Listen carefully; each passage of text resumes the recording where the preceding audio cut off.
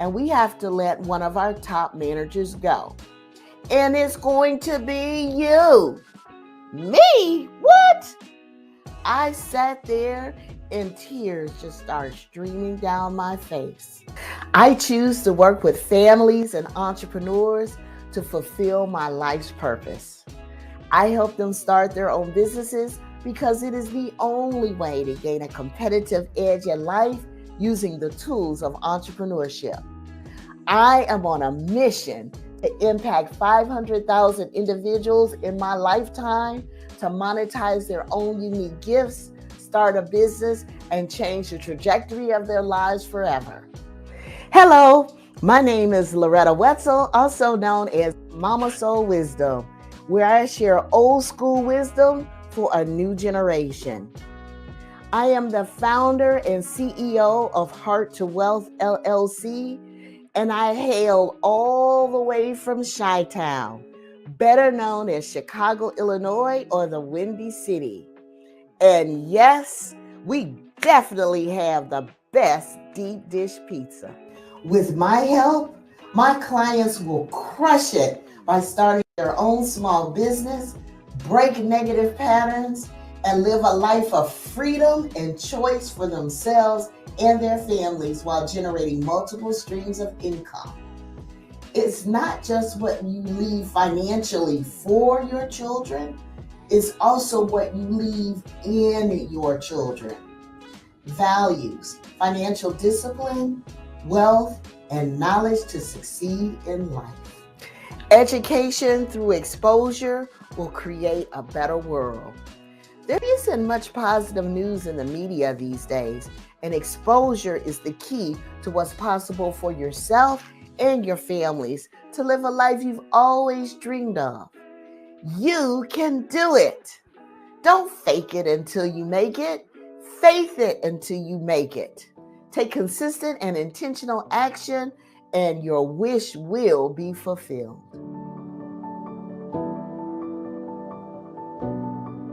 Well, Lord, Loretta Dooley Wetzel said, stop messing around. Do you really want success? Stop messing around. Do you really want success? Now, I'm not going to have her talking to me like that, but she's speaking truth to power. Is she speaking to your inner self? Let's dig in. Because I had to ask myself that, am I messing around? Are you messing around? Let's find out. Go ahead. Hit the emojis. Bring on Loretta, because we need to find out what Loretta knows so we can get moving. See y'all in a few minutes.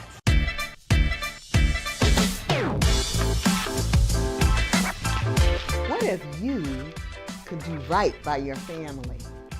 You want to live in good neighborhoods and have access to extracurricular activities for your family, don't you? It's better to send your kids to the best schools for quality education, isn't it? Why, that's not possible, you might say. I don't have enough money, I don't have enough time, and my circumstances are really tough. While some of those statements may be true, it's really your belief system that has you stuck. But if you are ready to hear the truth, say yes. If you are ready to stop messing around and break the cycle of negativity, say yes. According to a published 2020 study on 233 millionaires, over 75% of those millionaires were self-made, meaning they didn't inherit their money. 51% of them were entrepreneurs, and 41% of that population came from poor households. People, we have no excuse. With technology available at our fingertips today, it is easier than ever to start your own business. My name is Loretta Wetzel, also known as Mama Soul Wisdom, where I share old school wisdom for a new generation. I am passionate about families and entrepreneurship. Why? Because it is the only way to gain a competitive edge in life for yourself and your family. Business ownership develops multiple streams of income and eventually points toward passive income where you begin to build true wealth. I am on a mission to impact 500,000 individuals and families to monetize their own unique gifts and start their own business using the tools of entrepreneurship. I've had the privilege of helping families to change the trajectory of their lives by guiding them in starting a small business, everything from hair salons to real estate investing. My promise to you is to help individuals and families become financially independent through entrepreneurship. But first, you gotta stop messing around. Are you just gonna keep watching reruns of Empire or Build One? Are you gonna keep watching Power or claim your own power? I'm from the Chi, and I choose not to get caught up in that drama. If you want your family involved in your business in whichever way you define family, your children will imitate you, period. It doesn't matter if it's past their bedtime. They will pick up your behaviors through adult conversation or worse yet, in the street. Let me share something with you that might be shocking. I remember being a kid, about 8 years old, and my mom would put me to bed at 9 p.m. She thought I was going to sleep. Instead, I had a small flashlight hidden underneath my covers, and I would read for about 90 minutes. Then I would flip my pillow from my headboard to the foot of my bed, crack the bedroom door open just a teeny tiny bit so I could see the kitchen TV.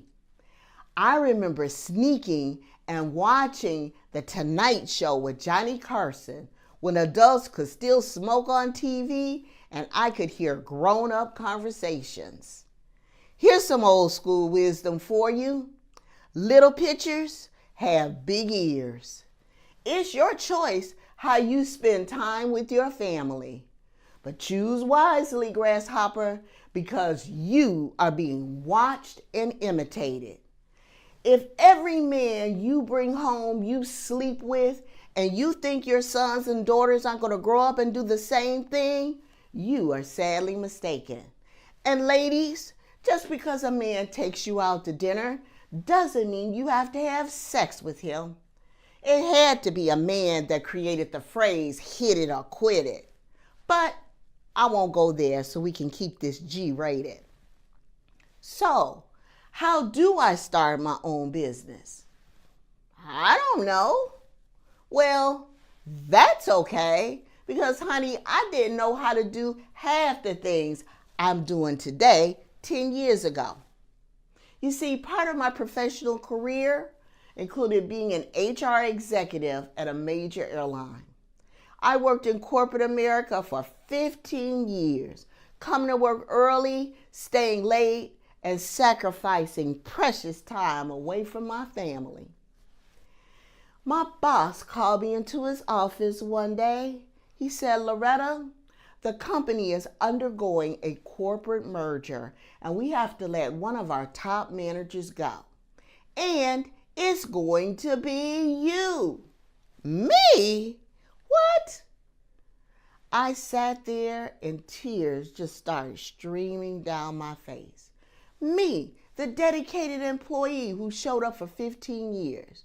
Me, the employee who lived and breathed the corporate culture. Me. My boss had just yanked the rug out from underneath my feet, and I was angry. Talk about an angry black woman. Woo-wee. But after I calmed down, it really hit me. I was terrified. I had 3 strikes against me. Number 1, I was literally unemployed with no potential job interviews in sight. 2, I'm graced with age, and companies were hiring millennials straight out of college and give them a third of my six-figure income salary. But number 3 was the kicker. I thought I was going to have to break a promise to my 2 children in college with out-of-state tuition. Hello, baby. Mama lost her job. So that means you're going to have to come home from college and leave your dreams behind. Now, I don't have time today for the full story, but what I will share with you is that I transitioned into becoming a successful entrepreneur. And I used the tool of real estate investing. When I generated $80,000 net profit on my first real estate deal, results not typical, I never looked back. Moving forward, I've expanded my business as a prominent family entrepreneur expert using my 6P system that I have developed over the years with powerful results. Parents have personally thanked me for transforming generations to come. Here's what I want you to know. 99% of success is built on former failure. In my workshop, I'll reveal the first steps to legitimately start your own business. But first, you gotta stop messing around. You must be willing to take a risk on yourself and create what you want in this world. Write this down. The acronym CREATE stands for the following. C is for creating your why.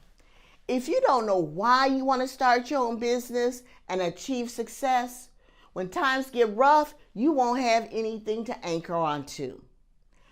R is for reading books. Most CEOs read a minimum of 100 books per year. If you choose to be a CEO of your own business, then you gotta act like one. E is for excel, and let me be clear, that does not mean perfectionism. It does mean doing the best you have with what you've got. A stands for affirmations. How does our mind know what to believe? By verbally speaking affirmations. This helps strengthen our new beliefs and restructure our thought patterns so we can take action and manifest our dreams. T is for training. You can learn all day long, but if you don't apply what you have learned, it will never come to pass. And E is for experiencing life. Don't squash your dreams. Life is meant to be abundant, experiencing all that the world has to offer. But in order to create, you gotta stop messing around. You gotta what? That's right. Stop messing around. Here are 3 success factors for families and business owners to help you achieve success. Number 1, gratitude. Everything begins with gratitude. It can transform common days into holidays, turn routine jobs into joy, and change ordinary opportunities into blessings. Gratitude is not a challenge, it's a choice. 2, raise your vibrational frequency. It's the difference between action and reaction. Action produces results. It may not be the results you're looking for, but you can adjust and do it again. Reaction usually starts with a trigger and you stay in a negative emotional state, producing no results. There are many ways to raise your vibrational frequency, and dancing to my favorite music is one of them. 3, self-esteem. When you have high self-esteem, you are willing to take calculated risk necessary for an entrepreneur. You don't allow people to place you in false frames, meaning they are defining who you are instead of you defining who you are.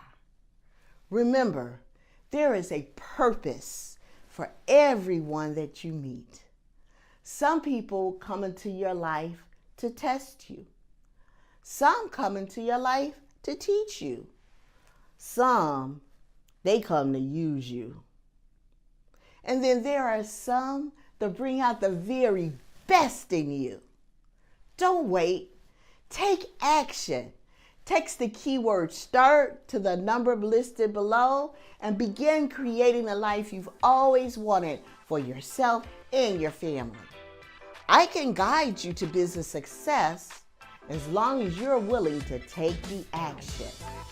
It all starts with saying yes to your life, saying yes to the ones that you love, and saying yes to what's possible. Walk with me on this journey, and I will not let you down. Remember, the opposite of fear is not love. The opposite of fear is empowerment. Create your dream business and start taking baby steps today. If you can dream it, you can achieve it.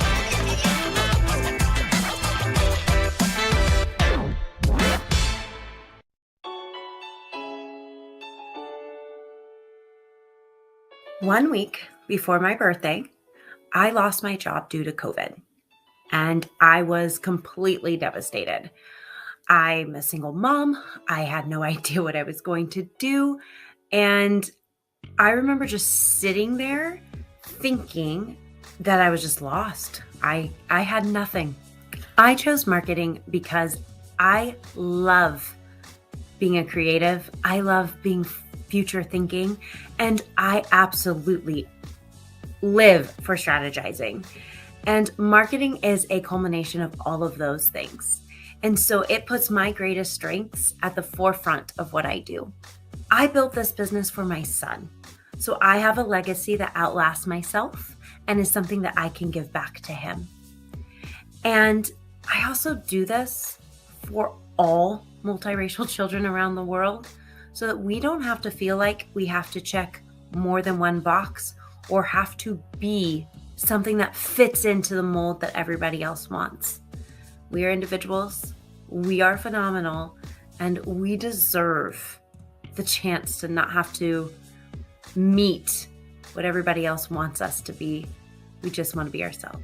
Hi, I'm Raylyn Logan, and I'm the founder and owner of Gray Digital Marketing here in Portland, Oregon. For those who decide to work with me, I want them to be able to amplify their business's efforts and grow their business seamlessly through organic strategies utilizing social media.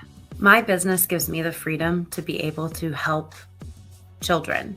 It is one of my greatest passions in life. And so I take that extra time that I have, that extra money, and I put it forward into the community, whether that's at my son's school with my high school cheerleading team or with the Juvenile Diabetes Research Foundation.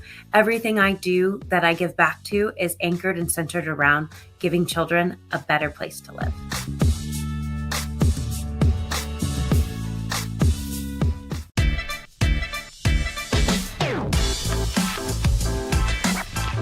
Hi. So I just wanted to share a quick story with all of you. And I'm going to take it back into time. Precisely April 3rd, 2020. On April 3rd, 2020, I was working hard at a not so high paying job and crossing my fingers I wasn't going to get laid off due to COVID because I'm a single mom and there weren't a lot of jobs to go around. However, I worked in staffing and womp womp, no jobs to go around means nobody is looking for new candidates. So on April 3rd, 1 week before my 30th birthday, I was let go and I was devastated. I remember I sat on my bedroom floor and I stared at the wall for a good 4 hours before my other half came up and was like, "What's wrong?" Fast forward to a couple weeks later, I'm sitting on the couch watching my little one play, just trying to figure out what I was going to do next. And I decided to open up Gray Digital, a social media and diverse and inclusive marketing consulting agency named after my son, Grayson. So my name is Rayland. I am the founder of Gray Digital Marketing, and I help entrepreneurs and businesses take the time suck out of social media and turn it into a scroll-stopping moneymaker. And I am so excited to share with you some of my key tips that I use to ensure that businesses are successful and they are moving the needle towards growing their business, both in revenue and brand awareness. So to really kick things off, to help you be able to make that switch today in your business, you're going to do the following. We are going to learn how to get our followers off of social. Counterintuitive, I know, but that's step one. We're going to get our followers off of social. We are going to learn how to write copy to our key audience. And we are going to learn how to make sure every post has a call to action. So I'm going to cover again, just in case you were looking down and trying to write notes. We're going to learn how to get your following off of social media. We are going to learn how to write copy to your core audience. And we are going to learn how to write a call to action every time. So step one, how to take your social media following off of social media. You do not own social media, full stop. If Facebook, Instagram, LinkedIn, Twitter were to disappear right now, however many followers you have will be gone. But if you can get your following off of social media and onto your email marketing list, or in some place where they are interacting with you, in a place where you own that list becomes yours. That following becomes yours, and you have better control over how to own your revenue stream. So our goal is to be able to take our following and get them onto an email marketing list and or some other group that you own that is not owned by another entity. One of the very best ways to do this is in your bio, in your header image, in any way where people are immediately seeing your brand. Your goal is to, instead of having a link that just goes to your website or goes to a link tree with lots of options, we are going to work to just get it on a landing page that is a lead magnet to get folks onto your email list. Some of you might be like, well, I have a link tree, so I'll just make it my first one. No. We want a very clear and concise way to get people onto your email list, because a confused mind always says no. So give them one option. By giving them one option, they had two choices subconsciously to say, yes, I'm willing to give you your information because I really want said lead magnet, or no, thank you, I'm not going to fill it out. So give them one option to make the choice between yes and no. Number two is writing copy to your core audience. I'm just here to just like throw a wrench in everything these days, but you're going to write distinctly to two different types of people while writing to one.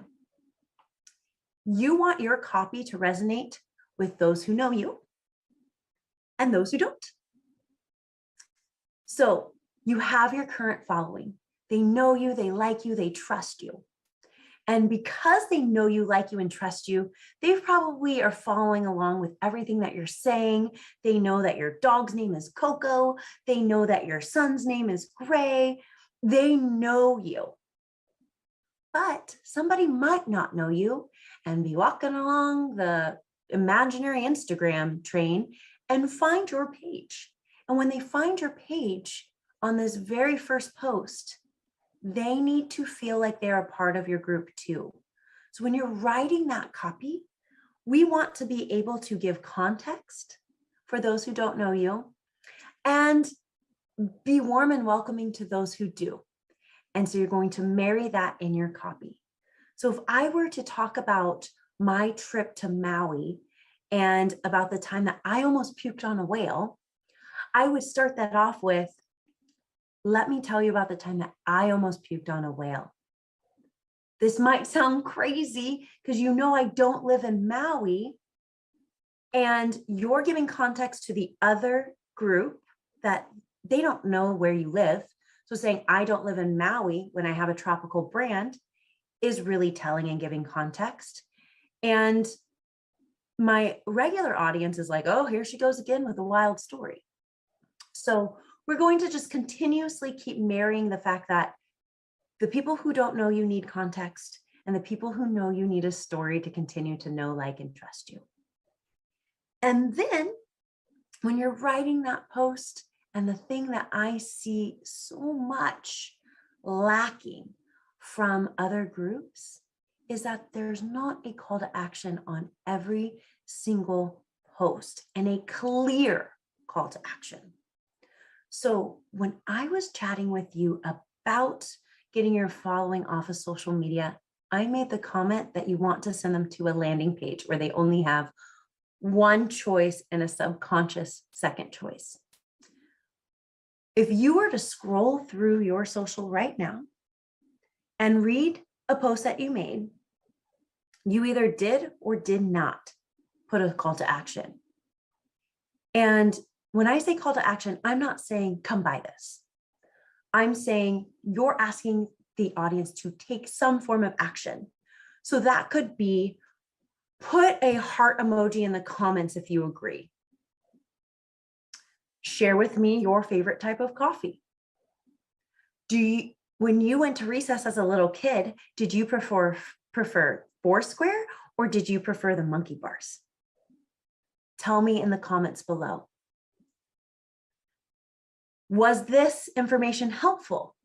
Tag me, tag a friend who this might help. Those are all very clear call to actions without saying, hey, buy the new thing that I'm selling. And by doing that, people continue to interact with you, and then you start to show up on their feed because the algorithm recognizes that they take action when looking at your posts. And some of you might be like, oh, I have a call to action, no problem. But you have too many call to actions. Hey, do this, and then do this, then go here and do that. Like I said earlier, a confused mind always says no. We have to guide our audience, and we have to just give them one step at a time, just one, no more, no less. So when we are doing this, we've got to make sure that we're just asking them to make a decision. Do you prefer Foursquare? Or do you prefer the monkey bars? Let me know in the chat. Not, do you prefer Foursquare and the monkey bars? Let me know in the chat, and also make sure you tag a friend, and hey, go to my website, link is in my bio. No. You want them to take one action. And then that one action can lead to something else once they've taken that action. But don't ask them to do more than one thing, because a confused mind always says no. So I really hope that those 3 takeaways are going to be beneficial to you. If you are looking to learn more, meet me in my workshop. I'm really going to break down how to build out your content to turn it into a scroll stopping moneymaker with my own personal make for method, which is going to teach you how to make your posts money making, build awareness, get you killer leads, and use one of the 4 E's: engagement, educational, evergreen, and entertaining. So looking forward to seeing you there, and can't wait to get to know more of you and teach you about how to take the time suck out of social and turn it into a scroll stopping moneymaker. Talk to you soon. This is Raina.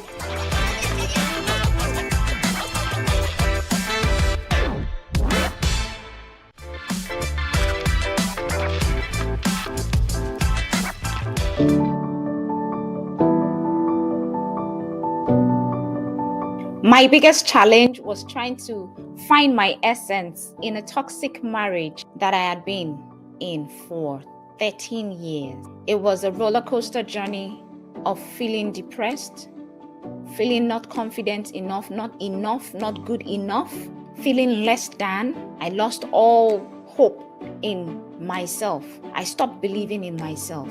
I chose my business because I want to awaken young ladies and women to their true essence. I'm on a mission to ensuring that every young lady or woman that crosses my path works in her purpose, embraces her essence, and literally works in her power. What's important for me is to see the lives of women transformed. What's important for me is to see that women are able to have a balance. They're able to create this balance between their marriage, their career, their personal lives, and at the same time, walk in their essence. Hi, my name is Femi Ayodele. I'm from Maryland, and the name of my business is Your Essence Life Coaching. If you decide to work with me, what I really want for you is your ability to put your life in focus, your ability to create a balance and to create boundaries wherever possible, your ability to stand tall and be able to say, I found my purpose, I'm walking in it, and I have found my power. I intend to make the world a better place, one woman at a time. I believe that if every woman could have a mindset shift to the point where they are able to embrace their uniqueness, embrace their power, embrace their essence, and they are able to flourish and blossom in any capacity that they find themselves. I strongly believe that this woman will be able to share this with their children and influence the world at large. You know what they say, teach a woman, teach the world.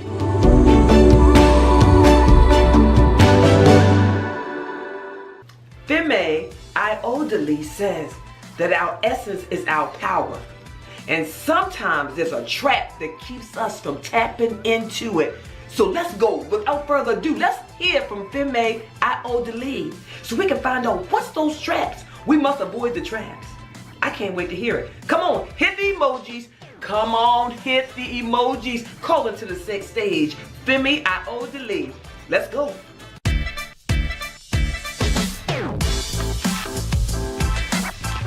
Hey there. Your essence as a woman lives inside of you.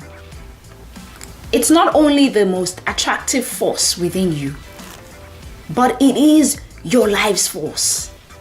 And it's a gift that no one can ever take away from you except you let them. A lot of times as women, we lose our essence by letting the story of our lives take over. We forget that we are the main actors in our life story. And this is a classic trap. This is a trap where your job becomes more important than you living, where a relationship overshadows your own needs, where we allow expectations rule our emotions, and we cannot pace life at our own style. This is a trap. I say this because it is my story. It was my story, has been my story. My name is Femi Ayodele. I'm a life coach who is focused on awakening women to their true essence. I want to ensure that every woman that crosses my path embraces her essence, understands who she is, and walks in her power. I do this because I was that woman few years ago who got into a toxic relationship which ended in a toxic marriage, and I ended up losing myself. There were things that I couldn't do or say, places that I couldn't go. I put every other person's needs before mine. I am that woman that would seek solace, refuge in her job, even though it wasn't fulfilling. In addition to all of this, I was walking around in a mask.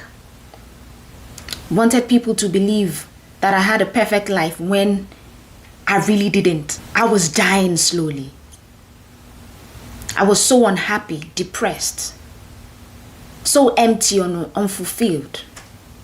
I was a shadow of myself. And at that point, I knew that I needed a change. I knew that I needed to make a change. I knew that I needed to get myself back. I knew that I needed to have a voice in the scheme of things. Above all, I knew that I needed to be good for myself first before I could be good for any other person. I had to set myself on a journey towards finding me. I'm saying this because a lot of times we lose our essence by allowing the situation to tell our story. Meanwhile, we are supposed to allow our essence tell the story, irrespective of whatever circumstances that we find ourselves in. You are the star in your own movie. Hence, your essence is the power of your presence. Your essence is that power that you carry that touches people wherever you go. Your essence is the heat and light that comes from your burning log. Your power is only as strong as you believe it to be. The way you see yourself is how the world is going to take you. So the first step to take for you to start to live in your essence and embrace your power is you first need to ask yourself, what do I love about myself? Do I really love myself? What are those things that I love about myself? I found myself in a team building exercise, and the question was asked, what do you love about yourself? List 10 or 15 things that you love about yourself. I couldn't. At that point, I knew that there was trouble. I had to begin to write my affirmations and begin to say these things to myself. Another question that you need to ask yourself is, what makes you unique? What makes you different? In as much as situations will make you want to hide and fit in and blend in and hide yourself, your true self cannot be hidden. You are a wonderful woman with several wonderful qualities. There will never be any woman like you. Your habits, your idiosyncrasies, your values, your experiences, these are the things that make you unique. Are you able to articulate them and say, these are the things that make me unique? Another question we need to ask ourselves is, what are your strengths and weaknesses? Your strengths are those skills of yours that are supported by experience. What are those things that you are good at, that they naturally come to you? Some common strengths that we have as women is attention to detail, ability to be resilient, the ability to nurture, patience, the ability to be calm under pressure and all of that. However, there are some individual traits that you have that are unique to you. They are your own unique set of strengths. And your weakness are those things that you're not good at and they sap your energy. If you can identify those. Now, I would not say you should waste your energy on your weakness, but work on it to the point where it doesn't rub off on your strengths. Another question that I began to ask myself was, what and who inspires me? When I was able to answer those questions, then I was able to understand where my interests lie. What motivates me? What sets me on fire? What gives me the passion? What keeps me burning? Having done that, another thing that you need to ask yourself is, how do I want to be remembered? Maya Angelou said, people will never forget how you made them feel.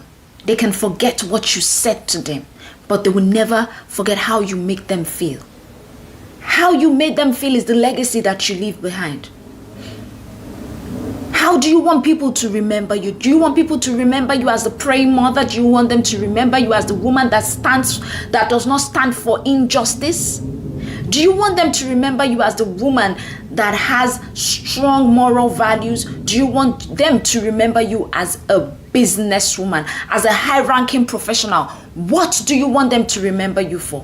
Do you want to be remembered as that woman that takes good care of herself and has a high level of self-love? Whatever you want to be remembered as will help you craft your essence. It will help you craft how you walk in life. It will determine the things that you decide to do. So it's one thing for you to have passion for something. It is another thing to say, okay, I have a passion for this thing. It makes me curious. I have a passion for it. What vehicle can I use to move it forward? And if I'm moving it forward, how do I want to be remembered? In that way, you have been able to actually find your essence, embrace it, and walk in your power. So, what I would like for you to take away from here is, number one, your essence is the power of your presence. Number two, the first step to living a powerful life is understanding your essence. Without that, you might live life, but you might not live it with your life's force, with your power in it. And number three is embrace your essence and walk in your power. So with that, I say thank you for listening. Woman, put your life in focus. Have a good day. Bye.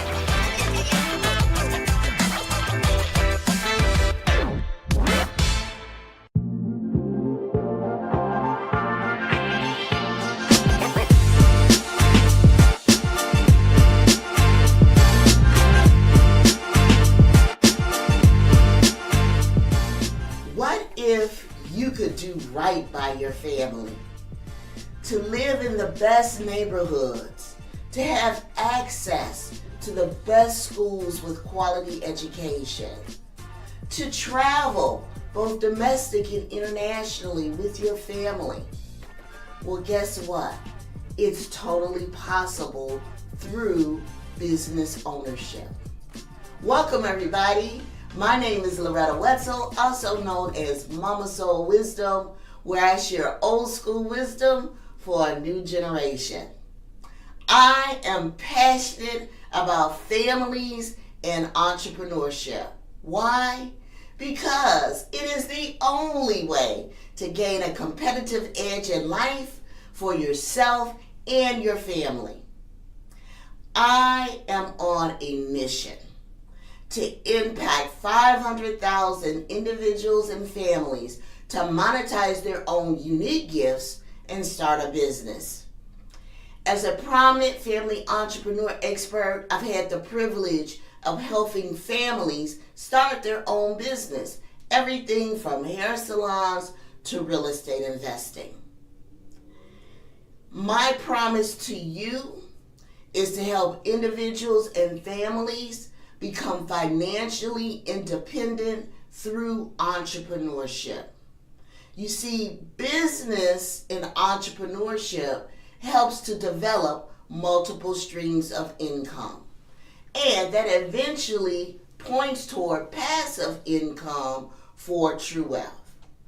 Now, if you enjoyed my keynote speech, then you know you gotta stop messing around. Are you going to keep watching reruns of Empire or build your own?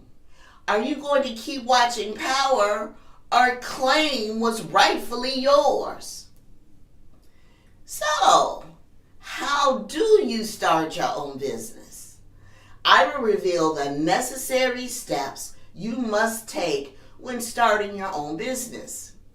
Be sure to download the workbook associated with this training first and then follow along.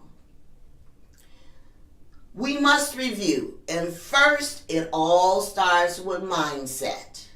Now, during my keynote speech, we talked about the following. Mindset.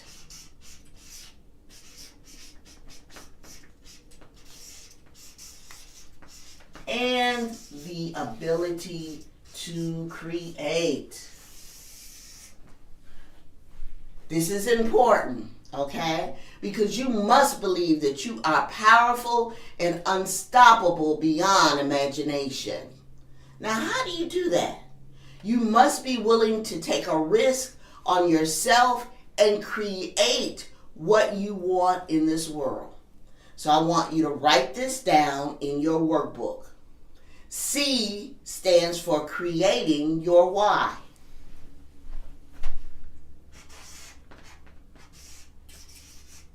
Create your why.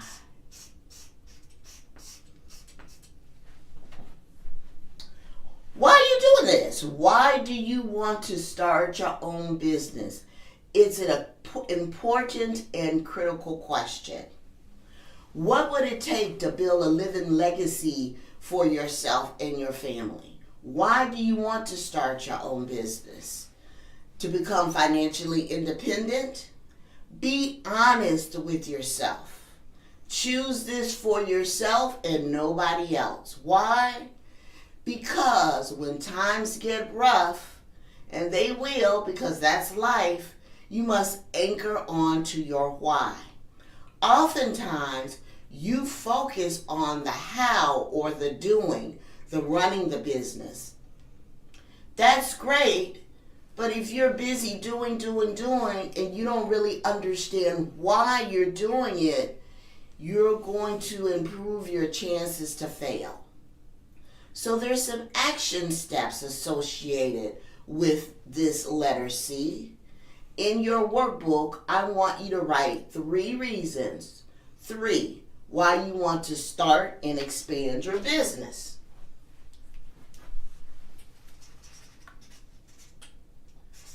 Three reasons why.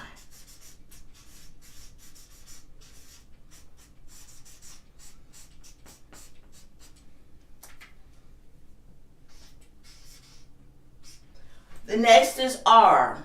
R for read books.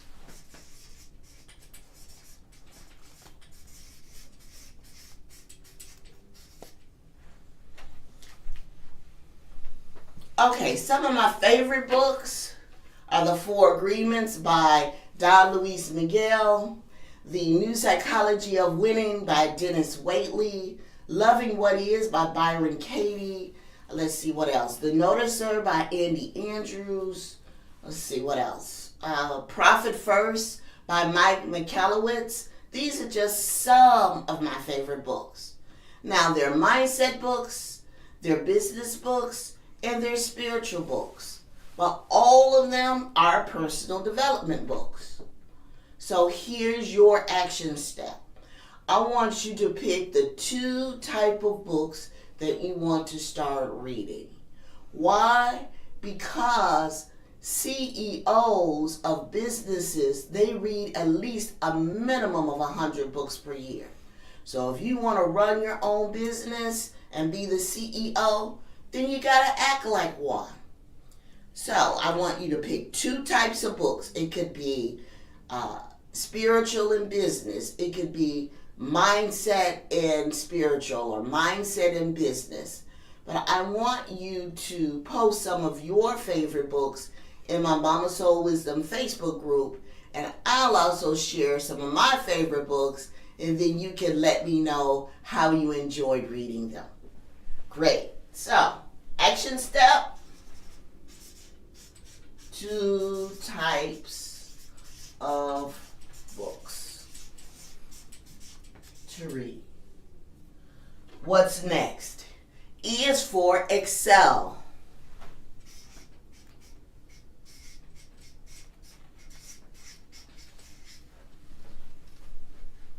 Excel in being the best. Not perfectionism. Doing the best with what you have and getting what you need to get done. Here's a dirty little secret. Perfectionism kills. You are secretly telling yourself that you're not good enough, so you always are striving to make it perfect. It's not necessary. Stop messing around. So here's your action step. I want you to write down 3 things that you are good at. And it doesn't matter what it is. It could be cooking. You might start a catering business. It could be cleaning. It could be voice talent for voiceovers. It could be social media. It could be makeup, arts and crafts, writing, organization, whatever it is you're good at doing. I want you to write 3 things down that you are good at.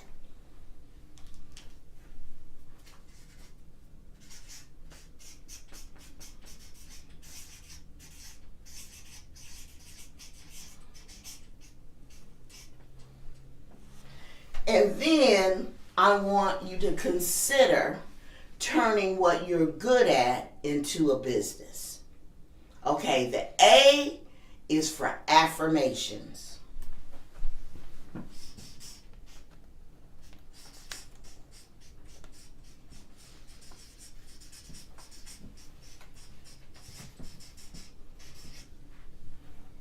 This is critical. You know why? Here's a question for you. How does our mind know what to believe? Great question, isn't it? Well, here's a secret. By verbally speaking affirmations. This helps to strengthen our beliefs and structure our thoughts so we can take action and manifest our dreams. Affirmations are critically important. So here's what I want you to do. I want you to write 3 affirmations in your workbook beginning with the words I am or I. You can do it. So, for example, I am powerful. I am smart. I am beautiful. I am unstoppable. I love my life. These are just some examples of affirmations. Write them down.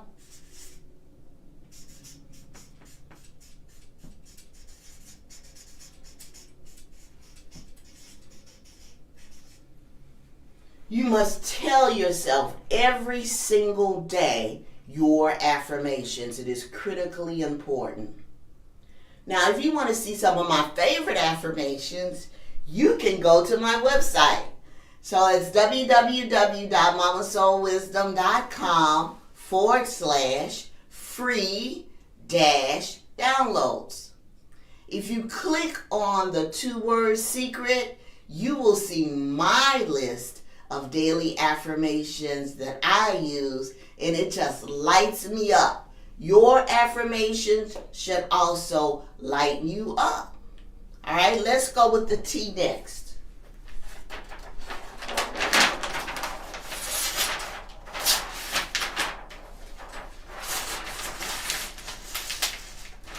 Go.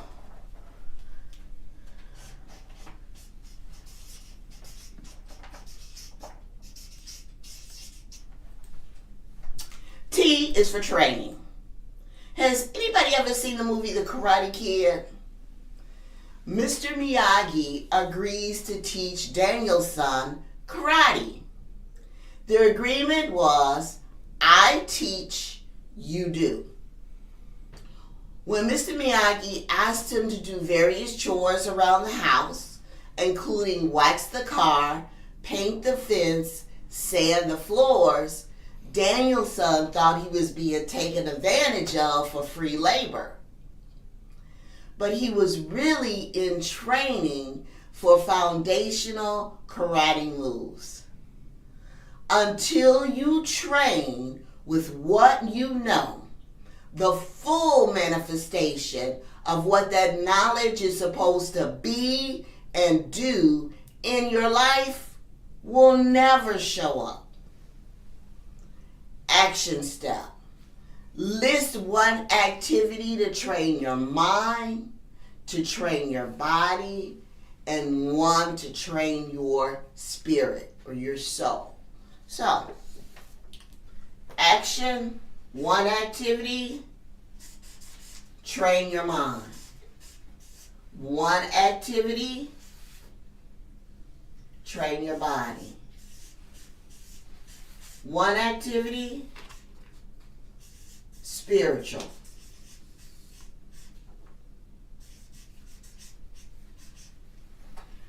Training your mind could look like meditation. Body could look like physical exercise, walking around the block or going to the gym. Spiritual could be prayer. You choose the 3 activities, but it is critical because your mind, body, and spirit must be in alignment. Alignment.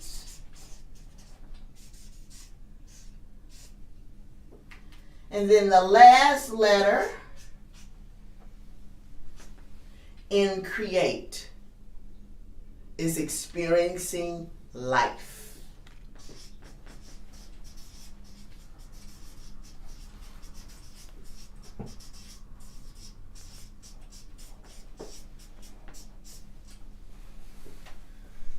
You gotta experience life, people.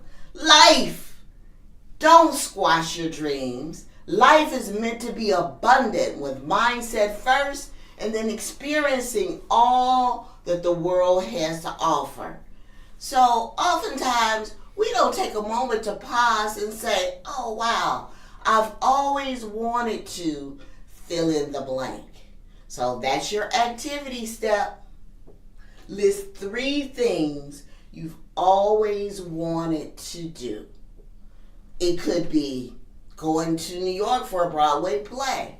It could be traveling to Beijing to walk the Great Wall of China. Whatever it is, maybe it's taking your family to Disney World. Whatever it is that you've always wanted to do, I want you to list 3 things.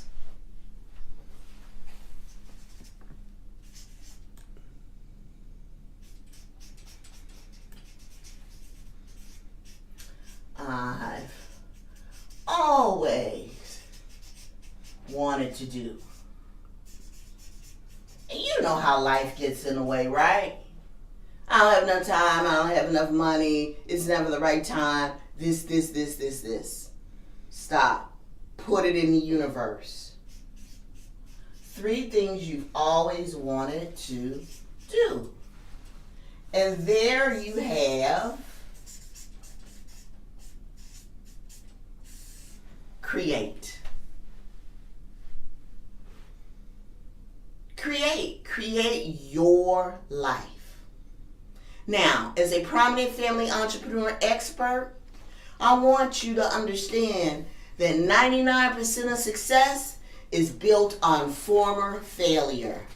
So you must be willing to keep creating, to keep taking those action steps over and over and over again. And I want you to do it in the context of 3 success factors. So here are 3 success factors for families and business to keep you in action.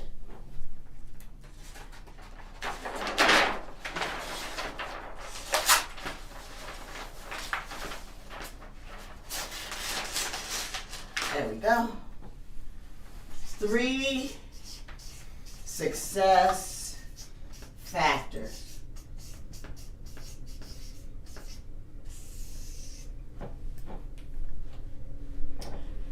Number 1 in success factor that is so critically important. You want to know what it is? Gratitude. Everything starts with gratitude. It can transform common days into holidays. It can take routine jobs and turn it into joy. It can take ordinary opportunities and change into extraordinary blessings. Gratitude is not a challenge, it's a choice. So here's your action step. Start a gratitude journal.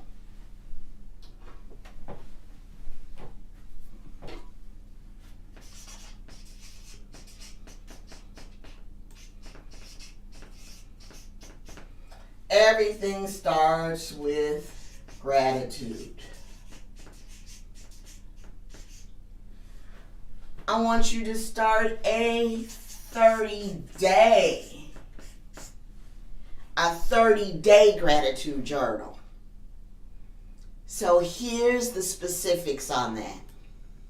List 10 things daily that you are grateful for 30 days straight. No skipping. Now, you're not allowed to list what you've listed before previously in the past days. At the end of this experiment, I want you to post what your experience was like in my Mama Soul Wisdom Facebook group. Post your comments. The first week or so, pretty easy. 10 things daily. But you begin to run out like, oh, I said that before. I can't write it down. I got to pick something new. It will take your gratitude, appreciation, and thankfulness to a new level. Now, step number 2, raise your vibrational frequency. Got to do it. All right. So this is 1. Here's 2. Raise your frequency. It's your energy. Raise your frequency. You cannot create your business from a low vibrational frequency. If you want your business to grow and thrive, you attract the people and the resources that you need to do business, you got to keep your energy up. Now, you're not required to bounce off the walls, but you do need to vibrate at a high level because it is the difference between action and reaction. Action produces results. It may not be the results that you're looking for, but you can adjust and tweak and do it again. Reaction usually involves a trigger. That means you're stuck in a negative emotional state, producing no results. Now, what are ways in which you can raise your vibrational frequency? Deep breathing.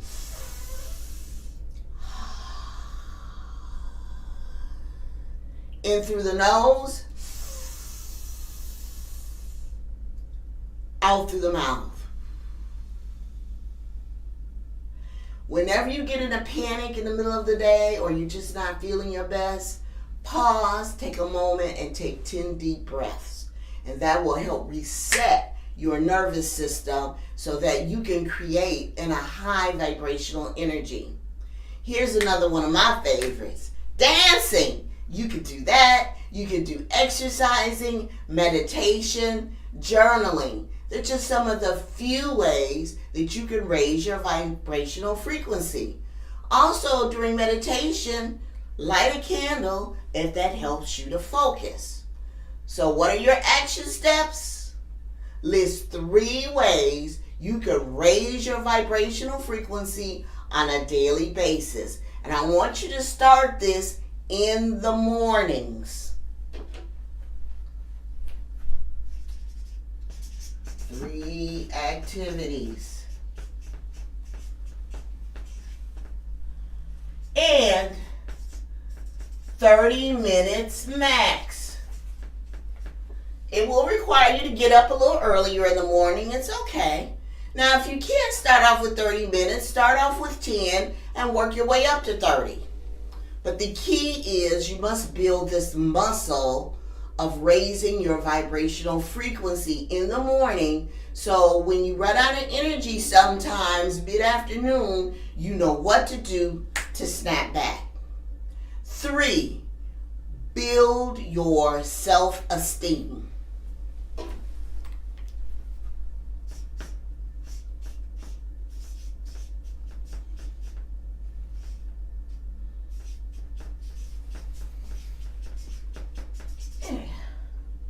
Okay?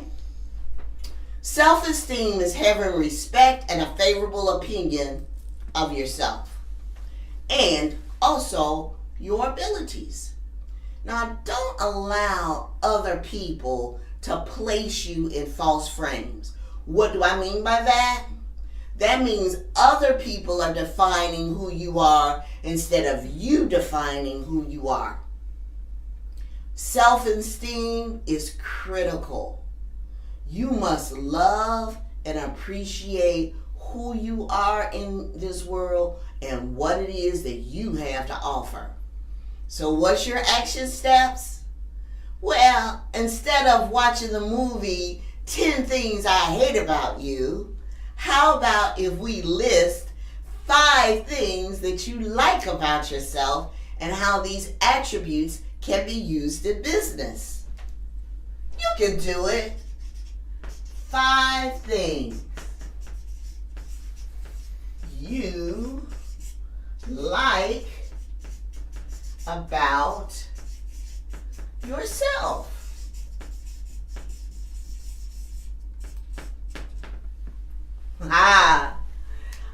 Now that the recap is done with the create, now that the recap is done with those 3 success factors, let's get down to business and reveal some of the necessary steps when you want to start your own business. You ready? Okay. Let's get this going here.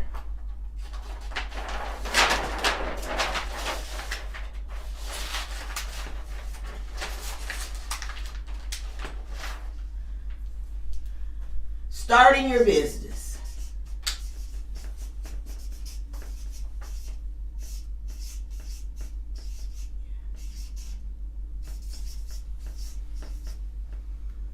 Step 1.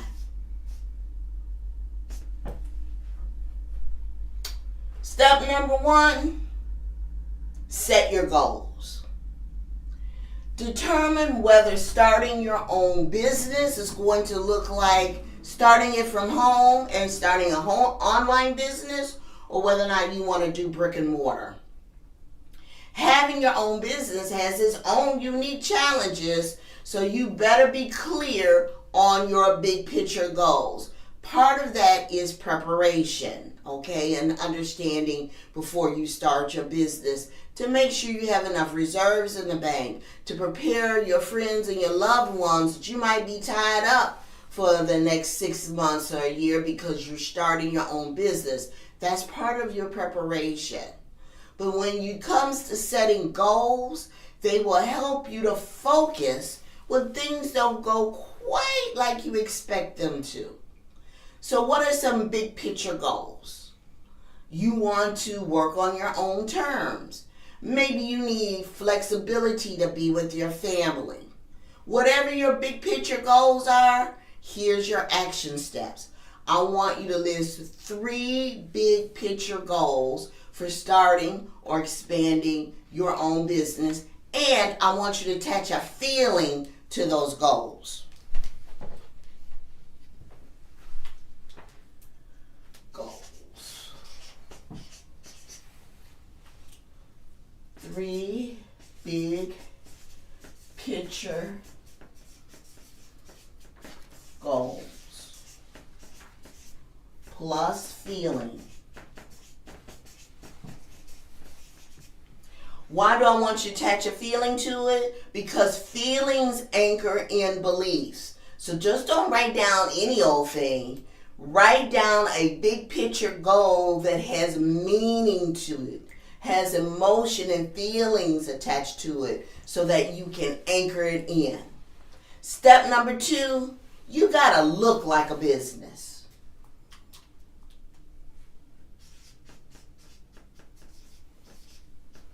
Look like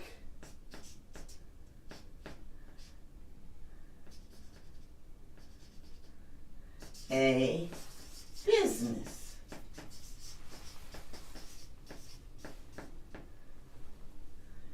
You know what? You can't just say you're in business.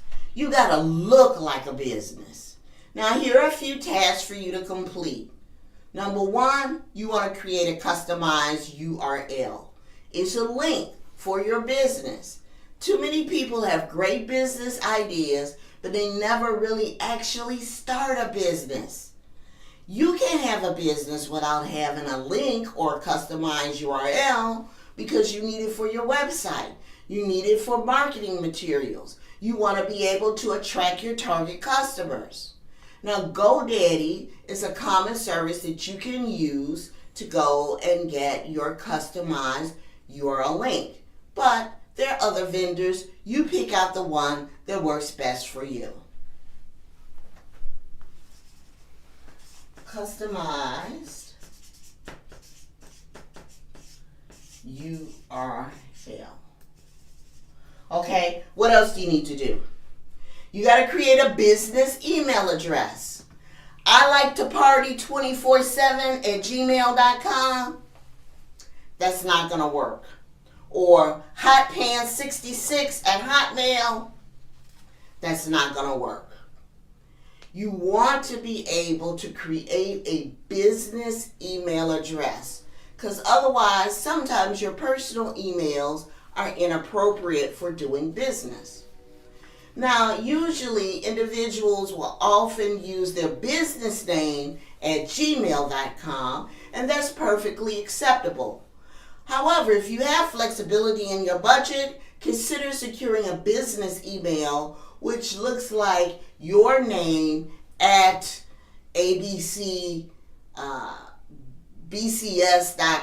or whatever the name of your business is. So sometimes it's a small monthly fee, but it looks professional if you have a business email address. Business email. The next, business phone number.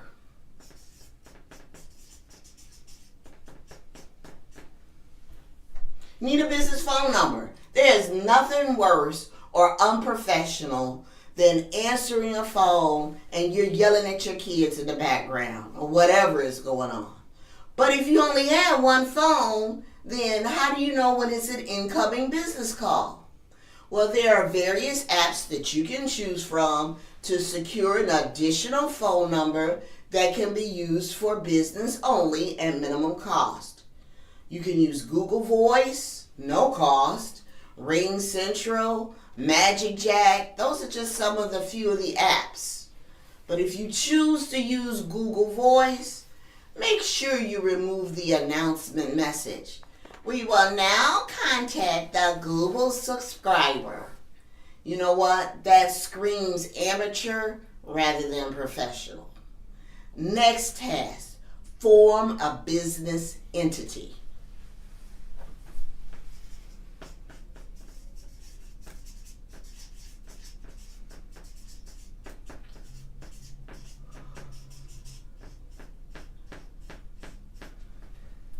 You got to form a business entity, and this is a big one that most people miss.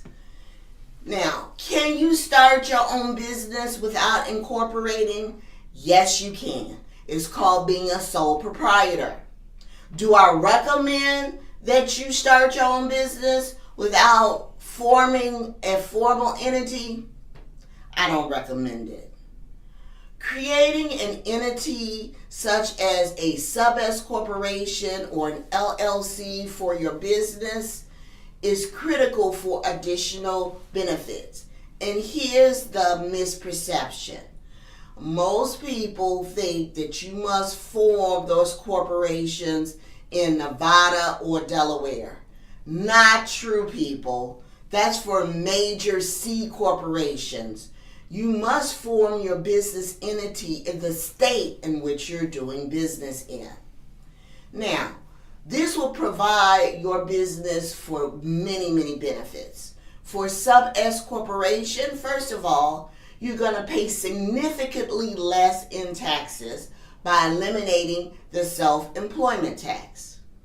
You can also start your business seasoning, and when you are applying for business credit in the future, they're going to want to know how long you've been in business. So you might as well start your formal entity now.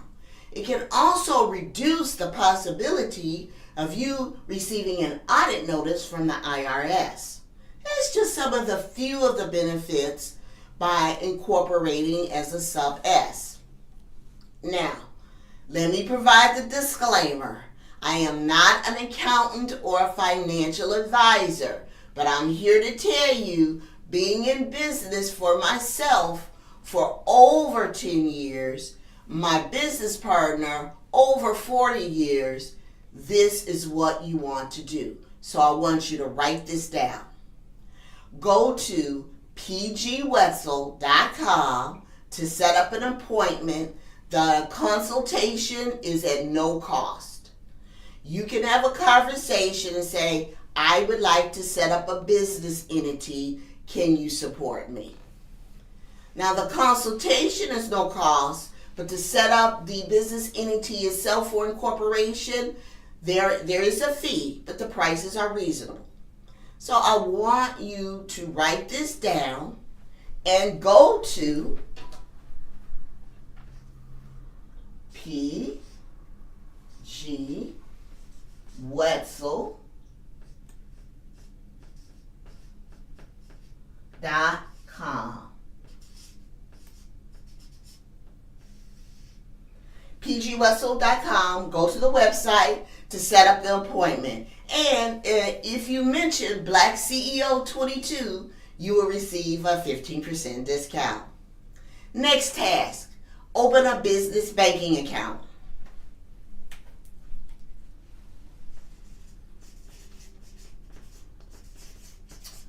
Banking account. Now that you have a formal business entity, you have the necessary paperwork to take that to the bank and open up a business account so you can keep your personal income and expenses separate from your business income and expenses. This is critical for filing your taxes with the IRS and taking advantage of those business tax write-offs. Step number 3, set up your financials. Let me flip to another page here.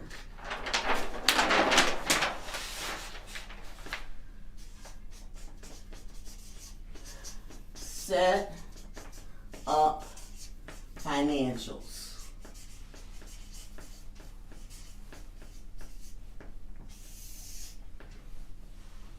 This is a critical step, and it is important to keep it simple.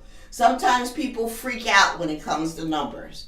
Now, there's a lot to do in this area, but we're only going to cover 2 action steps today. Number 1, you want to set up a budget.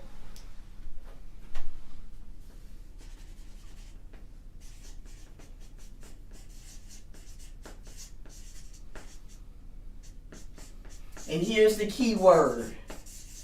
Simple. Keep it simple. What does that mean? Income and expenses. That's it. That's all I want you to identify. Now, there are several software programs that can help you with budget tracking. You can consider free or low-cost options. You can have Mint. You can have QuickBooks Desktop Pro. But whatever it is, make sure you take advantage of any free trials before you invest. You want to be able to keep it simple. Now, you must also track your expenses. Track.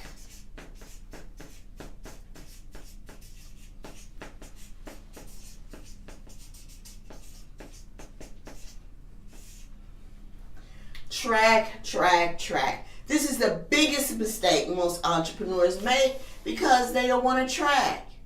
You must track and then prioritize your expenses. I don't care if you take a 59-cent spiral notebook to track your expenses. It's better to use Excel, but whatever works best for you. But you must be able to track your expenses so when your money comes in and you know where it is going out so you can adjust. Really, basically, when starting out in business, you don't need a whole lot of fancy tools.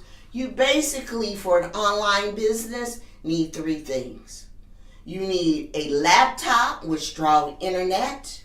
You need a mobile phone with good mobile phone service and access to transportation for networking and meeting clients when necessary. That's it for an online business. Now, there are many more steps when you first start a business, and I really don't have time today to share all of them. But if you choose to work with me, I will support you to the finish line, baby. Remember, there's a purpose for everyone that you meet. Some people come into your life to test you. Some people come into your life to teach you. Some come to use you. And then there are some who bring out the very best in you. I want you to take action. Thank you, Siri. I want you to take action. Don't wait. I can guide you to business success as long as you take the action and say yes right now. Sign up for my 5-day challenge, Prep Your Life, Prep Your Business. And each day, I will provide you with simple tasks you can accomplish to begin building your business, achieve your dreams, and come out a winner. Go to my webpage with BlackCEO22 and sign up for this no-cost challenge. It's a fun way to see whether or not you have the chops to start your own business and succeed. Now, the 5-day challenge will start soon after the conference. So pay attention, sign up, and I will see you on the other side. Remember, the opposite of fear is not love. The opposite of fear is empowerment. Create your dream business and start taking those baby steps today. If you can dream it, you can achieve it. My name is Loretta Wetzel, also known as Mama Soul Wisdom, sharing old school wisdom for a new generation. I'll see you soon.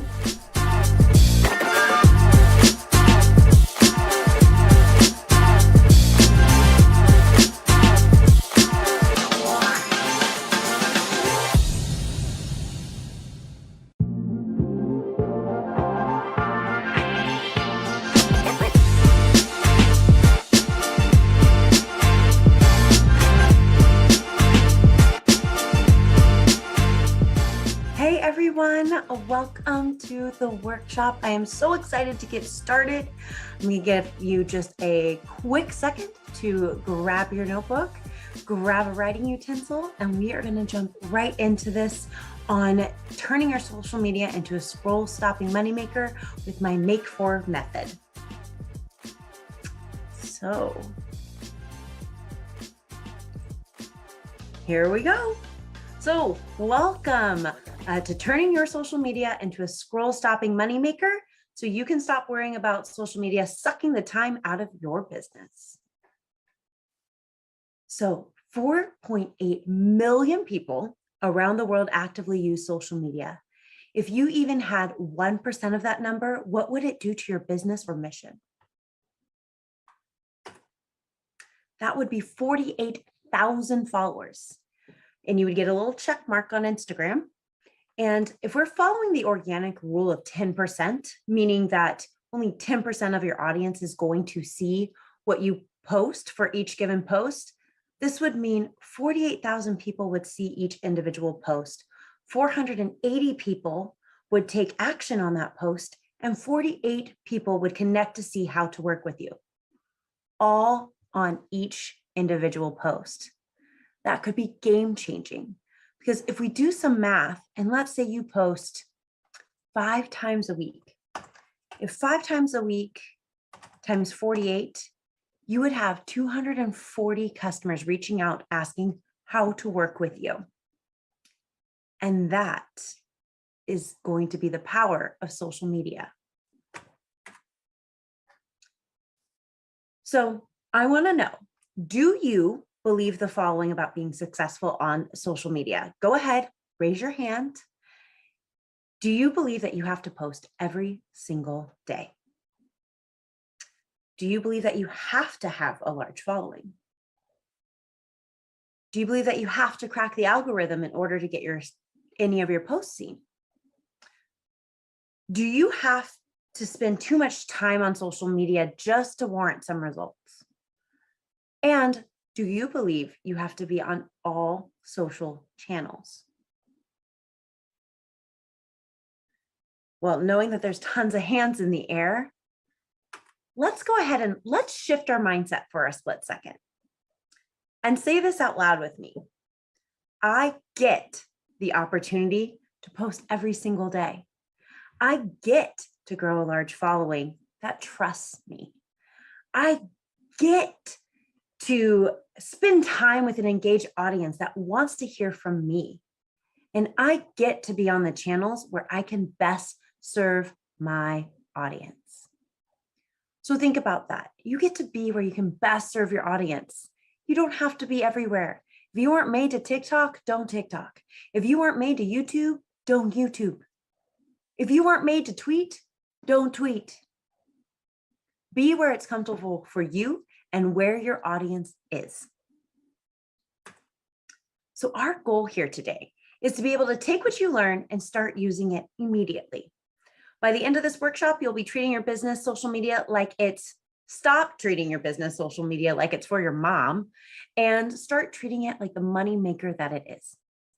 So today we're going to understand the Make For method.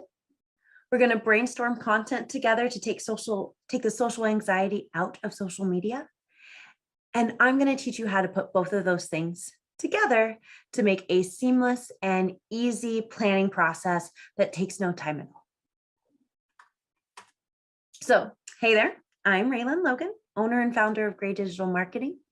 And I did not start business in a traditional sense. I started it on the floor crying 1 week before my birthday. My 30th birthday landed during the pandemic because I am born in April, and I lost my job, and I am the only caretaker for my son, Grayson. So one day I was scrolling through the gram, looked at my beautiful baby boy and said, looks like I'm going to teach people how to use social media. Went out into the world, put my fashion marketing degree to the test and my knowledge of social. And the world kept spinning. George Floyd was murdered. I became that go-to expert for diversity and inclusive marketing, and the rest is history. So since that time, I have become an award-winning marketer, being listed as one of the top 50 Black marketers according to the African American Marketing Association, alongside names such as Bazoma St. John, who is the CMO for Netflix. Within my 10 plus years of experience within sales and marketing, I have noticed that there's just an opportunity to do better with a diverse and equitable lens. So within the last 5 years, I've been focusing on making that change. I have been speaking about my experiences and ways organizations can improve their marketing efforts on podcasts, panels, and conferences such as Sales Fuel, Business Over Beers, and nationally for the American Marketing Association. I'm very involved in my community. I coach cheer, I mentor for Parachute Media, Portland Prosper, and PI, the Portland Incubator Experiment, and I volunteer with the Juvenile Diabetes Research Foundation. So if you want to grow your revenue 5 times faster and reach out to a diverse audience, I am your go-to expert, and I will help you generate business doing so with an equitable and diverse lens. So what I'm going to share with you today is going to blow your mind. And I'm going to start that by saying, content is not king. And I'm sure some of you are sitting there being like, what? The social media expert is saying content is not king. No, it's not. Conversion is king. And our goal is to say hello to the money, because if your business is not generating money, it's not a business. It's a hobby. So we want to be able to take those posts and get them to work best for you. And that's what we're going to work on here today. So welcome to the Make For method. This is my proprietary method on how I put together content to best create a sales funnel within my social media and turn it into the scroll stopping moneymaker that it is. I'm tongue-tied today. So M stands for money making. 10% of your posts over a given time should be money making. And 40% of your posts should be building brand awareness. So that leaves us with 15% of your posts to actively be generating leads. And so we have the K stands for killer leads, meaning those are people we want to interact with, we want to do business with. They're not giving us a headache. They are actively giving to us and we're actively giving back. And then we want to look at our 4 E's. And these are so important to this, especially as it pertains to social media. So 35% of your posts should be one of the following E's: engaging, entertaining, educational, or evergreen, meaning no matter what time of year it is, it still holds weight and is strong for your audience day in, day out, 24/7, 365 days a year. So let's learn how to use these to best work for our social media. So I start with money making. Even though it's the smallest percentage of what you're going to be doing on social, we start with money making because that's the number one thing that is on your mind. And it is our end goal that we have in sight, is to generate revenue for our business. And as we're doing that, we want to make sure that that ask is still engaging, it's entertaining, it's pulling in our audience to make that happen. So we're going to start with our end game in sight. And I'm going to go through 3 different versions of this, depending on if you are a coach, depending on if you own a product that you are selling, or if you are a service provider. So after this, you can definitely use this information for one of your posts as you're going along and be able to just take this copy, it's yours, and see what kind of generation you get with it. So as we go along and these next 4 steps of the Make For method, I'm going to be giving key examples in all 3 of these areas. So if you are a coach, and play pretend with me here for a moment, is you could say, you could write this copy with a photo that says, there are no guarantees in life except ... Okay, so as your coach, I can't guarantee that you're going to get a Maserati tomorrow. But with my signature coaching program, the Make For method, I can guarantee a few things, like you will start getting DMs in your inbox asking how to work with you. I can guarantee that you're going to get a sale once a month. I can guarantee that people are going to look to you as the go-to expert in your field. Are you ready for a little bit more of me in your life? I'm offering free one-on-one calls with potential clients for the next 3 days. Send me a direct message and let's chat. So what's really great about that is it is engaging. It's sharing and teaching folks exactly what it is and what you do. And it has a call to action. And our goal is to get them off of social media. So by saying DM me so we can book a call allows me to better convert that person into being a potential client in the future and is going straight for the money. Let's try product. And just so you know, I'm making up some of these on the spot. So bear with me. Some of our products might get pretty hilarious as we move through because I don't sell products naturally. Soap classes in session. That's right. Today we're sharing a step-by-step demo of how to use soap. So we hope to answer any little questions you might have. Soap is our most popular. So if you haven't snagged it yet, hopefully this demo will inspire you. Ready? Here's a step-by-step tutorial on how to use soap. First, you're going to squirt a little bit of it in your hands. Then you're going to turn on your sink water and put your hands underneath and start rubbing them together. Then we're going to get it nice and bubbly and rinse it until there is no more bubbles. Then we're going to turn off the water, dry our hands. What do you want one for yourself? Send me a DM and I'll get that direct product link to you. I hope everybody has soap. But as you can see, I'm giving a way to show how you use that product in your daily life. And sometimes seeing things in action is all anybody needs to be like, ooh, I might need that. That solves a problem for me or gives into a want or desire. And by saying, hey, if you DM me, I'll give you the direct link so you don't have to go looking for it, even better. We shortened the gap on what it took to get to that product.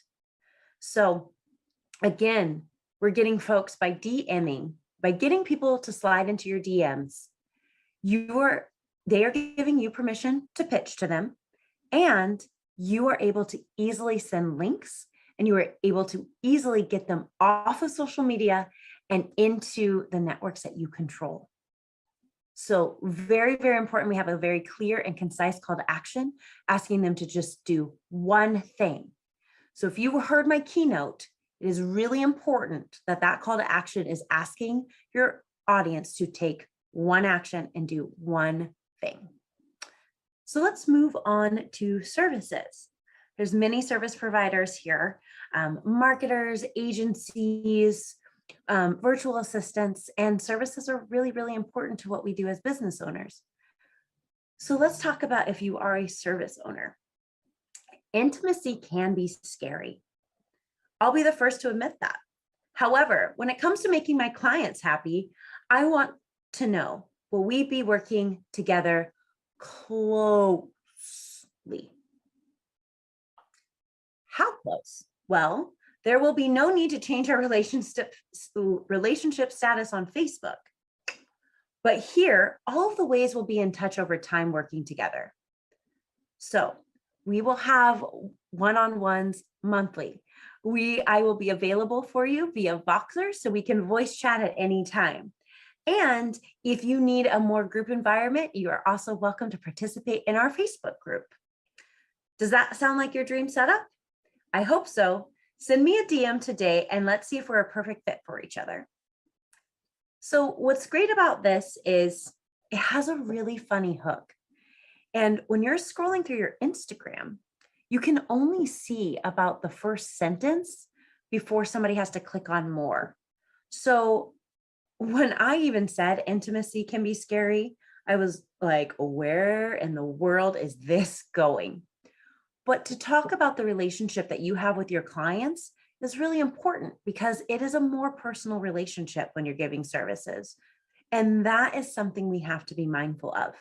So get to the crux of the problem quickly, even if it's with humor, it's entertaining. And that is what puts us in one of our 4E categories, is that is entertaining. It's also educational for somebody who's learning how to work with a new service provider. So keeping that in mind, that is just an incredible way to have fun and meet the needs of what people are looking for on social, while also giving a very clear, hey, I'm available to work with right now. Am I a good fit for you? So that's money making, but that's only 10% of what you're doing when posting on social media. So let's talk about awareness. Building brand awareness is the best thing we can do for ourselves and our business. Full stop, period. The saying, if I built it, they will come, only works if they were aware that you did it in the first place. And a lot of times, especially on the internet, we don't know. Until you have built up your Google My Business and you've built up your SEO, you're probably on page 400 for Google searches on the best soap product. And that's the harsh, cold reality, but you have to build it and you have to yell it from a mountaintop.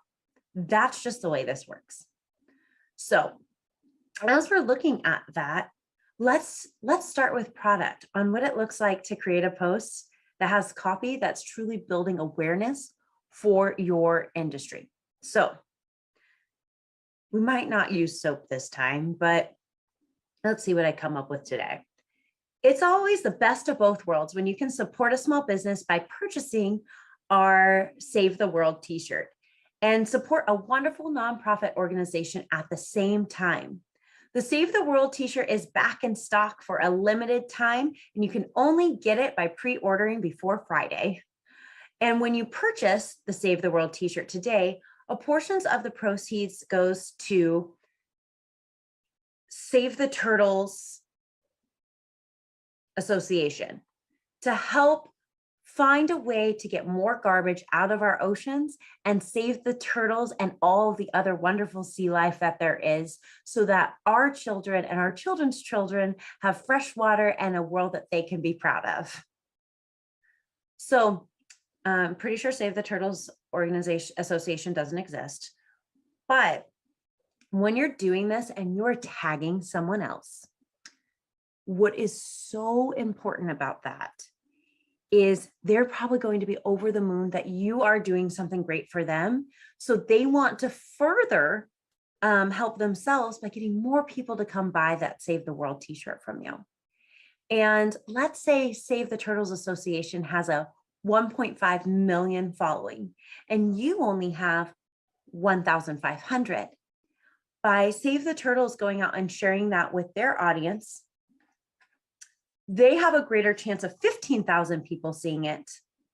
And then add on the 150 that you have a chance of seeing it. We now have a larger reach of 15,150 people who may potentially go and look at your shirt.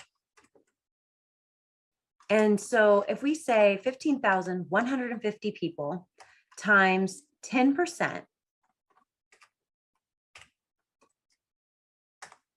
that means your following of 1,515 people are going to take action to check out that shirt.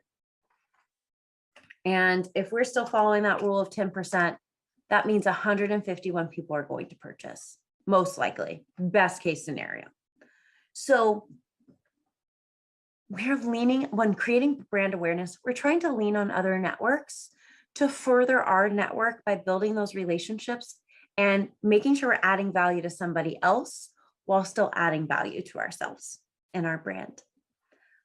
Moving into service, you can also do this by looking at other content creators or people who are in your niche that are just a few more steps ahead in their journey than you are right now. So be very, very strategic about this. But for videos that suck me in, I don't scroll my Instagram feed often, but when I do, I always get sucked in by the video content from these 4 accounts, specifically Reels. Check out these 4 accounts and their amazing Reels. List 4 folks that you are following right now who are doing great things, and ask, whose Reels are you enjoying these days? And see what pops up in your comments, because whoever your audience is following, you probably want to know what they're doing too. So it's a great way to get to know your competition and build more community, not only amongst your followers, but also with your friends who are doing the same thing. Always good to support one another. And then last but not least, and a great segue brought to you from the service section, is the coach section. So community over competition. I'm a coach, and yep, I have friends who are coaches too. I'm not worried about sharing how wonderful they are because we all bring different gifts to the table. Take Marcus, for example, who's fantastic at talking about social justice as it pertains to diversity, equity, and inclusion. Or take in Ciara, who is a magician at creating a pre-game strategy for how to start and run your business operations while looking at it with a diverse lens. Please head to their profiles and show them a little love too. You won't regret it. So this is sending people over to them. So they're getting more followers, they're getting more added value, and you're putting a little bit more good out to the world, and they're most likely going to return the favor. So the key takeaways from brand awareness are: utilize the networks of others to start your word of mouth. It is so important. There is nothing wrong about getting who is considered your competition and your community to share what you're doing, because they might say it one way and you might say it another, but you resonate with different people. And that is so important. So get it out there and get social and social media, because that is what's going to build your brand awareness. Killer leads. The best thing about this is I just needed a word that started with the letter K. So MAKE was a true acronym, but let's get down to it. Everyone loves a lead that actually brings in the money. Finding qualified leads can also be really hard, but you can do so by passively using the copy I have for you below. So let's kick it off with service this time. What's in a word? Recently, I asked my current and past clients to describe me and my services in one word. And here are the top 5 common words I got back. I got back relaxed. I got back vibes. I also got back bold and funny and easygoing. If these words describe the kind of service provider you'd like to work with, don't hesitate to book a call with me today. So this is just people, it's like very vague on how they're going to book a call with me. But if this person were to take action and click on the contact button on my Instagram, if they were to pop it in the comments, or if they were to DM me, I could just send them the link to book a call, and I can get them onto my email list quickly and start telling and sharing why they should know, like, and trust me. Looking at it from a coaching lens, the struggle is real. As a coach, I keep things private between my clients and I, of course. But lately I've noticed a few similar themes pop up between my various clients. Here are the top 3 things I see my clients with struggling right now. If I take this action, is it going to be performative? How do I know I'm going to get results from this action? And I'm scared, what are others going to think of me? Are you working through one of those challenges right now? Send me a private message and let's get you out of this hump. So this is just inviting somebody to say, let's have a dialogue. Let's talk about it. I'm not saying that I'm going to charge you anything. I'm not saying any of that. I'm just saying, hey, welcome to my circle. Let's do this. Again, if you have that private conversation with them in your DMs, that's allowing you to build that know, like, trust factor that is so core to your business, especially if you are a coach. And it's giving you that lead that you can ask and say, hey, I hope this was helpful. Was that helpful for you? Do I have your permission to share with you how we can work together further? Simple, easy, to the point, but it allows you that ability to start having that dialogue. And then last one, best one, product. Can you spare a square? No one likes running out of their favorite product, let alone toilet paper. The good news, we can make sure that you never run out of your fave again. All you have to do is comment "spare me" below, and we'll send a link to get on our mailing list so you never have to be without again. Go on, give it a try. We'll see you in the comments. So this is just asking people to just do something to be reminded of when a product comes into play. So if you're a retailer and you have a go-to cami, if you're a women's retailer and you always have it in nude, black, and white, and we know there's still always going to be there, and then we have a pop of color. So in the month of March, it's going to be green, hot pink, and pale blue, because we're moving into full-blown spring. And there's some people who they swear by this cami, they wear it under all of their clothes, and they collect those pops of color. And sometimes they also need to be reminded that it's time to switch out that white because it's no longer white. So getting them on your mailing list for their favorite item and sending those like monthly seasonal reminders saying, hey, meet the new color of the season. Have you replaced your black one yet? Has it faded out? Is going to be so important to your business. And again, like I said in the keynote, it takes them off of social media and into your network that you own, because you don't own social media. And it's really important to use this as a tool to funnel your business, and your business isn't on social media. Your business is with you. This is just a tool to get people moving in the right direction, and that right direction is you. Now let's move on to the 4 E's of the Make 4 method. So our 4 E's are engagement, educational, entertaining, and evergreen. The best part of social media are these 4 things. People go to social media to see what a company and brand does. And so we'll stick through there and we'll look at products and we'll do these things and we'll see if they're the things that last forever and be evergreen. We sometimes just scroll through it to be entertained because we have nothing better to do. And so I don't know about all of you, but I died laughing over that gentleman skateboarding with a cranberry juice. Like, why? That man now makes millions helping out Ocean Spray.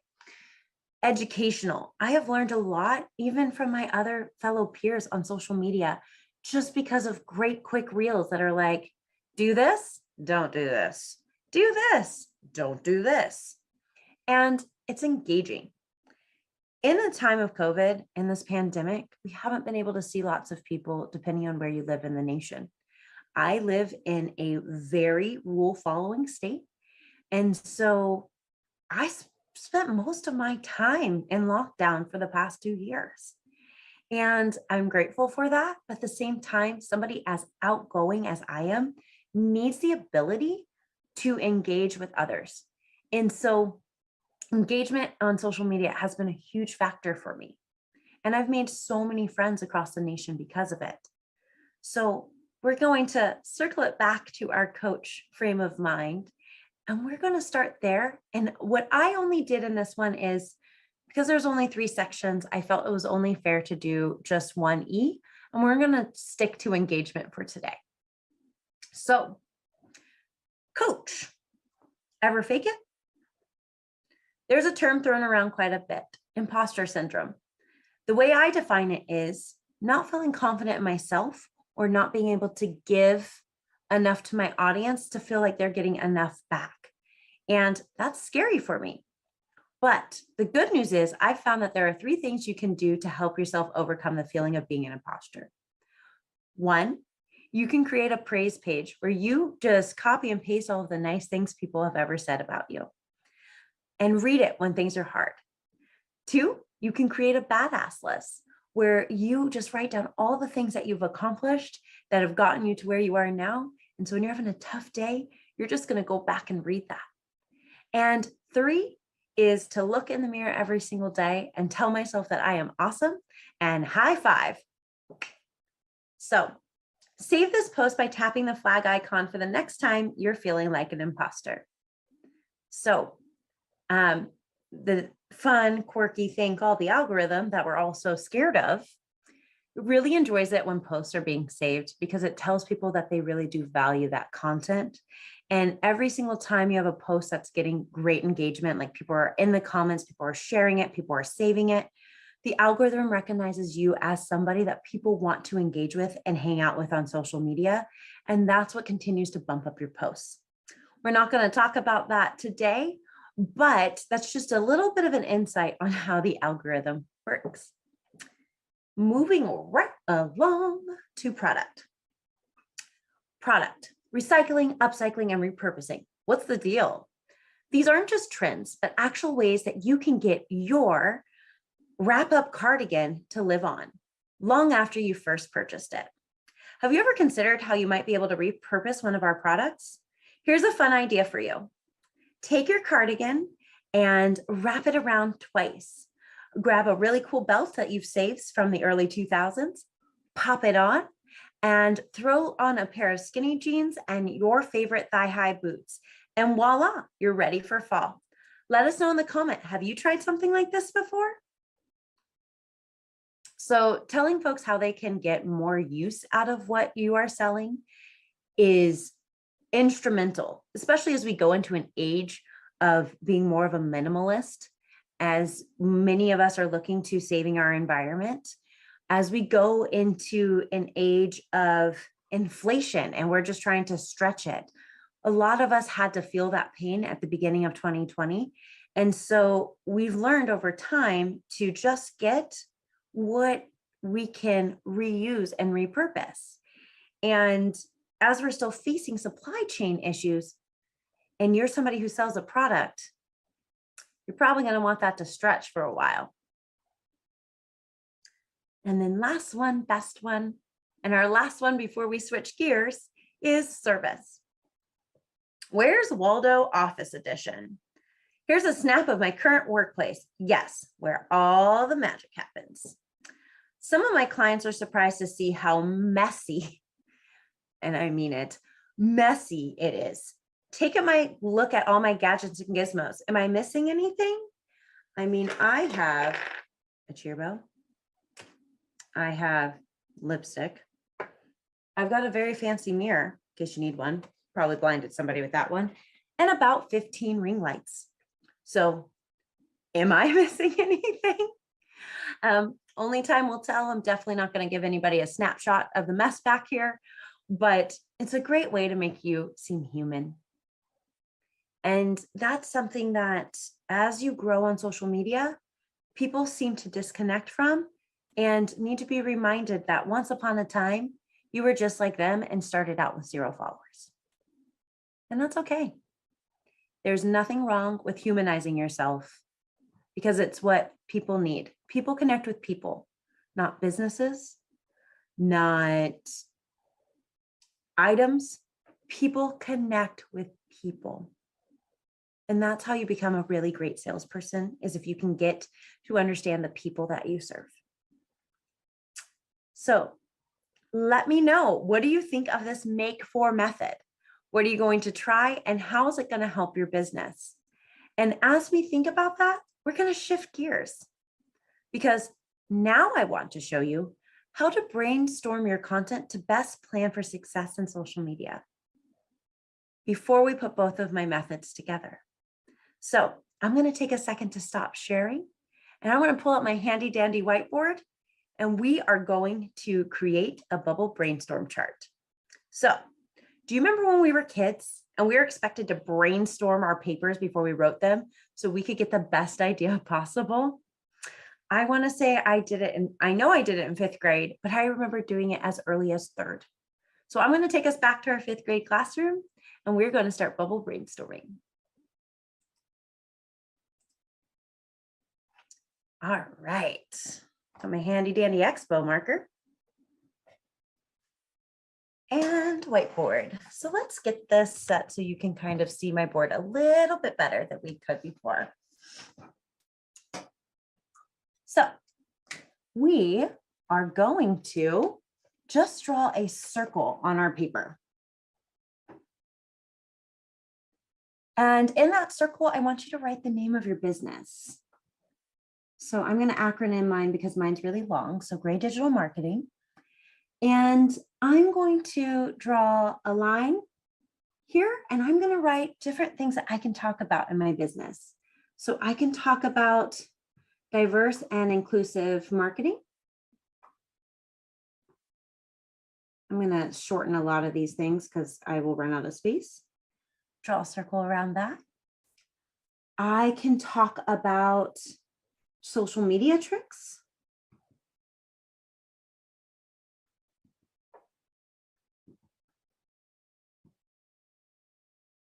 I can talk about the make for method. Who do we make it for?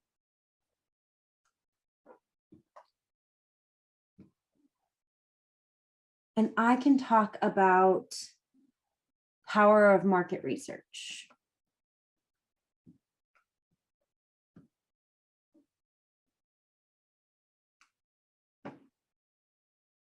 All things that I do in my business. And what I'm going to do from there is I'm going to break it down further. So since we just went over the make for method, I'm going to use that as our example right now. So in this make for method, I can talk about post being money making.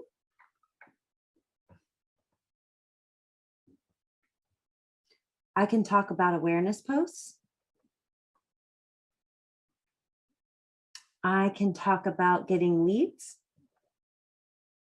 And I can talk about engagement, to keep it simple. And I'm going to go through and I'm going to do those for every single one of these if I were you. So as we're looking at this, bringing it back, we're going to put our business in the center, what it is that our whole orbit circles around, and the different main topics that we talk about within what we do. Then we're going to take those large topics and we're going to talk about all the micro topics that come with it. And as you're planning this, I suggest that you do it once a month. And doing it once a month is going to get you to be able to plan an entire month's worth of content. So let's do some fast math. Let's say I have 4 ideas for this and 4 ideas for this. Looks like fun little suns. 4 ideas for this.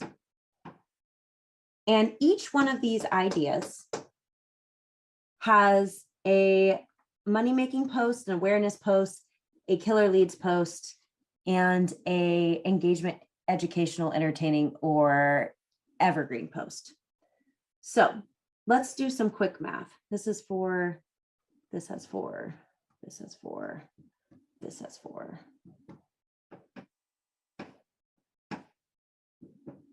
If each one of these sections has 4 posts within the subsections, that means each subsection is getting 16 posts a month. So 16, 16, 16, 16. And what is 16 times 4? Well, that's just not math that I have the power to do right now. So 12 plus 12 is 24. We're going to carry the 2. 4 ones plus a 2 is 6. That is 64 posts a month. 64. That is more days than there is in a month. And I bet you could probably do this in under 10 minutes because you know your business best. So if you had the power to just pick, say you had 4 topics in your business, and I'm sure some of you have more, don't go over 7. But you have 4 topics in your business. And of those 4 topics, you can make a money-making post, an awareness post, a killer's leads post, and an engagement post for every single one.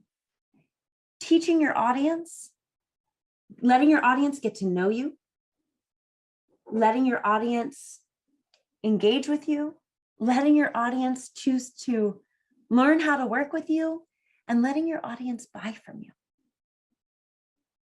If you did that, if you posted basically twice a day, and you did this at the beginning of every month, you would never not know what to post.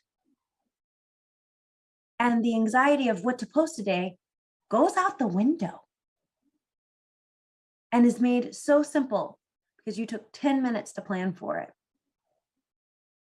And you did it with intentionality because you did it with the end goal in sight.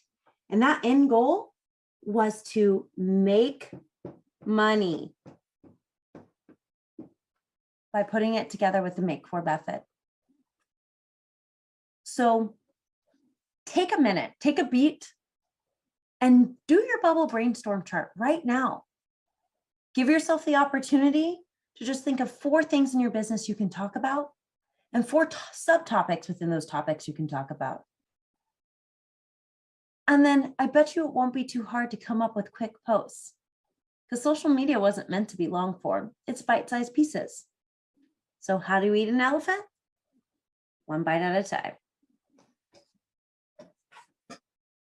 So let's put that away. Let's fix this camera.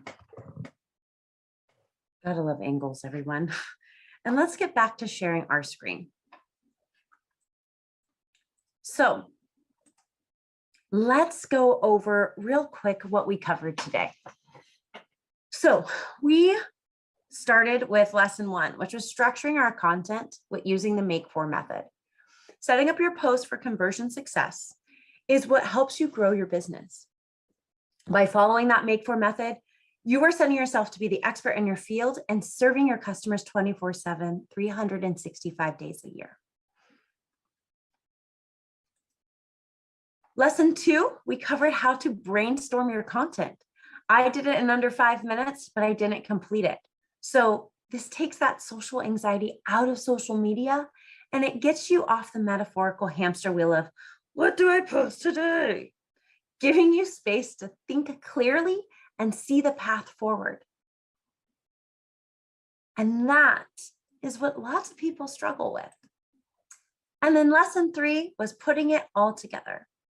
Putting a process to your social media funnel with clarity on the topics you cover for your audience will put you ahead of your competition.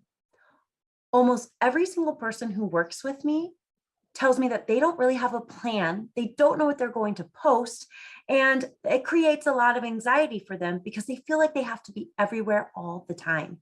And you simply don't. If you do it for one social media platform, copy and paste that ish and put it on the next one. Because who sees it on Twitter isn't going to necessarily see it on Instagram, isn't necessarily going to see it on LinkedIn. So do it once and post it everywhere. And I bet you're going to get some pretty phenomenal responses.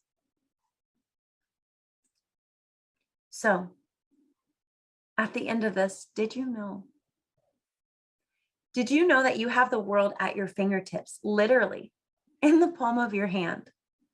So start posting right now, if you didn't already do so in this workshop. And I challenge you to post once a day, utilizing that Make For method to truly transform not only your business, but your growth as an individual and the connections you make online. But there's so much more to this that I couldn't just teach in a workshop that goes beyond the Make For method. So if you're interested, slide into my DMs and DM me the word make. You can do that at Gray Digital Marketing. That is at GRAY Digital MKTG on Instagram. And I will send you my free ebook on how to sell in your stores. It was such a joy to be able to work with all of you today. I hope you took away at least one thing, and I look forward to seeing you on social media. Talk soon. Mahalo. Catch you on the grab.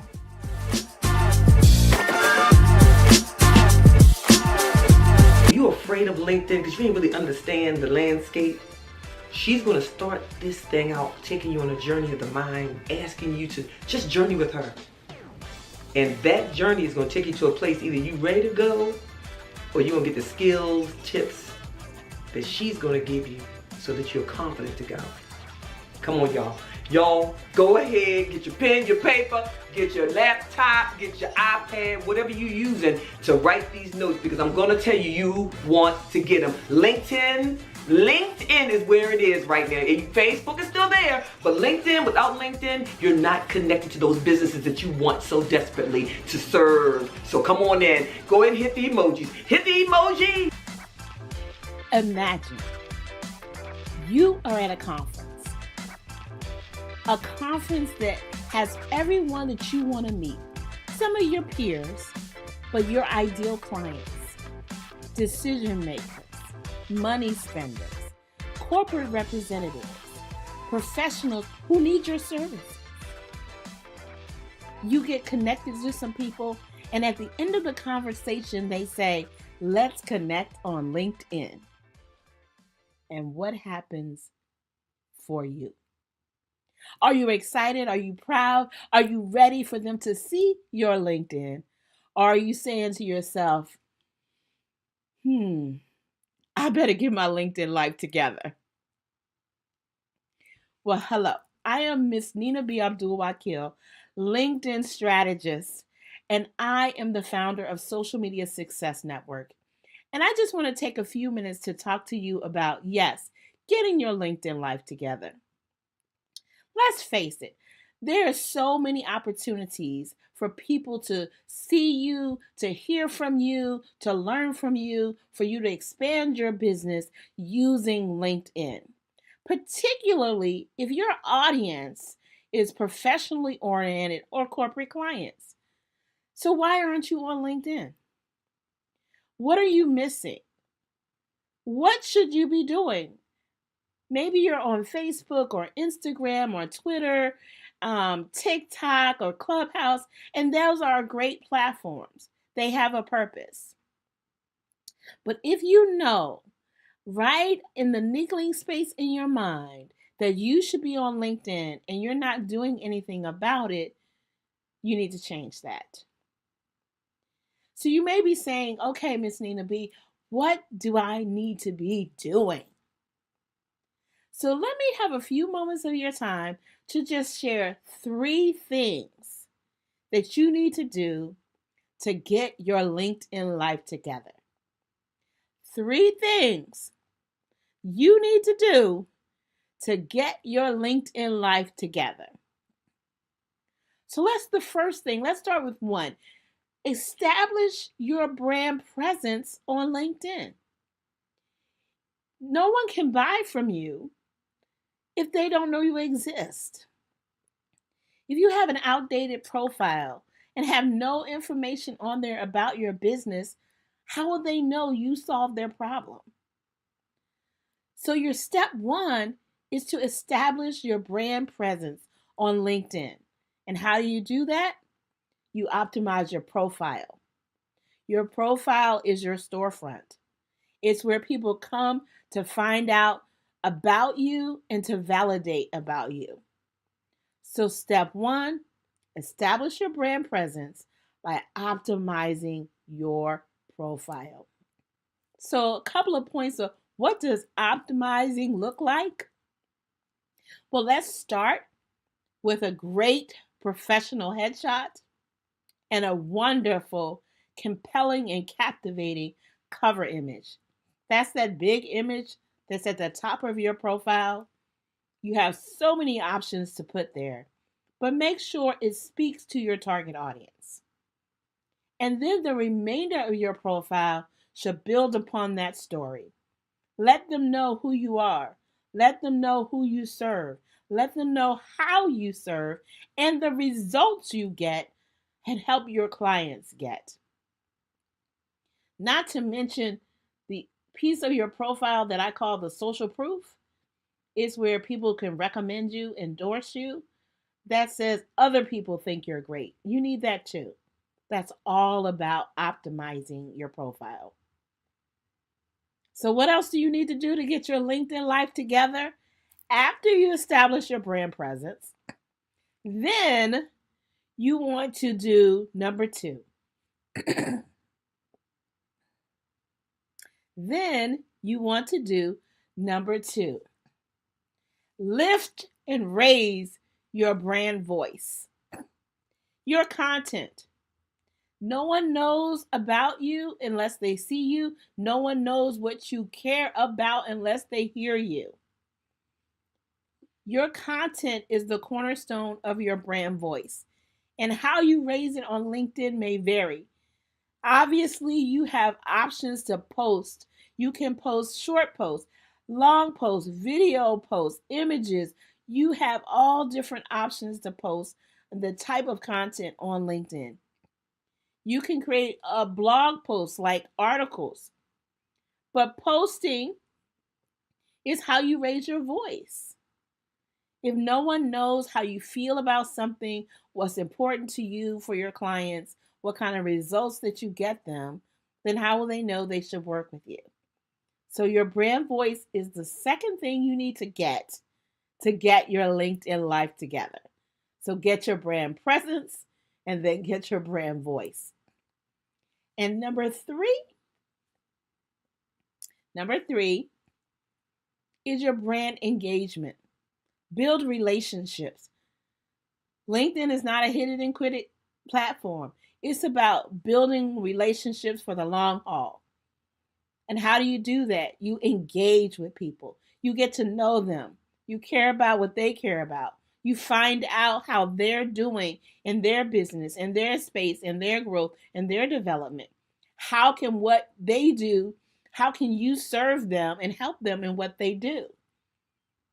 So to engage, you have to spend time on the platform, and the platform honors that. So when you spend 15 minutes of your day on LinkedIn commenting on your connections posts, posting your content, responding to surveys, making comments in the groups you're connected in, all of that matters. That's how you build relationships. Establishing and doing messaging in LinkedIn Messenger on the platform. The platform sees you active and it honors that. That's about getting your LinkedIn life together.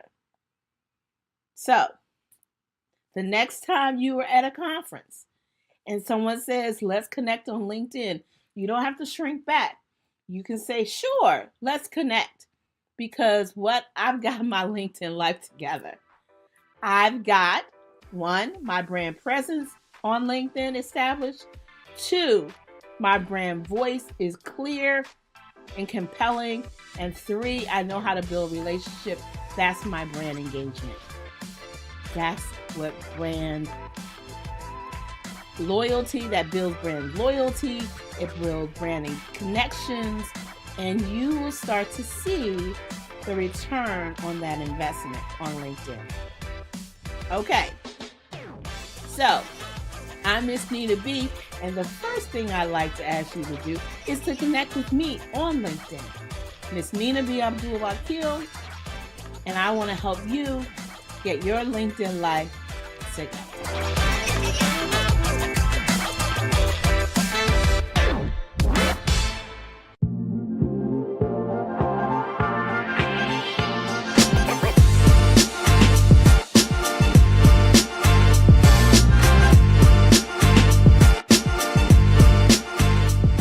Good morning, good afternoon, good evening, wherever you may be watching me from. Today, I will be talking about finding your yes and walking, in your power. So I have a workshop for you. It's all about finding your yes and putting your life in focus. You see, as women, we tend to allow the situations that we go through to write our stories. We tend to allow the people that are around us, we tend to allow the job, the situations we find ourselves to write our stories. We tend to want to love people, be everything for everyone, when we are actually not being anything for ourselves. And that's why I said, and today I'll be talking about finding your yes and putting your life in focus. When I say your yes, I mean YESS. YESS, finding your yes and putting your life in focus. Your yes means your essence. And your essence is the power of your presence. It's the power that touches everyone that comes in contact with you. Your essence is that heat that, burns out, that light from your burning log, that fire from the candle that is on the inside of you. It's all about who you are, what you represent. But along the line, we tend to lose this essence. On our journey as women and as young ladies, we experience things like not being good enough, maybe being cheated upon in relationships, taking care of everyone but yourself, not really doing the things that you want to do because of the culture, because of religion, because of maybe the family that you come from, the stereotypical narratives in the environment, in the world. We also conform to finding ourselves trying to fit in and blending into the background. We find ourselves as women trying to prove ourselves in different spheres of life, especially when we are in male-dominated environments.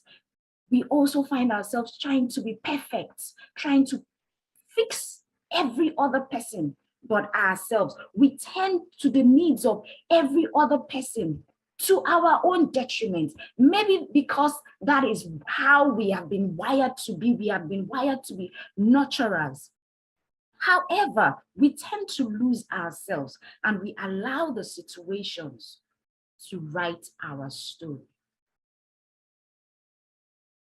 And then we end up feeling stuck in a rut. We end up not living life with intention. We end up feeling so empty, depressed. We end up feeling sorry for ourselves. And then we are looking for balance. We are trying to juggle the job, the marriage, being a mother, being a sister, being a friend, even being you. You are trying to find balance in your life. You want to live life on your own terms. And in the midst of it all, you realize that you are broke, busted, and disgusted. And then you find out that you need to breathe again. Hence the need for change. You start looking for change. You start trying to find yourself. You start asking yourself questions like, how did I get here in the first place? How did I lose my sense of direction? How did I lose my sense of purpose? Because I am trying to be somebody. I am trying to be something for everybody and nothing for myself. And that is the reason I created the Yes program for women. Just like you, I have been there.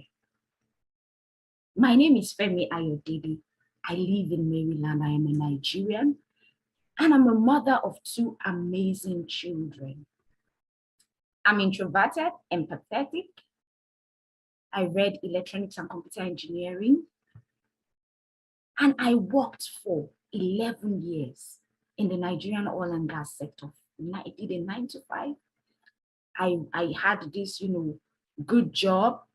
I'll get to that later. And I am the founder of Your Essence Life Coaching. You might be asking, why am I saying all of this?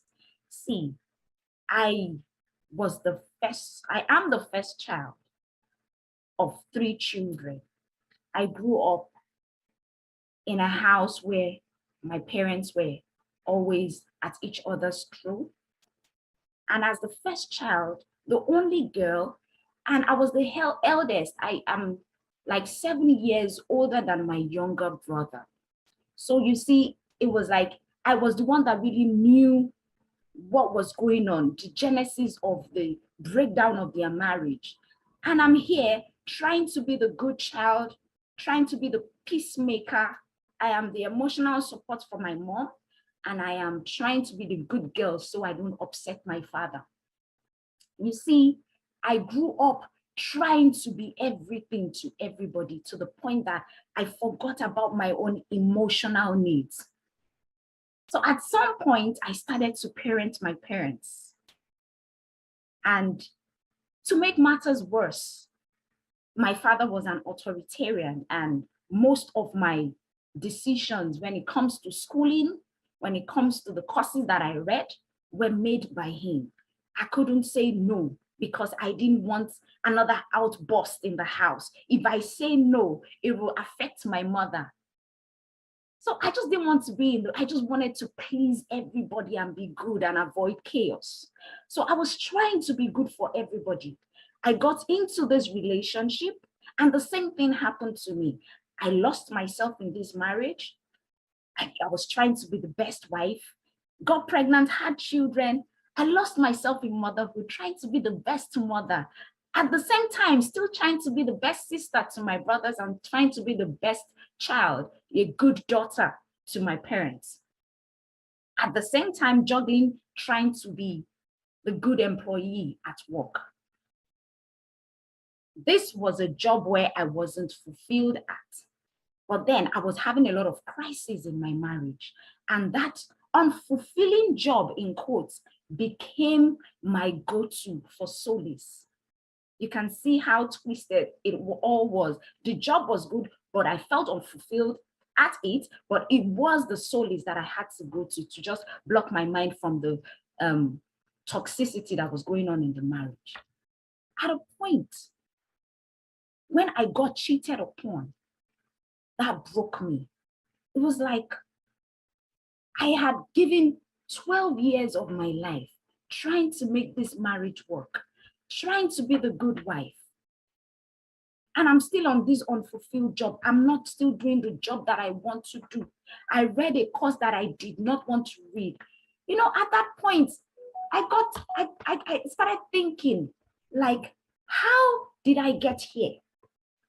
How did I get myself in this situation? How did I lose myself? I knew there was more to me than all that I was going through. Friends, I had to go on a journey to finding myself. It was when I embarked on this journey to finding myself that I began to look into me and ask my Creator for answers to the questions that I've been seeking elsewhere. You see, I was seeking answers to my questions. I was looking for myself in other people. I was looking for myself in a job. I refused to look on the inside of me. And at the end of the day, when I began to look inside me and I found these answers, I told myself, it is time to start being me unapologetically. So I made these decisions and I began to cut those things that weren't serving me anymore. I quit the job because I was frustrated at it. I was unhappy at it. Although the job had so many benefits, you know, came with all the goodies, but I just quit the job. And I summoned the courage with all the cheating going on. I said, you know what, anything that is not serving me, I have to cut ties with it. And I decided to, you know, have a divorce, started my own business. And I started on this journey towards finding myself. And when I was able to do this, I said, you know what? I need to awaken other women, even as I continue on my journey of, you know, self-discovery. And that is my why. My why is to awaken other women, even as I journey in life, to empower myself and to make sure my children live life on their own terms and not on the dictates of other people, not on the dictates of a spouse, not on the dictates of their job, not on the dictates of culture, society, or whatever. It is time to write your own story and be in charge of your life. Women, it is time to put your life in focus. Life is short. You only live once. Finding yourself is all about putting your life in focus. And putting your life in focus is all about personal transformation. It's all about change. And it starts with your emotions. And like we all know, emotions are your energy in motion. And that brings me to understanding that, you see, the first law of conservation of energy says that you cannot create or destroy energy. Rather, it can be transferred from one form to the other. So you can actually transform your pain into something else, into your passion. You can transform the self-pity into power. You can transform the hate that you have for yourself into loving yourself. You can transform that confusion to determination. It all lies in you. It all lies in your ability to do the inner work. To transform yourself is all about internal change. And before you can do that, you need to do the inner work. The inner work has to do with you. You have to do the work. No one else has to do the work. You have to do the work by taking responsibility for allowing people treat you the way they treated you. People treat you the way they treat you because you allowed it. So you need to be ready to take responsibility and stand and lead yourself. Personal transformation comes with self-leadership. Without it, you cannot transform that energy from one form to another. And finding yourself, which is personal transformation, starts with you accepting yourself. It's a huge cycle. You set goals, you reconnect with yourself, you start being authentic, you renew your mind, you stretch and grab opportunities. And along the line, you tell yourself that you are your own cheerleader, you cheer yourself on and be the miracle that you want to see. So it starts from you first asking yourself, what do I really love about myself? Remember, I said that transformation starts with self-leadership. And powerful people ask powerful questions. Powerful leaders ask powerful questions, because those powerful questions will steer your focus in the direction of having positive transformation. So you first need to ask yourself, what do I love about myself? What are my weaknesses? What are my strengths? What makes me unique? I was in a what do they call it now? A team building session. And the facilitator asked us, he said, what do you love about yourself? At that point, I was like, you know, he said we should write 15 things that we loved about ourselves. Believe you me, I was only able to write 5 things. At that point, I asked myself, does it mean that I don't love myself? And that gave me an aha moment. Like, if I can't find things to love about me, how do I expect people to find things to love about me? And then it took me on this exercise and I began to write the things. I started finding things to love about myself. I began to write them and I made them my affirmations every single day. So you need to do that for yourself, because you'll be shocked. What do you love about yourself? You might just say, oh, you'll be shocked that you don't really even know what you love about yourself. And when you ask yourself, what are my weaknesses? What are my strengths? Your strengths are those things that just come naturally to you. Your weaknesses are those things that, you know, you suck at. So what I would say is, when you find your weaknesses, make sure that, I'm not saying you should focus on your weaknesses, but work on them in such a way that they don't cancel out your strength. I have put some exercises in the workbook. You can download the workbook and just take some time out and ask yourself these questions and put down what your strengths are, put down what your weaknesses are. This is like a personal SWOT analysis. What makes you unique? What are your quirks? What are those things that will make people really love you and those things that will make people really hate you? What are your quirks? What are your core values?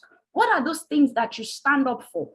These are questions that we ask ourselves on this journey. Like I would always say, acceptance is the start of the journey. You need to be able to know yourself, accept yourself, accept your beauty, accept your quirks, accept the weaknesses, the good and the bad sides of you. And then, having done that, you begin to set goals. Okay, this is who I am. What do I really want to achieve in life? You set smart, achievable goals. Make sure your goals are smart. Make sure they are specific. They are measurable. They are attainable. They are time bound. They are relevant to who you want to become. For example, if you want to become maybe the best at your job, at what time? What really do you want to be good at? Or you want to start a business. What kind of business do you want to start? When do you want to start the business? How do you intend to know that your business is growing? At what point do you want to have achieved this goal? This business you're saying you want to do, does it really tie with your passion and your purpose? How relevant is it to you? How are you going to measure your success? So these are the things that you need to ask yourself on your journey towards finding yourself, on your journey towards walking in your essence and embracing your power. Always have that goal in hand, and then you have a plan. You have a plan when you want to achieve what you need to achieve. Because it's one thing to have a goal. If you do not write it down, if you do not make sure that it is properly planned out, it is just a wish. It is just a wish. And I mean, you can go on with your life without achieving it. So if you're really serious about achieving your goal, you need to make sure you have a plan that is achievable. And then, having done that, you grab every opportunity and live your life with excellence. Another thing that you can, another way, or what I would say I did when I was trying to find myself was I had to reconnect to my inner child.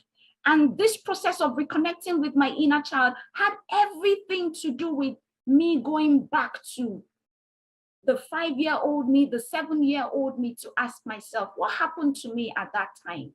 Now, the reason I'm going there is because I have been able to realize what's happening to me now. Like, I have been able to realize that I lost myself. I'm trying to find myself again. So I went back to the 7-year-old me to say, what happened there? And I'm able to tell the 7-year-old me, look, it's okay. That is what we all need to do. We need to reconnect with our inner child. What are those things that you used to love to do that situations have made you not to do anymore? You need to ask yourself, what happened? So what we are trying to do in this scenario of reconnecting to your inner child is we are trying to collect the dots. So you collect the dots by asking yourself, okay, right now I see that I am I'm very emotional, if that's what you're feeling right now, or you are very aggressive. And then you are asking yourself, what do I do? How can I transform myself from being aggressive to being a calmer person? You then look back and say, what happened at my childhood? You go back there and collect the dots. When you collect the dots, then you are able to say, oh, okay, this happened in my childhood, and that is why I am behaving like this at the age of 30-something. Now, what you are doing is you are connecting the dots. Then the next step is for you to correct the dots.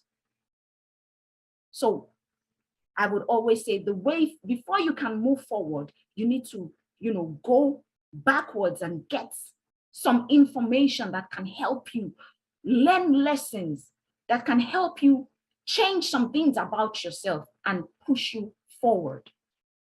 So I had to do that. I had to reparent myself. I had to go back to my inner child and tell my inner child that it is okay. So that's what you need to do. You need to go back and tell your inner child it's okay to feel the way you are feeling. It's now time to come out of that feeling, because it's time for you to heal. It's time for you to find yourself again. So you begin to ask yourself, what are those things that you used to do as a child that you no longer do? And ask yourself, having done that, ask yourself questions like, what do I want to be remembered for?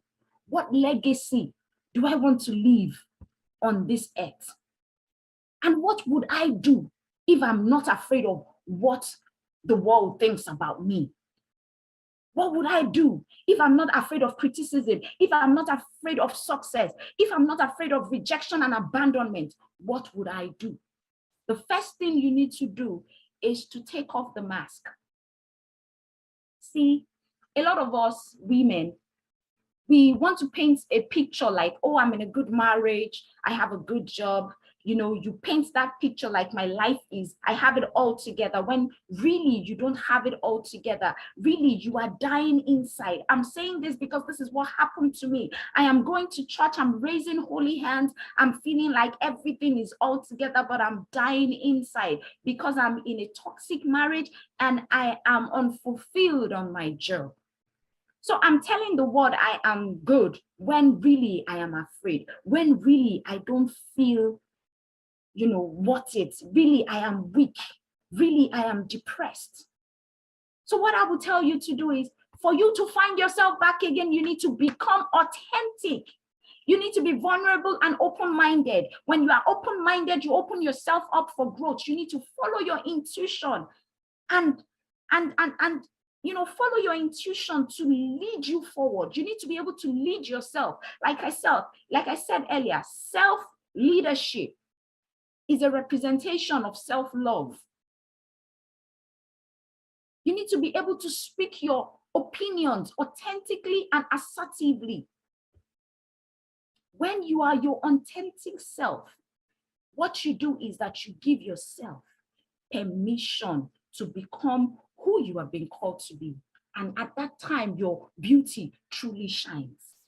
So I need you to tell yourself, I give myself permission to be who I have been called to be. I give myself permission to be the woman of my dreams.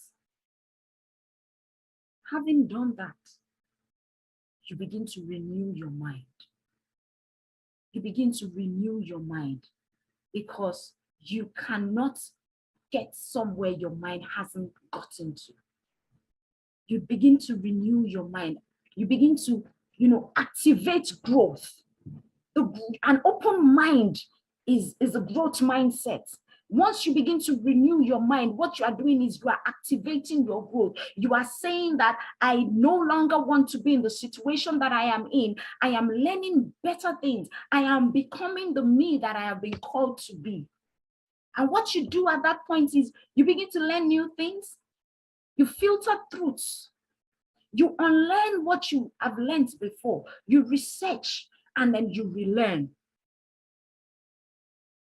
And at that point, what you are doing is you are taking yourself to a point, because it's all about transformation. When you renew your mind, you are taking yourself to a point where you become the miracle that you want to see. You become the woman of your dreams. And when you are at that point where you are the woman of your dreams, the next thing for you to do is you begin to walk in your essence. You begin to stretch and grab opportunities. When I mean stretch, I mean you begin to look inside of you. The Bible says that out of your bellies shall flow rivers of living waters. The Bible also tells me that I should seek first the kingdom of God, and every other thing shall be added on unto me. How do you seek the kingdom of God? The Bible says the kingdom of God is on the inside of you. So the truth is, you have a well of creativity on the inside of you. So where do you need to stretch to? Stretch inside.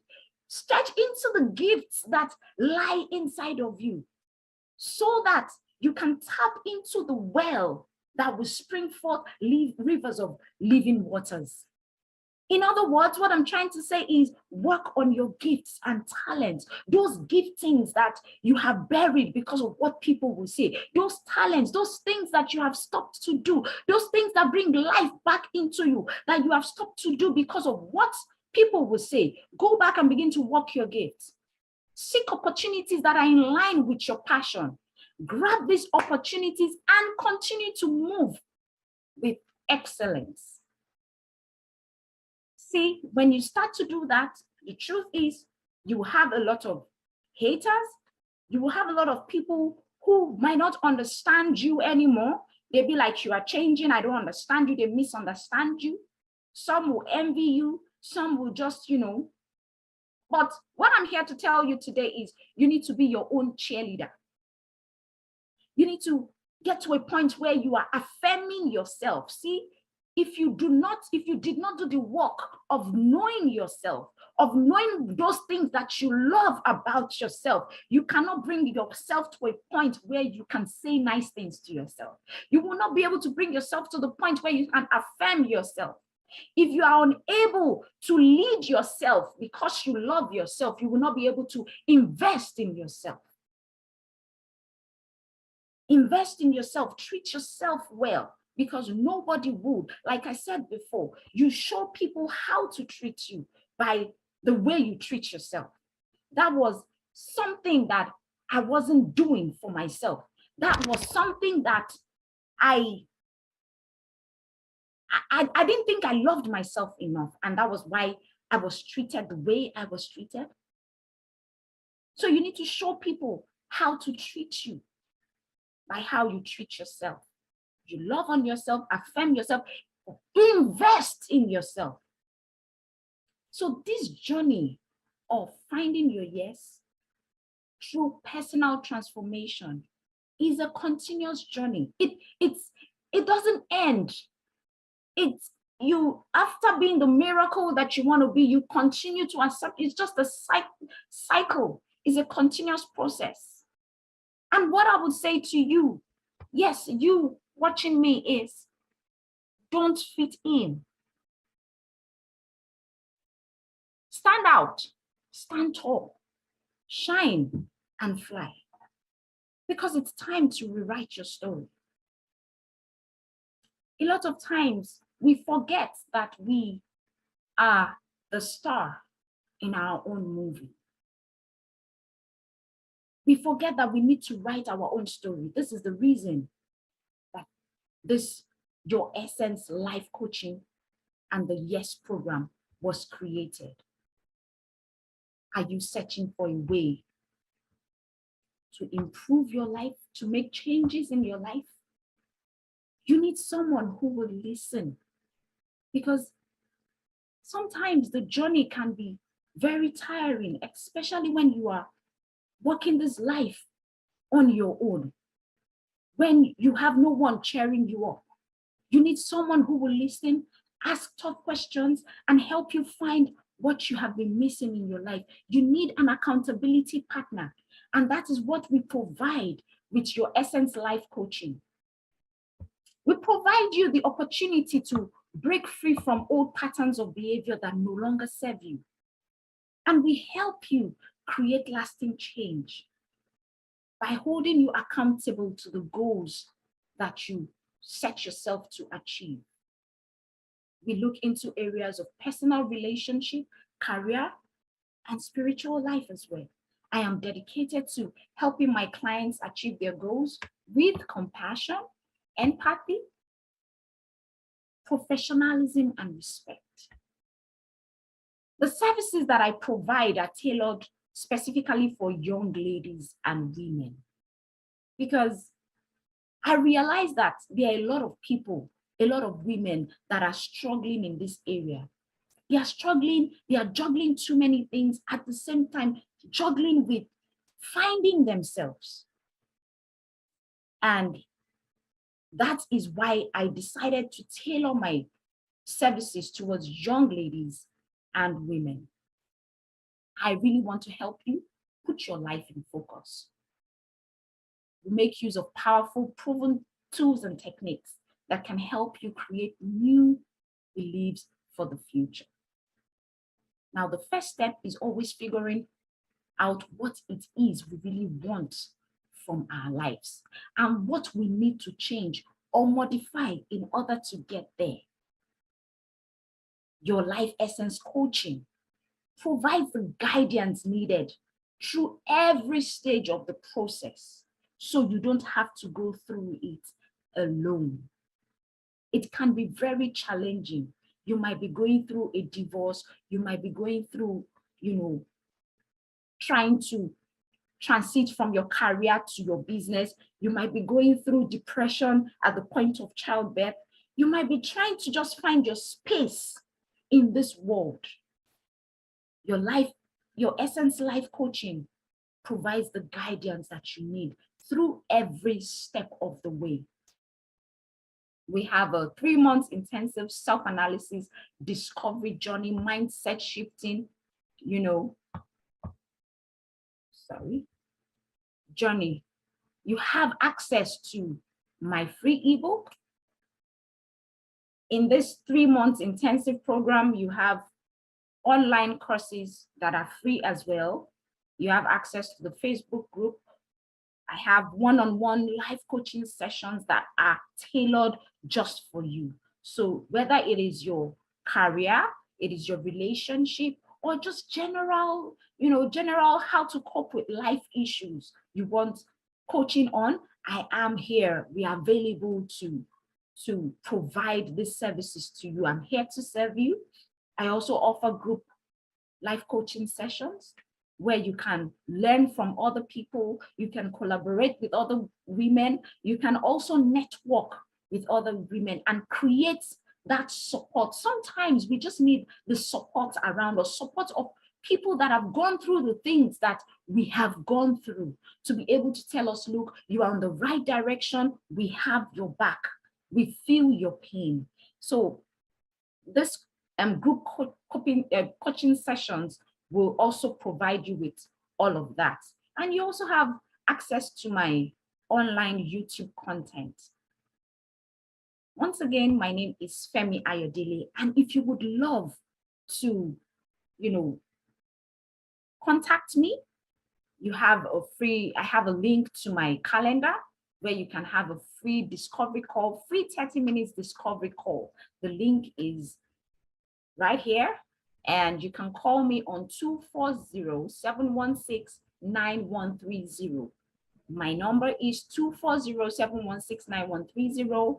My IG is YesLC_123. And you can send me a friend request on Facebook, Oluwafemi Ayodele. You can also email me on yourlife@yeslifecoaching.com. See, I am here to be your sister in transformation, because I believe that you cannot do life alone, especially when you are in a tough situation. You need support. You need someone to hold your hand along the way and tell you that it's okay. You need someone to hold your hands along the way and hold you accountable to those things that you said you will do. You need someone to hold your hand along the way and tell you that you are meant for this journey. You need someone to hold your hand along the way and tell you that you will be fine. You will be fine even if it looks as if everything is going south for you. I just need you to reach out and we'll take it up from there. Once again, my name is Femi Ayodele, and I hope to hear from you very soon. Please do not forget that you need to put your life in focus. I love you, Lord, guys. Please do remember to download the workbook, and I have quite a lot of exercises for you over there. Feel free to take those exercises to heart, do them, and you'll be happy that you did. Thank you once again. Bye, guys.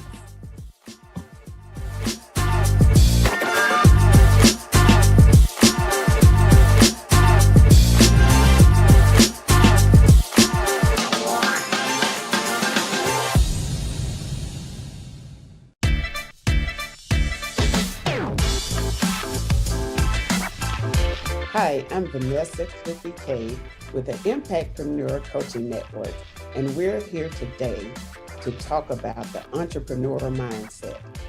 Anyone can come up with a new idea, but building a successful business around it is the entrepreneur challenge. The entrepreneur mindset is unique. It must be creative. It must be communicative and highly motivated to succeed, but open to risk and failure. The success or failure of the business comes down to characteristics of the entrepreneur. It takes a unique characteristic to blend one big idea into a fully functional, thriving business. As an entrepreneur, you must think different about your approach and work toward separating your mindset from the rest. Entrepreneurship is the birth, the choice, and the destiny. Birth is the dream. Choice is deciding to focus on that dream. Destiny is the future results from a predetermined course of events. Martin Luther King said, faith is taking the first step even when you can't see the whole staircase. As an entrepreneur, we work tirelessly, working toward our goals, always thinking about the next move toward success. Everyone has their own version of success. It's personal. However, once you identify your version, then you start to set realistic goals. You must understand your impact as a leader and take actions to be impactful. Fear of success can hold you back. You define the moment, or the moment defines you. Focus on your goals. Be specific. Growth is uncomfortable. It's easy to set goals, but harder to make the sacrifice. Don't think outside the box. Think like there is no box. Challenges are inevitable, but quitting should never be an option. Grow into the best version of yourself. Dream with your eyes open. Remind yourself why you decided to make a difference. I have 5 characteristics to cultivate your success. Number 1, a positive mindset and outlook is a must for any successful entrepreneur. The mindset is the head of the company. It sets goals for the tone and the rest and influences the culture. Negative thoughts undermine the forward motion of the progress of the company, not to mention the ability to lead and motivate the staff. Cultivating a positive attitude is not about sticking your head in the sand and ignoring the things that could go wrong, but it's about learning how to mentally reframe your response. Number 2, you must have a creative mindset. Creativity is needed for any entrepreneur success. The mind of an entrepreneur is always looking for ideas and innovations. The basic life cycle of the entrepreneur product stems from the conception of the idea, followed by turning the idea into a viable product or service. Number 3, persuasive communication ability.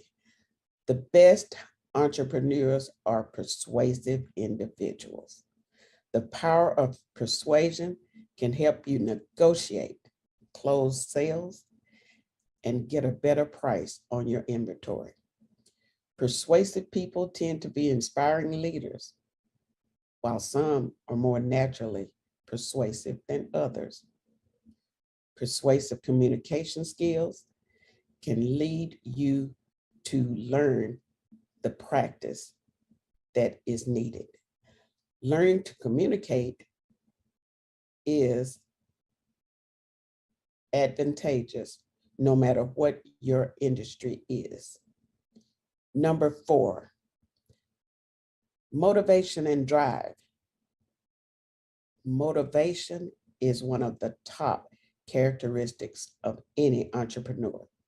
You must be self-motivated as opposed to looking for others to push you and helping you, hold you accountable to get things done. Having a lot at stake fuels the motivational key and using goals to motivate the high quality. High quality goals are clear, achievable, and manageable. High quality goals provide a sense of motivation, which accomplish any objective. Number 5, the ability to learn from failures. Man, when starting a business, you hope that your business will be successful. Success is wonderful, but failure is where growth and change happens. The key to learning from failure is actually learn and embrace your mistakes so that you can make better decisions that won't break you. Failure is inevitable, but your reaction to your failure is what makes you. Do your best to remove emotion from your mistakes to make you the best entrepreneur. Starting and running a business is exciting, rewarding, and positive. You get things done. You learn how to embrace your entrepreneurial mindset and cultivate key characteristics linked to your success. This will help you build a thriving business. I'm Vanessa Cookie Cade with the Impactpreneur Coaching Network.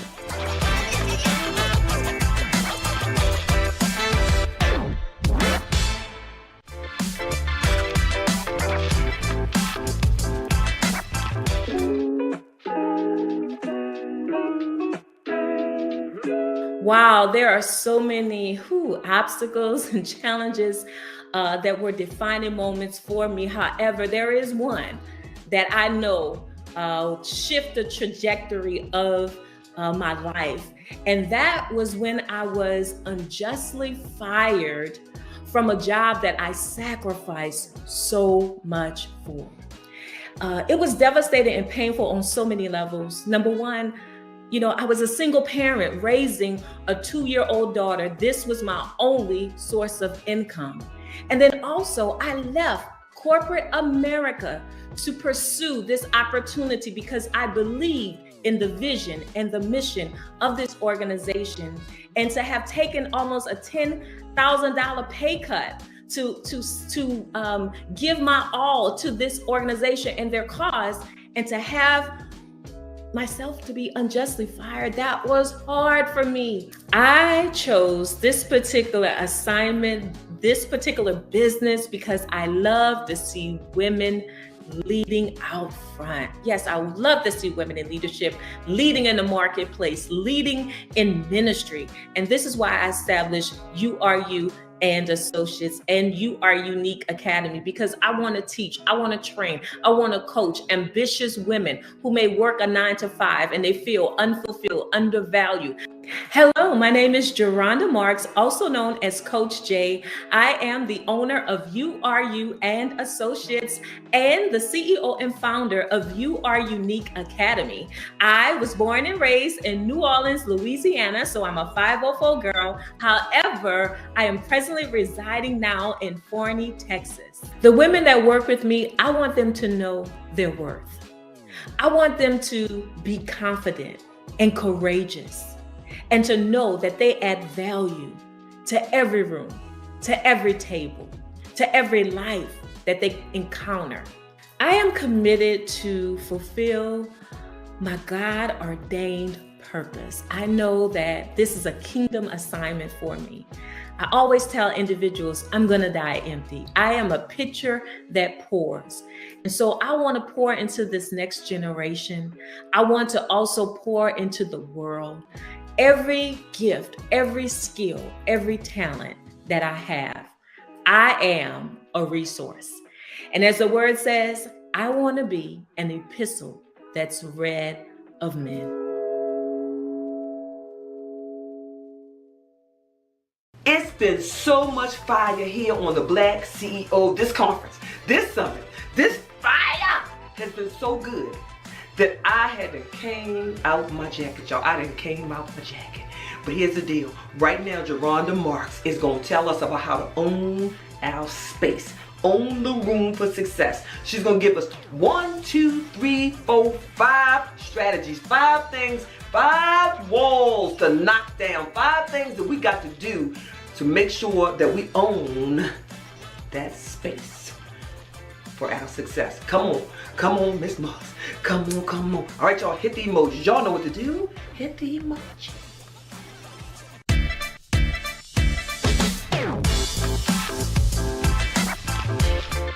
Hello, my name is Geronda Marks, and I am hailing from Forney, Texas, but I'm a 504 girl. And I am sharing with you a message today that I really believe is going to impact your life and really set you up for success. And the title is The Upside Downs of Being a Successful CEO. Did you get that? The upside downs of a successful CEO. Let me ask you a question. Do you have a dream? You're probably like, I have so many dreams, Coach Jay, Geronda. What a question I asked. Well, let me ask you another question.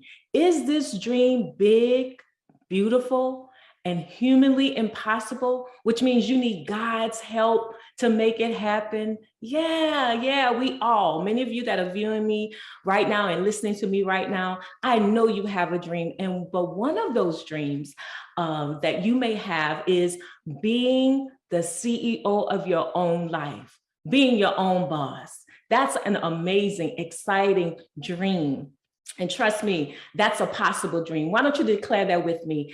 It is possible. Yeah, it is possible for me to be the CEO of my own life. But also too, what does that really look like? For me, I'll give you 4 F's when I think about being the CEO of my own life. One of them is freedom. Yes, freedom, meaning not having a taskmaster on your back, breathing all on your neck. You could be as creative as you desire to be. Yeah, you won't have any limitations or restrictions, meaning you're liberated to do what you want to do. That's freedom. Yes. And flexibility. Flexibility is also something that we all desire, meaning being able to set your own schedule, to be able to spend quality time with your children, your loved ones, without any fear of losing your job if you have to take care of a loved one, things like that. So freedom and flexibility.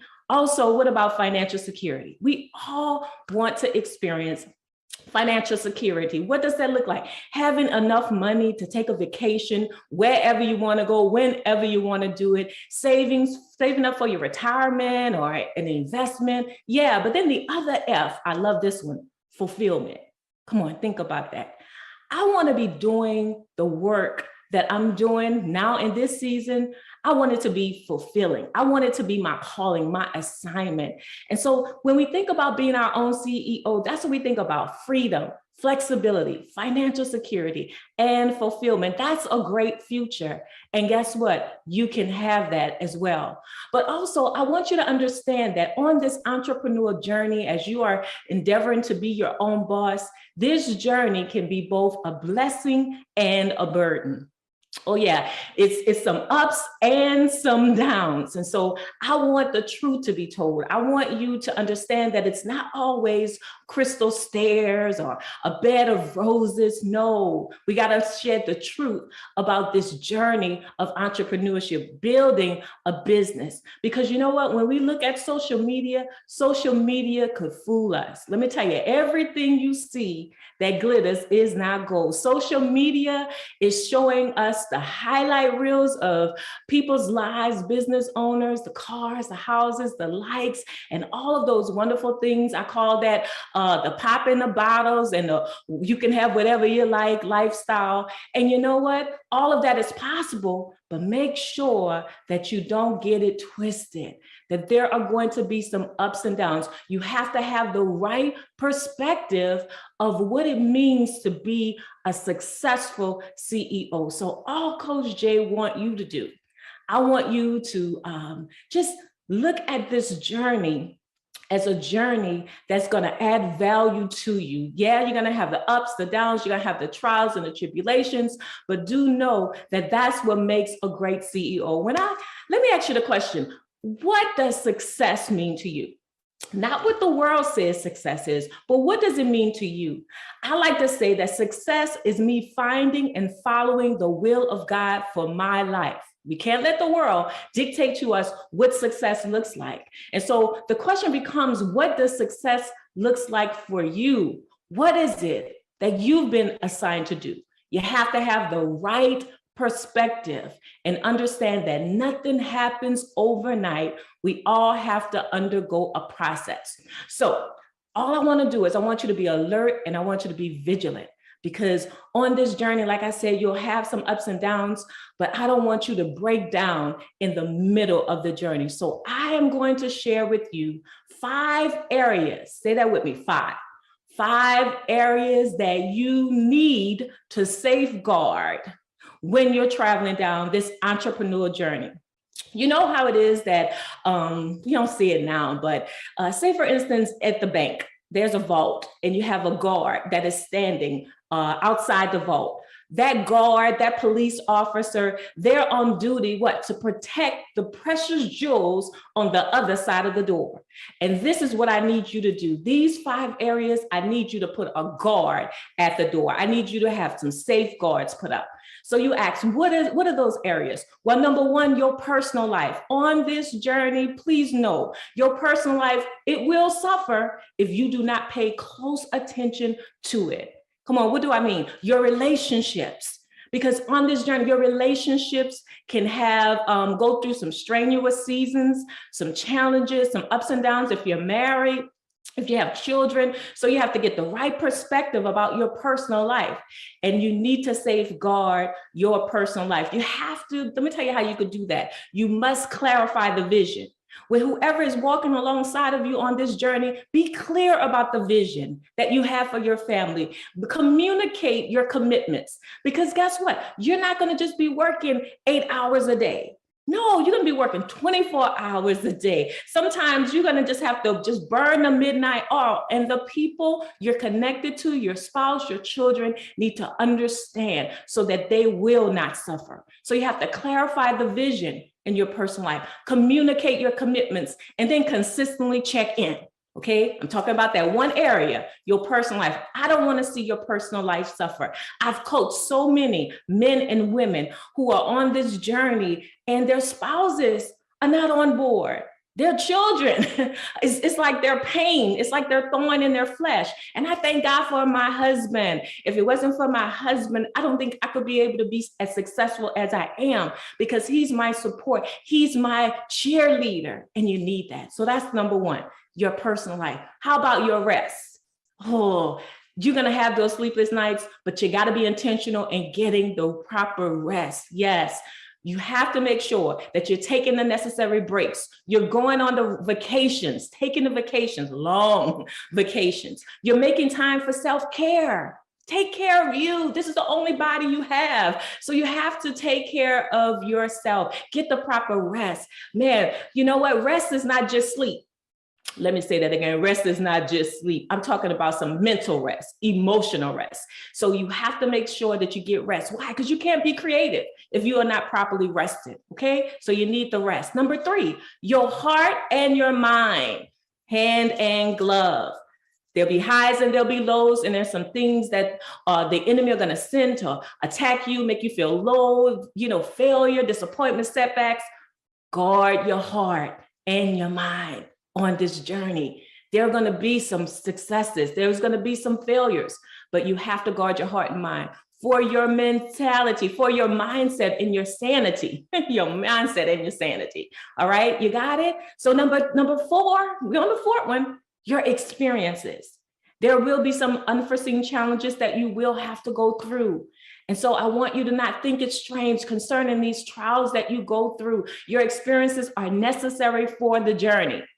Your experiences is how you're able to reflect and able to bounce back from those setbacks. Okay. So area number 4 is your experiences. Okay.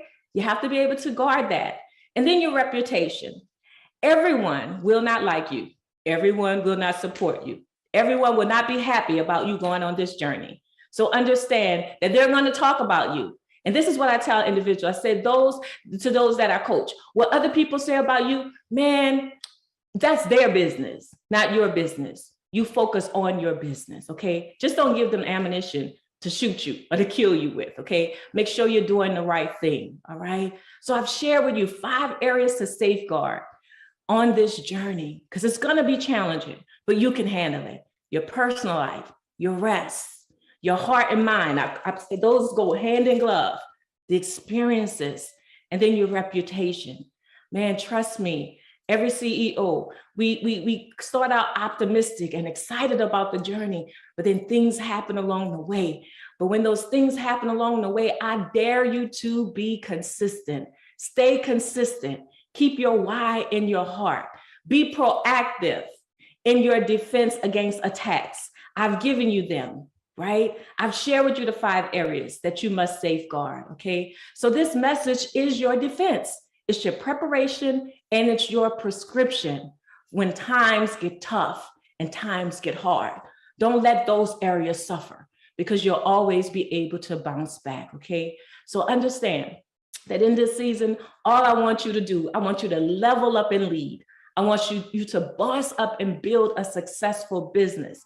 I want you to keep showing up. I want you to keep your word. And I want you to finish strong. And as I always say, I like to encourage individuals to know that you have value. Your skills, your gifts, they're valuable to the kingdom. They're valuable to the people that you serve. So this is what I want you to always do.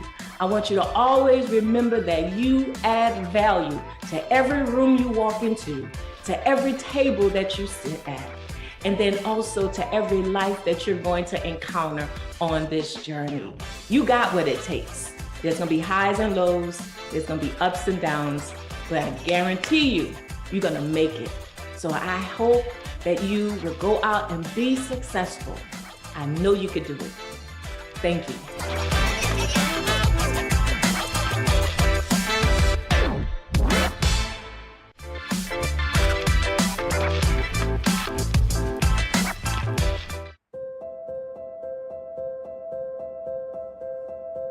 I've often thought that being successful was balancing everything and always giving everything and everyone an equal amount of time. What I've come to realize is that it's not in the balancing, but in successfully blending. And by blending, I mean taking all parts of your life, whether it's your business, whether it's school, whether it's your family, whether it's your hobbies, whether it's self-care, blending all of that successfully from day to day, month to month, year to year, and just blending those facets so that you are a complete and whole person, able to give your whole and complete self. And when you're in those different facets, truly honoring being present at those times. I think that's the biggest challenge that I'm glad that I've overcome. I chose my business because it fills an industry need. And it's important to me that I'm able to empower others that look like me to build wealth by maximizing what they've already mastered and taking that mastery into the areas of corporate and government contracting, as well as pivoting their minority certifications to maximize their business growth. I'm Dr. B. Adamson, and I'm here from Dallas-Fort Worth, Texas. My company is Erlo Owens Transportation and Logistics. Again, welcome. People often say they want 7 different streams of income. And when we think of that, we often think 7 different kinds of businesses. When in actuality, I'd like those that are willing to work with me to be willing to invest in their business so that they maximize what they've already mastered, and just using a different pathway to do that, that being government and corporate contracting. I plan to make the world by being committed to living my life by its authentic design and not living life by default, and by default in choosing not to take chances, make informed decisions and actionable choices so that I can live my authentic purpose.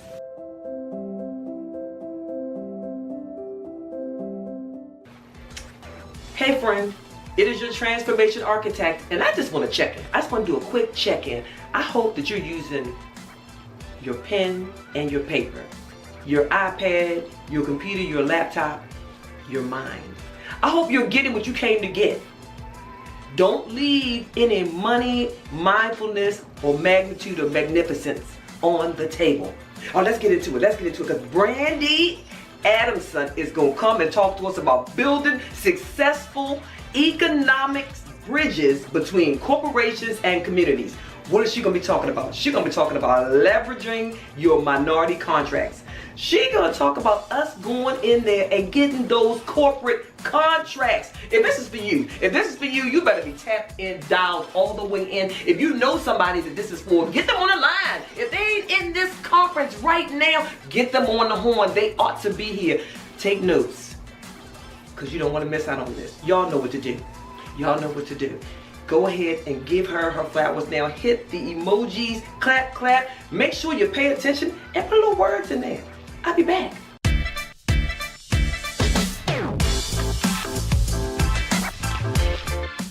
Hello, and thank you for joining. Today, we are going to speak about building successful economic bridges between corporations and communities from the aspect of government contracting. This is being presented by Arlo Owens, Inc. We thank you for joining us. Our agenda. We'll tell you a little bit about Arlo Owens. We'll talk about what is contracting, the importance of pivoting into contracting. We know as business owners, we wonder, okay, is this the new thing? Is this really something feasible for my business? Is it worth my time?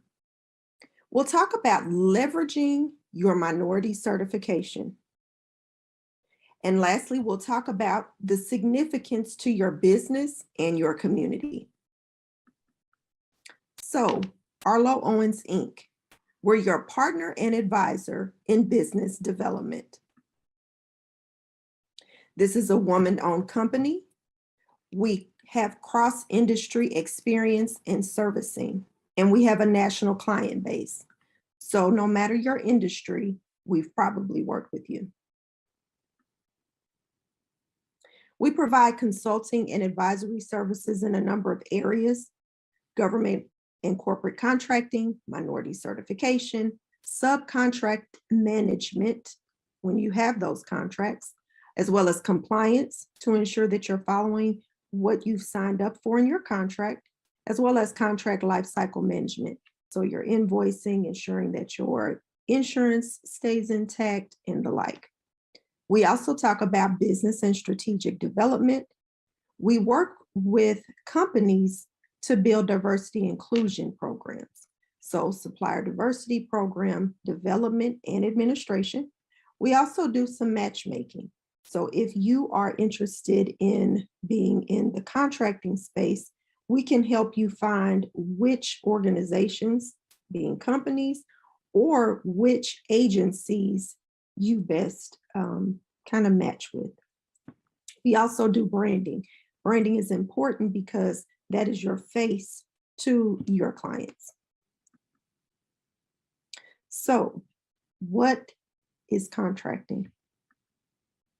Government contracting is the process that allows a company to sell their goods and/or services to the government. And when you think government, remember county agencies, city agencies, state agencies, and federal. There are different types of contracting opportunities. There are those that are competitive. I'm sure a lot of people are familiar with RFBs or low bid. There's the RFP, which is a proposal process. And then there's RFQ, which is a request for qualification. Interestingly enough, there is a single and sole source component to contracting. And in this portion, it's not competitive. So if you have created a system or a product and you are the sole provider of that, you don't have to compete. But the government has to know what you have, who you are, and how they can find you. And we'll talk about that in a little bit. There's also set-asides. So when you think about set-asides, those are for specific groups. So it may be for small business, it may be for women in business, it might be for minorities. Those are other opportunities that are allowed to you as well. So you say, yes, I'm interested. What are my immediate needs as far as government contracting? Your business has to be legally formed. You will want to get with an attorney or an accountant to figure out how to form what's best for you. You also need a Dun & Bradstreet number. Those are at no cost. And you go to the Dun & Bradstreet website and you register your business there. But before you go to Dun & Bradstreet, you'll want to figure out your NAICE code, which is the North American Industry Classification System code. And what that does is, by that code, businesses know, what do you do? So there's a primary code, and then sometimes you have secondary codes, depending on the goods and services that your company provides. So after you have that information, you'll want to register in SAM. There is where it's kind of the hub for contracting. So it's really, it can seem massive, but as you kind of go through the process, take it chunks at a time, familiarize yourself with the hub, if you will become a lot easier. One thing I did not put on here is that you'll need a tax number, an EIN from the IRS. So don't forget that, because you'll need that. Additional things you'll want to think about. A lot of government agencies require business insurance. So you will want to make sure that your insurance policy is current. If you don't have insurance, then you'll want to reach out and get some quotes and find out what's best for your business. You'll want a business bank account so that they can either ACH your money or send you a check. Website. A lot of people say, oh, you don't have to have a website. Oh, just put up a one-pager. But think about it. The government spends a massive amount of money with other companies so that they can operate efficiently. If you want a piece of that pie, don't you want to put your best foot forward? Don't you want them to be able to enter your URL and see exactly what you do? Website. You'll want an email address, which is tied to that domain name. So don't have www.companyname.com, but then have a @Outlook email, a Gmail, a Yahoo, a Hotmail. It's about that branding. They want everything to look a certain way, because you have to remember, you're moving into a new space. And not only are the government agencies or the corporations looking, but also those primes that if you are new to the space, you may want to begin to partner with. Capability statement. It's your business resume. What do you do? What certifications do you have? What projects have you worked on? What are your NAICE codes? They want to know. It does not have to look exactly like a professional resume. You want your logo. You want to put your capabilities. You want to lay it out. But again, that's part of branding. You want to be sure you use power words.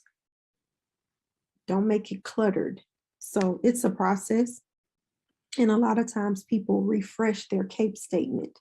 That's a moving document, because if you've done 4 projects and then in 2022, or you do 4 more projects, you're going to want to move those around. And you don't have to list every project. You'll want to list those that are most relevant and eye-catching to potential primes. Why do you need to pivot? Why should you consider pivoting? We've had a lot going on in the last couple of years. COVID, I mean, we've all heard what COVID is. We've all been affected in some type of way, whether it was changing the way that your family moved throughout just your daily lives, whether you had children or relatives that were remote learning, whether you may have potentially been remote working, if you had contracts or worked or consulted with the company and they said nobody on site, everybody, and of course, mask, hand sanitizer, wipes, we've all seen that. Well, with that, there's been a pivot. You've seen people saying, oh, I sell this or I sell that. And you're like, you sell that? They pivoted. They saw the opportunity. They saw the need that companies and the government had, and they pivoted to benefit. You maximize your expertise. If you're an accountant, you have an opportunity to work with the government on systems implementations, audits, lots of things, janitorial service. You may be in this area and you may want to expand. This gives you opportunity to do that. Choice. You have an opportunity to choose what projects interest you, what government agencies you want to work with. Some companies say they only want to work within their city. Or they may say, I'm willing to work in my state, move around in my state. Some people say, oh, I want to work with the DOT, Department of Transportation. Well, that could be anywhere. Some people can say, oh, I want to work with just my county. And that's fine. But that's the power that contracting gives you. You have a flexibility of time. You may say, oh, these 3 months, I'm going to work hard. I've got my project list, but I'm going to take off a couple of months. I need to take these couple of months off for the holidays, or I have things with my family, commitments, things I want to take care of. I have a family reunion that I'm planning. You have more flexibility of time and control of your schedule. And of course, increased cash flow. Nobody is in business to just have a hobby. You want your bottom line to grow. And that's what contracting allows. It allows you to get indoors and have opportunities that you may not meet yourself just being business to business, finding clients on your own. You have the ability to grow and expand your business. Right now, you may be an entrepreneur, you may be a solopreneur or a consultant, and maybe right now you may have a 1099, someone you 1099 to do some work for you. But have you thought about what it would mean to be an employer? Employer affects change not only in your business, in your life, but in the lives of others. And of course, you need money to do that. You need money to pay them, to pay benefits. This allows you that opportunity. Facts about contracting.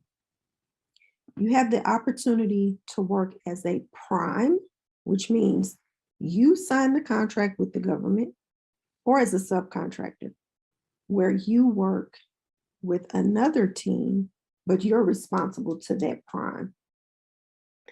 The SBA works with federal agencies to award 23% of prime dollars to small businesses. And I will say this, the definition of small is not that small. So you can be a small business for a long time. It depends, those thresholds depend on your NAICS code. This process allows a company to sell their goods and services to the government. So you have an opportunity to get your business indoors that you may not have in the past. So there's lots of opportunities. And again, I want to stress again, 23% of prime dollars is the goal to small businesses. That's a lot, 23, but we've got to be in the room for them to give them to us. And if we're not in the room, they got to give them to somebody else because they've got to operate the business, right? So let's think about getting in that room. if you're not there already. And if you are in the room, let's think about how you're going to grow your presence in that room. Let's talk about leveraging your minority certification. So, first, what is it? What is a minority certification? It's a certification by a third-party organization that certifies that your business is in fact 51% owned by a economically and socially disadvantaged individual. Yes, you can look at me and see I'm brown. There's no doubt about it. However, and I can say, oh yeah, I own this company. But if I really don't, I really don't. It has to be by a third-party organization that the federal government utilizes.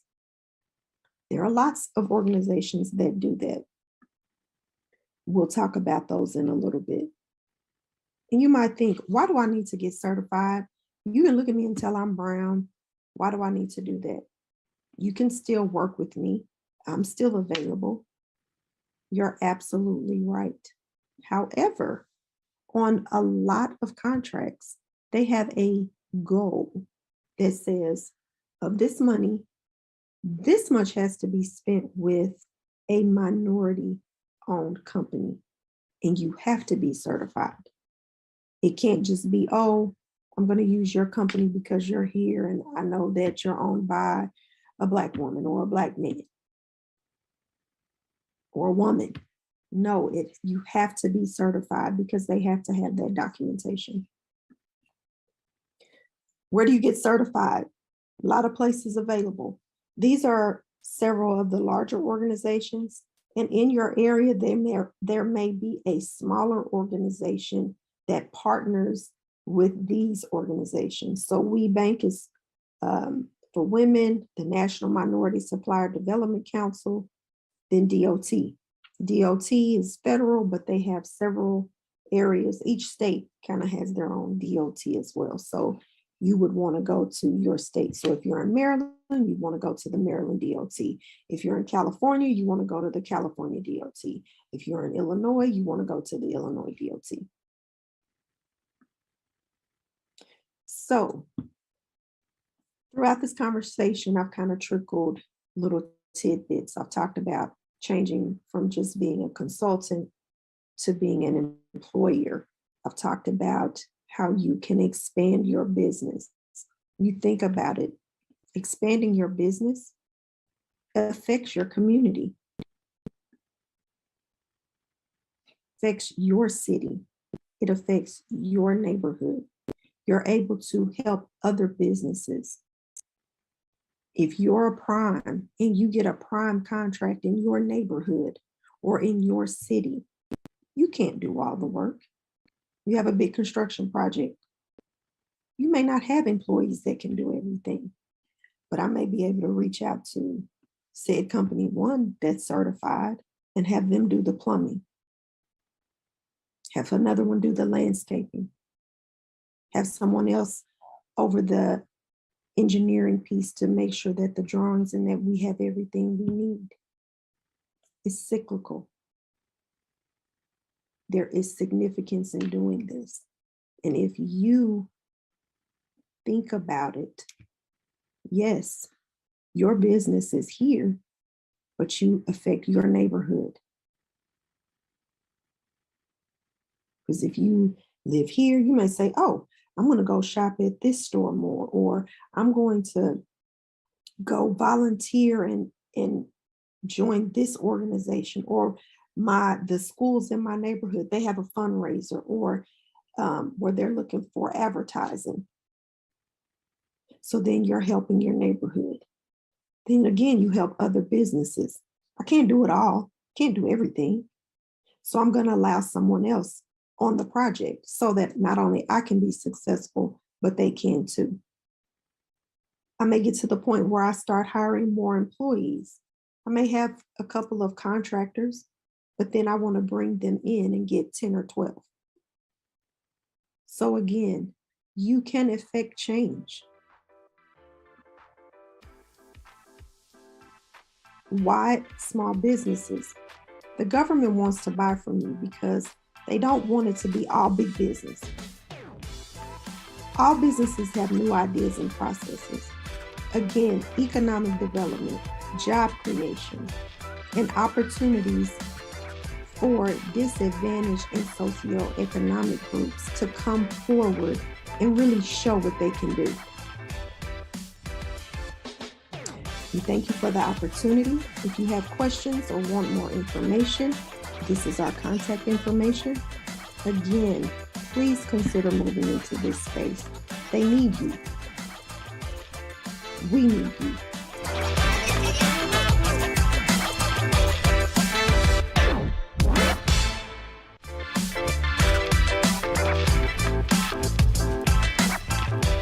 All right, our next speaker, Alicia Brooks, is going to be talking about finding your branding voice.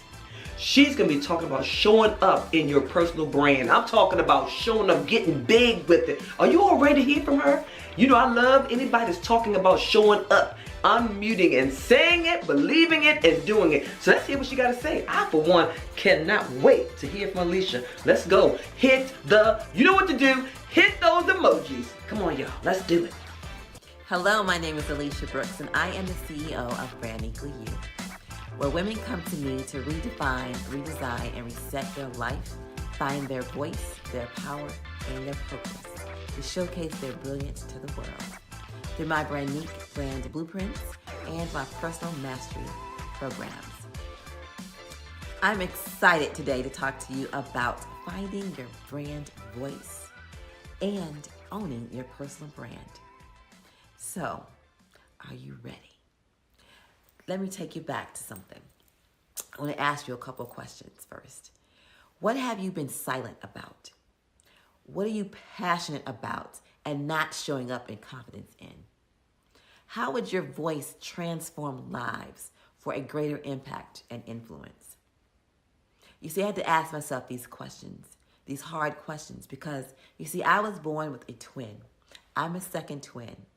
And I want to take you back to the womb because that's where I was first introduced to my voice and not having one. You see, my twin sister covered me up.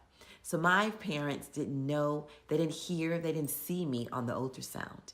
And so I was a surprise. And when no one knew that they were having twins, can you imagine how devastating that was? So I spent years playing small from the womb, not speaking up when I needed to for myself and for others. And I was not confident as I am today. I found myself shrinking back and not showing up in grand ways that I knew I could. I had someone tell me, Alicia, you're only operating at 20% of your potential. And that truly hurt me to the core. So I had to do the work on me emotionally, mentally, spiritually, so that I can build myself up and walk boldly in my purpose and my passion as a Black woman CEO. But the transformation came when I stepped truly into my divine feminine purpose, and I owned it. I got crystal clear on who I am, what value I bring to others and themselves and in business, and also personally as well. And I built up my confidence and my self-esteem so high that I know how to rock my personal brand unapologetically. As a personal brand catalyst, I get to work with amazing individuals and businesses on defining, designing, and developing their personal brands and their business brands, because that is an extension of who they are, so that they can live up to their fullest potential. You see, Black business CEOs and Black business owners have to always walk and produce in excellence. But when you're not totally clear on your why behind your personal brand, it becomes somewhat distorted when you show up, because you don't have the clarity of who you are, what your personal brand stands for, who you want to attract, what's the messaging behind it, and how are you going to have impact, influence, and increase your revenue. So let me give you a couple of tips on how you can build and own your personal brand. Number one, Understand that your personal brand's mission and vision is so important. It's imperative that you know the why behind it. You see, if you don't have one, it's going to be like, have I arrived? Am I attracting the right clients? Are they really hearing my message? Am I really transforming lives? Am I serving in the best way that I can? So you got to get crystal clear on your purpose. Then you need to know what your personal brand is, because it's your superpower, because it represents what you want people to believe, think, and say about you. You must change what you believe about yourself so that you can change what the world believes about you. Number 3, you need to develop your own swag, your confidence, your self-esteem, because you can only go as far as your confidence will allow you to. If you aren't building your confidence up, you won't show up in ways that can hurt your business and your influence and your revenue. So you got to have processes that run your business, and building your personal brand is what grows your business personality. That's what's going to attract individuals and businesses to you or your movement. Your business has a personality and a culture that is directed totally by you. So you need to know that your personal brand is an extension of who you are on the inside. So whatever and however you see yourself shows up on the outside based on what's on the inside. So you get to rock it the way you want to. You get to own your personal brand, your style, your lifestyle, your network, and how you do and say you do business.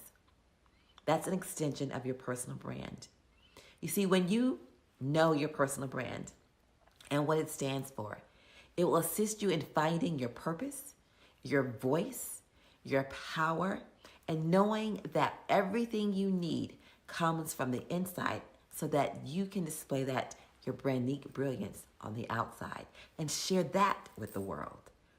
You see, brands need 3 things to grow and lead today. Number 1, emotional influence. It's a feeling about your brand that customers feel or don't feel with other brands. Number 2, your brand-unique distinction. It's a way of doing things that customers interpret as different and meaningful from an industry standard. Number 3 is your authentic connection, a way of engagement that enforces why customers or clients choose to keep your brand in their lives and top of mind. You see, therefore, you want to make sure that you are transforming lives through your brand, through your services, through your products. You need to understand that your personal brand is more than just colors and a beautiful color palette or a logo. It's your vision, it's your mission, so that you can set the tone for your brand, so that you can really rock it and set the world on fire with building a movement behind it. Your brand unique assets, what sets you apart, what shows up for you that's going to attract others and have your divine clients.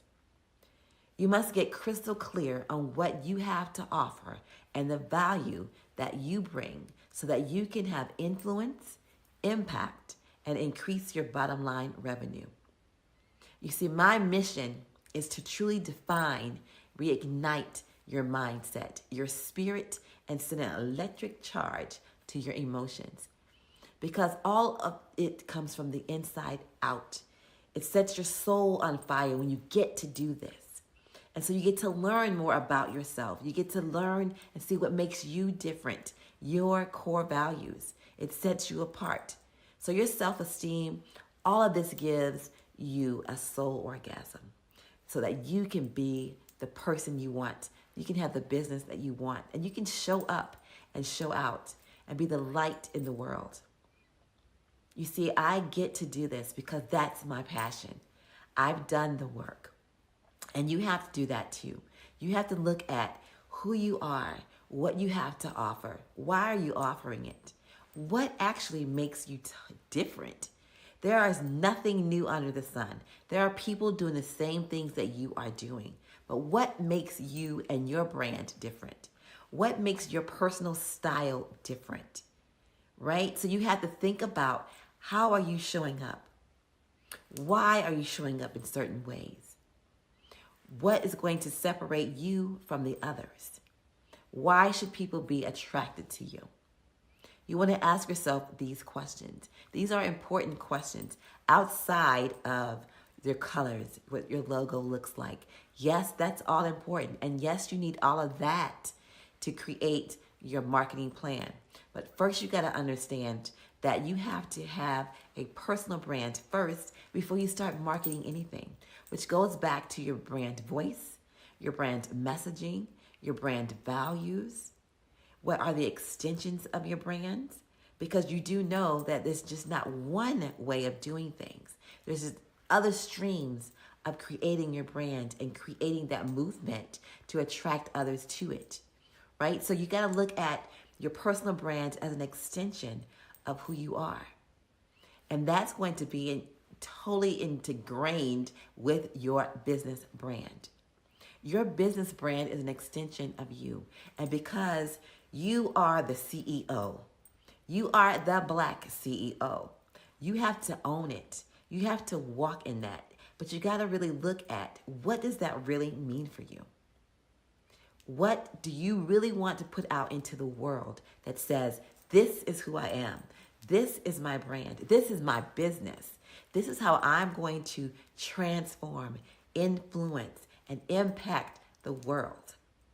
If you have not done that work first, and if you haven't gotten crystal clear on that work, if you haven't truly walked in that, if you haven't asked yourself those hard questions, if you don't know in confidence, full confidence about who you are, what services you offer, what's your brand voice, and truly rock it, truly own it, I would love to talk to you, because that's where a lot of us small business, large size businesses, regardless, Black CEOs have fallen short. We have not gotten crystal clear on who we are, what we stand for, what are our core values, what's our brand voice, our messaging, our mission, our vision behind who we are, so that we can put that into our businesses, so that people can be attracted to our business personality, the culture behind that, and rock that. I'm excited to have shared this with you. I look so forward to connecting with you. And until next time, I really want you to think about these questions. Ask yourself these questions, because it really does matter. It's imperative to your personal brand and your business brand. But until next time, I want you to be and live your brand and rock your brand, the brand new. Until next time, have a great day. I am super excited about this discussion and to hear from you ladies on it's not over. It's not over until we win, because there are real challenges that are facing today's Black entrepreneurs. And so the best way that we can inform our community about those challenges and how to overcome them is to have a discussion with other Black entrepreneurs who are invested in their business, who are invested in their personal and professional growth and development, and who are shining in their businesses. So welcome, welcome, welcome, welcome. I am Dr. Kreslin. I am located in Houston, Texas. I'm excited about moderating tonight's discussion. My focus is on leadership and women's empowerment. I am the founder of Queendom Connections, the #1 Queendom coaching program in the world. And so I am excited to listen in and chime in and ask the questions tonight and have you all to share what you're doing. So why don't we do this? Why don't we go in alphabetical order? And why don't you start off with introducing yourself? So I think that means that Amber, you will be first. Let's take 1 minute and allow, 1 to 2 minutes, since it's three of you here, to introduce yourselves. Go ahead, Amber. Hello, everyone. My name is Amber Hawkins, hailing out of Toledo, Ohio. The name of the company is Your Computer Needs of Toledo, LLC. I provide customized on-site, online, and mobile computer training consulting services. I also sell computers and accessories online. Since the pandemic, it has been pivoted to where the on-site has to meet COVID-19 rules and regulations. I provide the type of services and products to small businesses who have 500 and under, who find computers and technology challenging. I additionally do video marketing, audio conversions, form conversions, and also speak on computer topics and trends. Thank you. Thank you so much, Amber, You're welcome. for sharing that. I appreciate that. Okay, Drusilla, please introduce yourself. Hey there. My name is Drusilla Mugorewera. I'm located in Knoxville, Tennessee. I am the faith to faith speaker. I speak about faith, hope, resilience, and leading with empathy. I am also an international income growth and integration coach. I help skilled refugees and immigrants struggling with low-paying jobs increase their income so they can comfortably live in any country in the world. After losing everything I invested in more than 40 years and relocating to US, I have been told several times that I am overqualified. And then my just first job was $6.55 an hour. And I have been sharing my story for free. After learning how I can get paid by sharing my story on the stage, I decided that I can be a professional speaker and I can also help scared refugees to cash in on their stories and on their expertise so they don't delay where I delayed. So it's my second year in business and I am super excited to be part of this panel. Awesome. Thank you for sharing your struggles and then how you've learned from that and being willing to share it with others. Thank you so much for that. All right, Dr. Joe, please introduce yourself. Hello, everyone. My name is Dr. Josephine Harris. You can call me Dr. Joe. I am a military spouse for over 20 plus years. I am a psychotherapist, an international best-selling author, and a 5-time Amazon best-selling author, as well as a global speaker.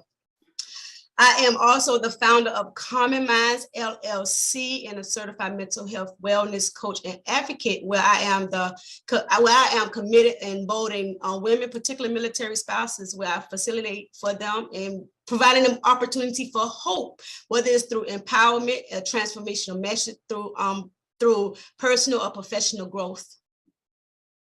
Awesome. We have a very diverse group of women in here in terms of your background and expertise. So this is going to be super excited.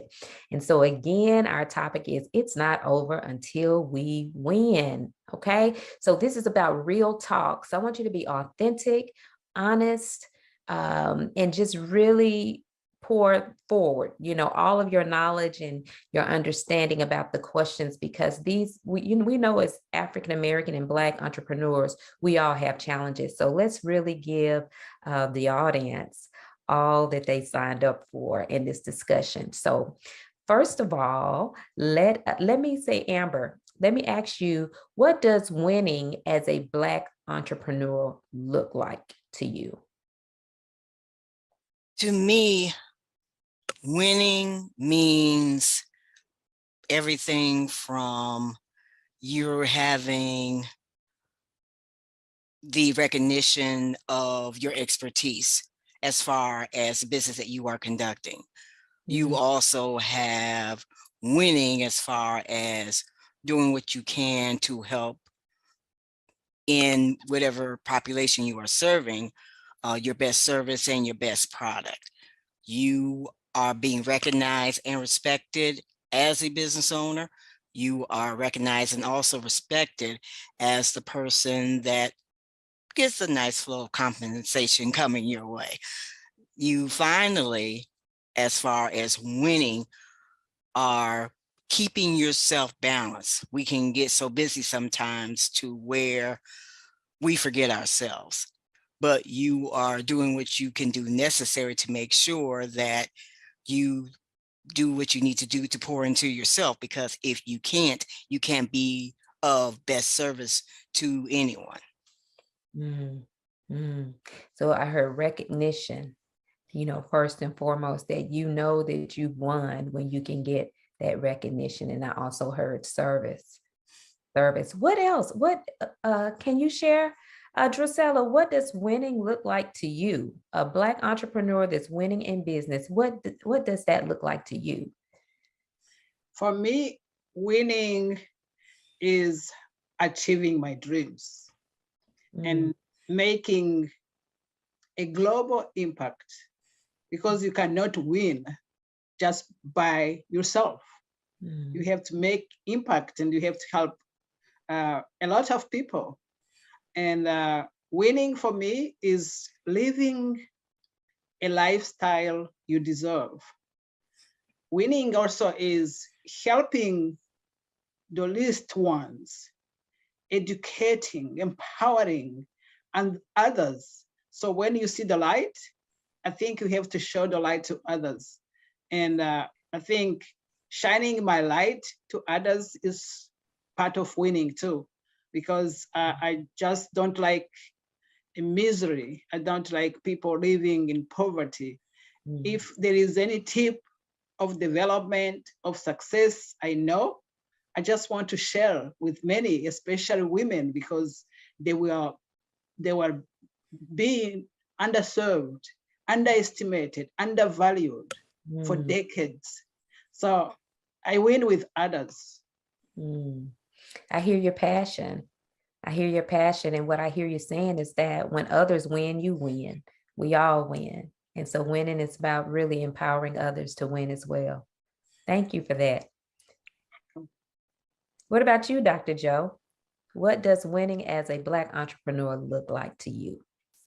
For me, is creating legacies, generation wealth, having a positive impact in the community that you stay in, especially in the Black communities. Because as a psychotherapist and dealing with mental health is very taboo in the Black community. So it's helping them have that understanding that the stigma in mental health is just a stigma, because as in the Black community, we all have to reach out for help. We all have to have that so that we can have that mental stability. So it's like investing in your own in professional and personal development through the community. It's helping the community realize that the mental health is a stigma in our community. I love it. It is. And, I can really get on that topic, but, and there are so many stigmas in the Black community, right? Even as it comes to being an entrepreneur.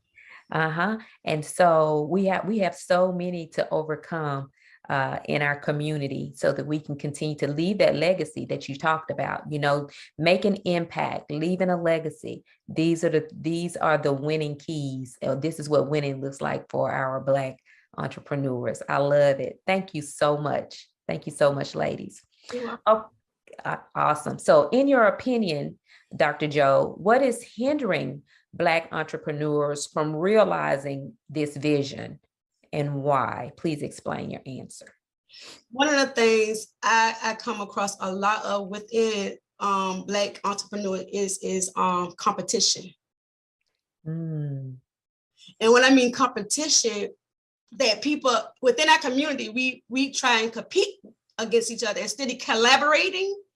So one of the most important thing is collaboration trump competition. And one of my mentor always said that. Her name is Dr. Nikki Ziegler. She always say collaboration trump competition. So in the Black community, we always try to compete against each other, not realizing there is enough wealth out there for everyone, and we can collaborate so that each one of us can even bring it into the Black community as a whole. Collaboration trumps competition. That's a mouthful. And I agree that competition, when we're competing with each other, that's behind an idea that there's not enough for all of us to succeed. So I love that. I can definitely see that as a barrier. What about you, Amber? One of the hindrances I'll do this as a quick two-parter.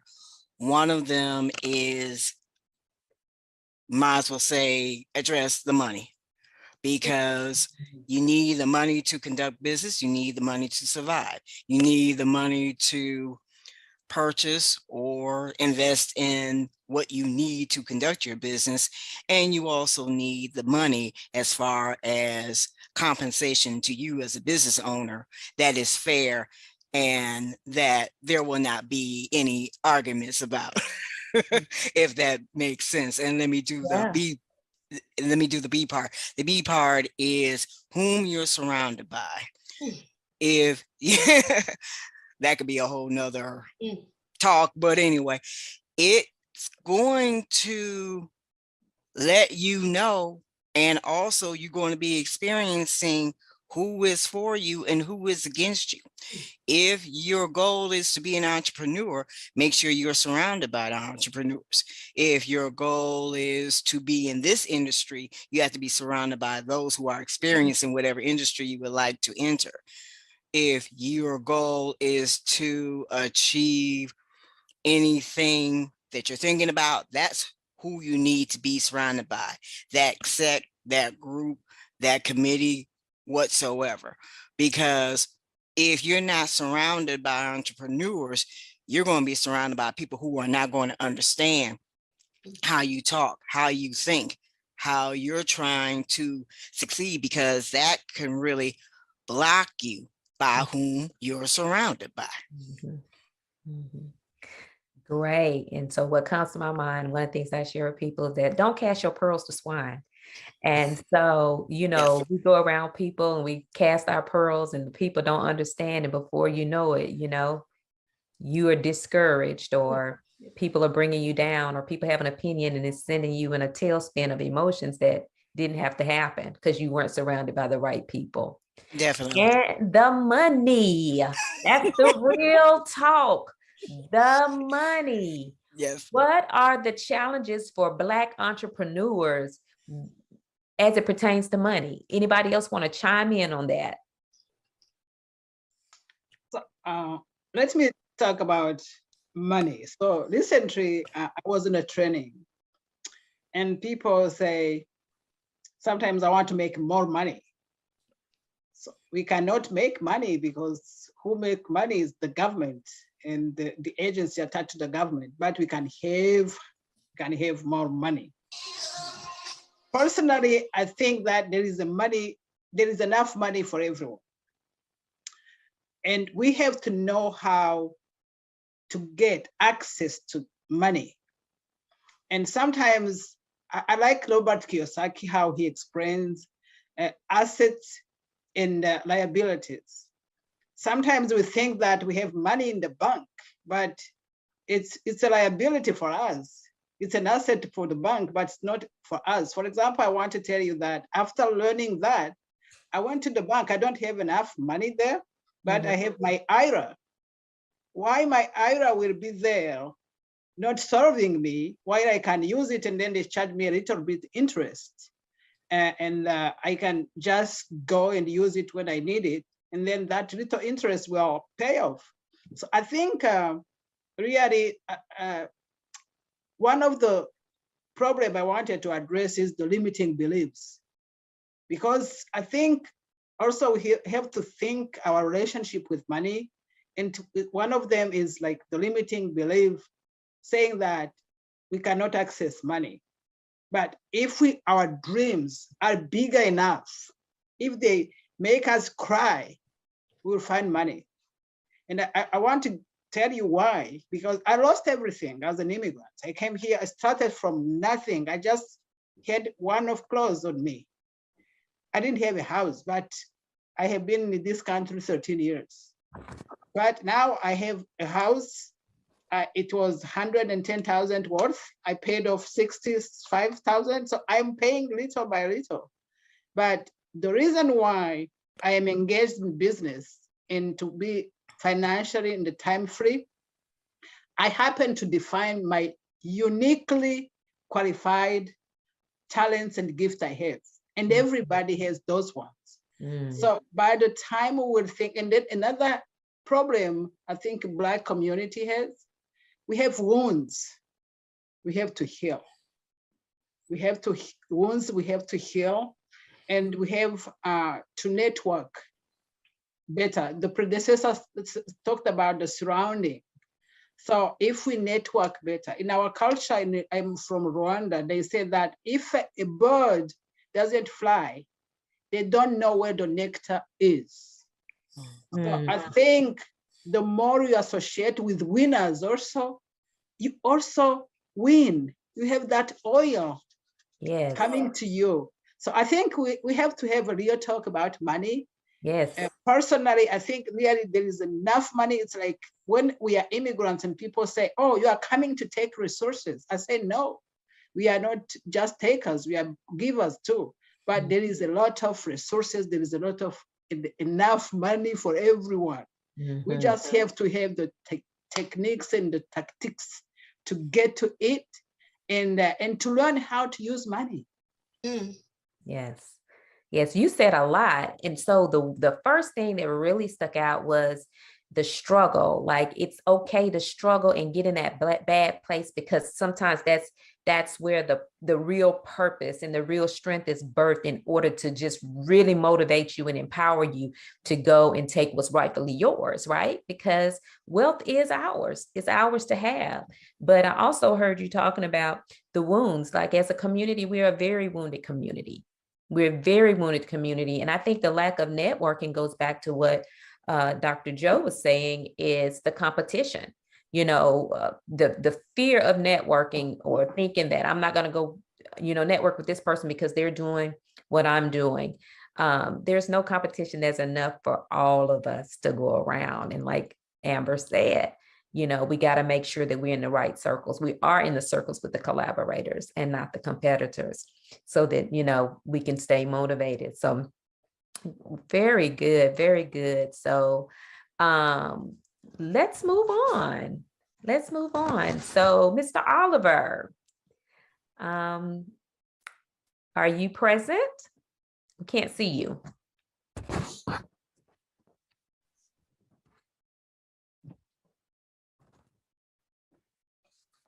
Okay, so what has been your greatest challenge as an entrepreneur, Amber? What has been your greatest challenge? Ooh, out of the many challenges. Yes, what has been the As they greatest? say, okay, well, let me think of the one. Mhm. I would say the one is having where people pay my worth. Mhm. The scenario I'll put this way. We're glad that you're doing what you're doing, but why does it cost so much? It's not that we don't need what you're providing, but I can go here, go there, and get it for free.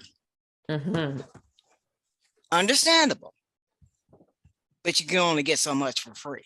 Right. You put your bid in, your proposal, to gain a contract, gain the customer. You don't get it, that happens. You find out that someone else doing what you're doing gets paid more. Was that person.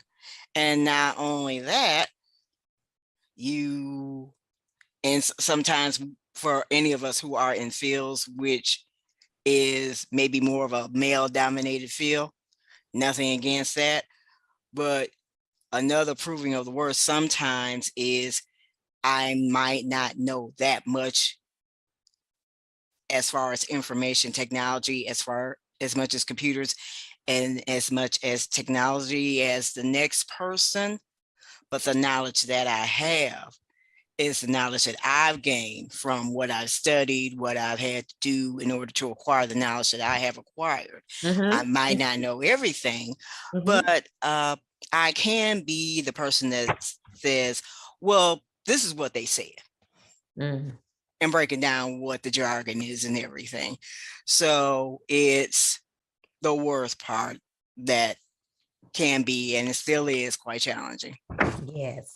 So because people don't want to pay, do you struggle with pricing and stating what your prices are? At times I do, yes. I feel I've gotten better. That comes with the growth as far as an entrepreneur.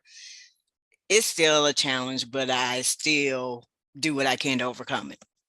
Yeah. So what's the greatest challenge out of the two? People's response or your courage to charge what you know you're worth? People's response. Okay. Okay. And how have you dealt with that? They're not the customer, so I have to keep it going on to the next one. Gotcha. So do your customers question your prices? Oh, you're saying they're not the customer that for you at the time. Got it. So there's potential customers, but because they can't pay it or don't want to pay it, they're not the customer for you. Thank you. Thank you. Thank you. Had to get some clarity there. Okay. What has been your greatest challenge, Dr. Joe? Wow. As a psychotherapist and an international psychologist, I would say unity. I would say unity, because in the Black community, we really, sometimes our people like us, look like us, really doesn't really want to buy from us. So that can be very challenging, because they go up, even though we have prices that's reasonable, they'll go to a much higher individual, a consumer, instead of their own community, because we as Black entrepreneurs, sometimes it can be difficult for us to even buy from other Black entrepreneurs. So that's one of the very challenges I go through as a psychotherapist, is unity, lack of unity. Lack of unity. Wow. Wow. I can attest to both the pricing and the lack of unity as well. We've got to figure out and how we can overcome those things. And hopefully we'll be able to discuss that more while we're here. Drusilla, what has been your greatest challenge, the greatest challenge that you've experienced as a Black entrepreneur? I think as a Black entrepreneur and as an immigrant, I had probably to work twice, to make people, to prove myself, if I can say. So I had to work like long hours. I also lead a nonprofit as an executive director. But sometimes you have to work long hours and forget yourself. So now what I did build a team, but also I learned that the rule of 8 hours to work for somebody, 8 hours of sleep with a psychologist, you can say, and then 8 hours of doing your business or working on the family. So now I know that I can be part-time on the work, on the job, and be part-time on my business. I am progressing very well now, because I'm now dedicated, and I have to find time to work on my dreams. But I think sometimes we want to be the savior of the world. We want to work hard, even if the problems are bigger, but we'll never save the world. So, and we have to think about ourselves and our families before helping others as well. Absolutely. Very powerful. The power of 8. Is that what you said? The rule of 8. The what of 8? Yes, rule. Oh, the rule of 8. The rule of 8. I love it. 8. Yeah. Yes. I love it. I love it. Thank you. Thank you for sharing your wisdom on that. Wow. Wow. So what have you all learned so far just in this discussion from each other? I would say there are a lot of, I'm sorry, go ahead. No, go ahead. Okay. I would say each of us have many similarities as far as what we had to do to overcome, as far as, you know, problems that we've encountered, that we did what we needed to do to overcome them, what our professions are. But also what's wonderful are the differences, and we can celebrate our uniqueness. I'm unique in my way. Dr. Joe is unique in her way. Josella is unique in her way. And you, Dr. Crescent, are unique in your way. And so is James. We are all unique. We are all wonderful. And we all have our talents and everything to contribute to help to do what we can to make the world better. I love it. I love it. Anybody else? Anything that you've learned? We're kind of like at the halfway point right now. So I want to do a check-in with you. Like, what are we learning from each other? What are we, you know, what are you wanting to say that I haven't asked you so far? One of the things that I learned is that, not to exclude James, but we all are female entrepreneurs. And I know within the Black entrepreneur world, as females, that's another struggles that we struggle with, being a female, especially with Amber as a computer person. And I know you struggle with that as a female, because my husband is a computer guy and he's over a certain amount of people. And one of the things that he was talking about of his females entrepreneur is the struggles with the female getting clients in. So they mostly are geared more towards males than females in the computer world. So I'm learning from us all the different skills and revenue that we have coming in is that we are unique, even though we in the Black entrepreneur world, we all are females. And the difference is that we know that we have these struggles and we try to overcome them, and any obstacles that get in our way, we press through them and move forward. Right. We keep it moving at all costs. I love it. This is what I wanted to hear. How, no matter the challenges every one of us face, we keep moving and we keep pushing, keep learning. I think Amber's talked about investing ourselves. That is key. So we keep learning, and I wish also, as Dr. Joe said, that we can support each other, because sometimes you have to see where people are struggling, and if you have a chance to push them up, do not miss that chance.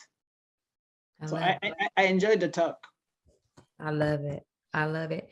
You know, even, you know, just being an entrepreneur today, we would think that it would be a little bit easier for us by now.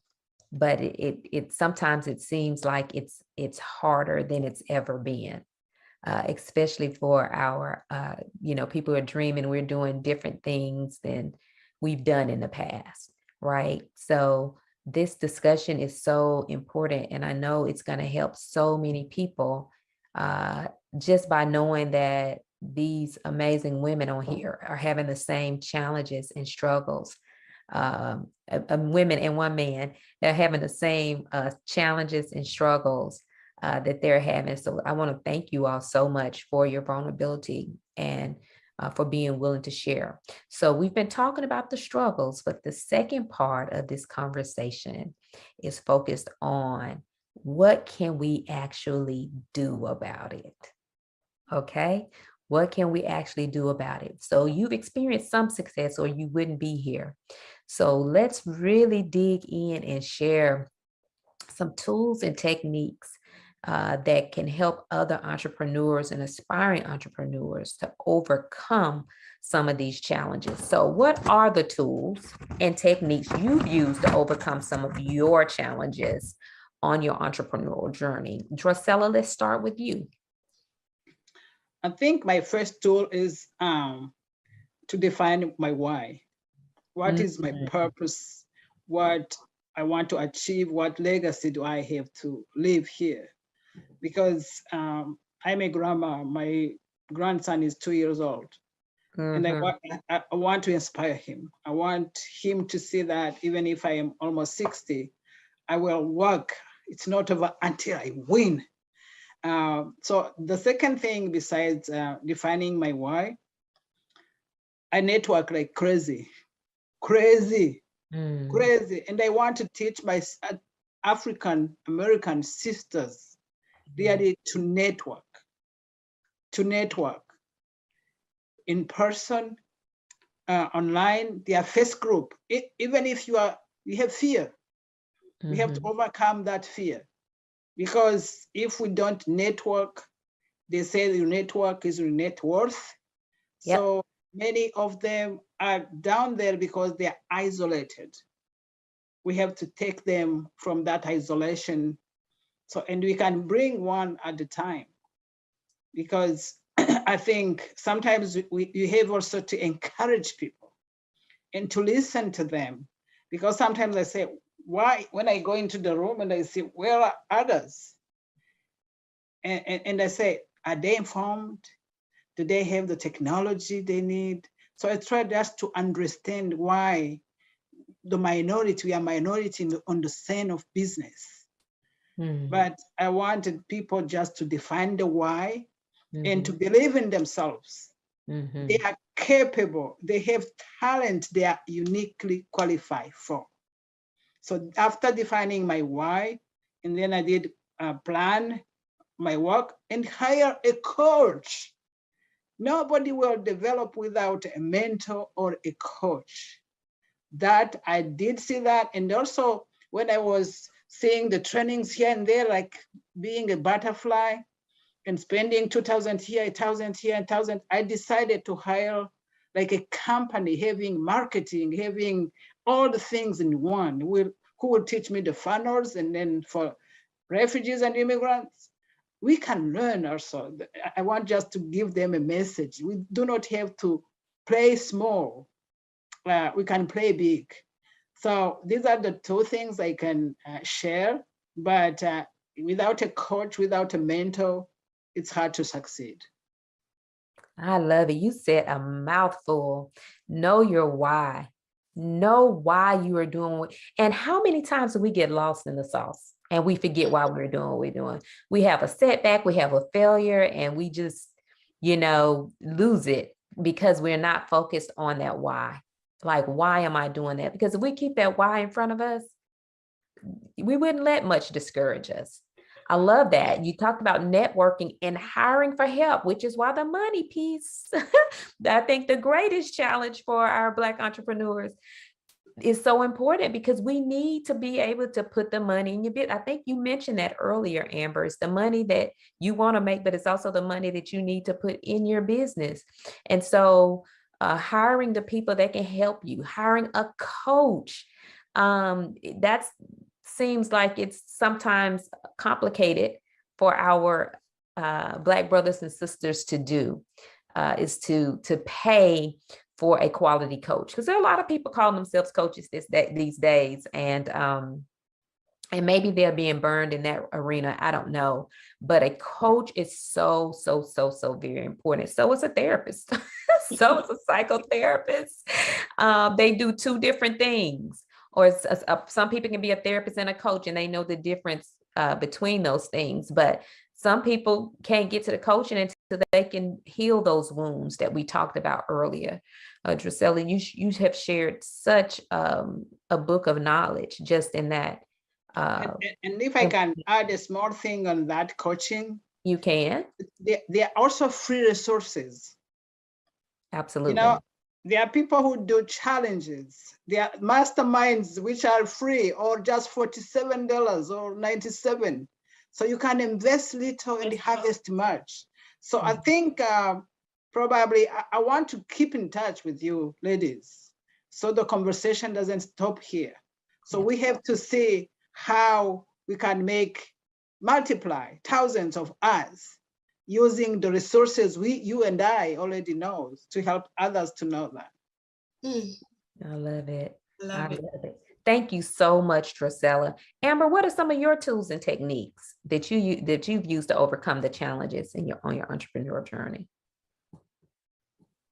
There actually have been many, but I'm going to say this. Earlier, we had talked about, the challenges each of us are facing or have faced. There are, as Drusilla says, so many resources out nowadays. There are some in which I wish were around in I would say the first 3 to 5 years of my business. So I would say greatly take advantage of those, because I'll go back to when the pandemic first started. Here come all of these resources provided for free online about this aspect of business, about this aspect of small business, as far as doing task A, B, and C, and on from there, that were just coming from the woodworks. And you had the opportunities, and you still have the opportunities with a lot of them, as far as gleaning from that knowledge and that information. One of the other things is that I'll touch money in this way. All of these small business grants, usually grants are in the nonprofit sector. But since mid 2020 and on from there, I mean, there had been for small businesses before, but the floodgates opened as far as small business grants are concerned. So anybody out there listening to us, please take advantage of those. Please do not give up on your business.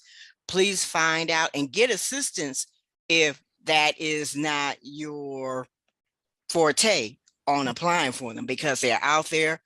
They are available for different industries, different populations, and on from there. I would say the third thing is, and I'll touch on computers and technology, there is help as far as if you are challenged in that way. Because whatever you do, however you do it, computers and technology is going to be involved one way or another. And computers and technology, I say this a lot, it is not going to go backwards. Maybe to go back down memory lane and that's it. But it's going to go forward and keep going forward. And you need to make sure you are computer and technology sound. Great. So I'm glad you touched on the resources that we had during the pandemic, because I have to admit, I was one of those who was skeptical when they first started giving away money. The government, I was like, oh no, they want something from me.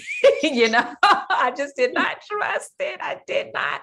But I got on board. I got on board. Black people just haven't had a lot of success with the government, and so I was very leery, but I did get on board and I was able to take advantage of that. So I want to share for those entrepreneurs who may have gotten a grant or gotten a loan through the Small Business Administration, that if you did not maximize the amount of money that you could get, they are still loaning money at a very small interest rate.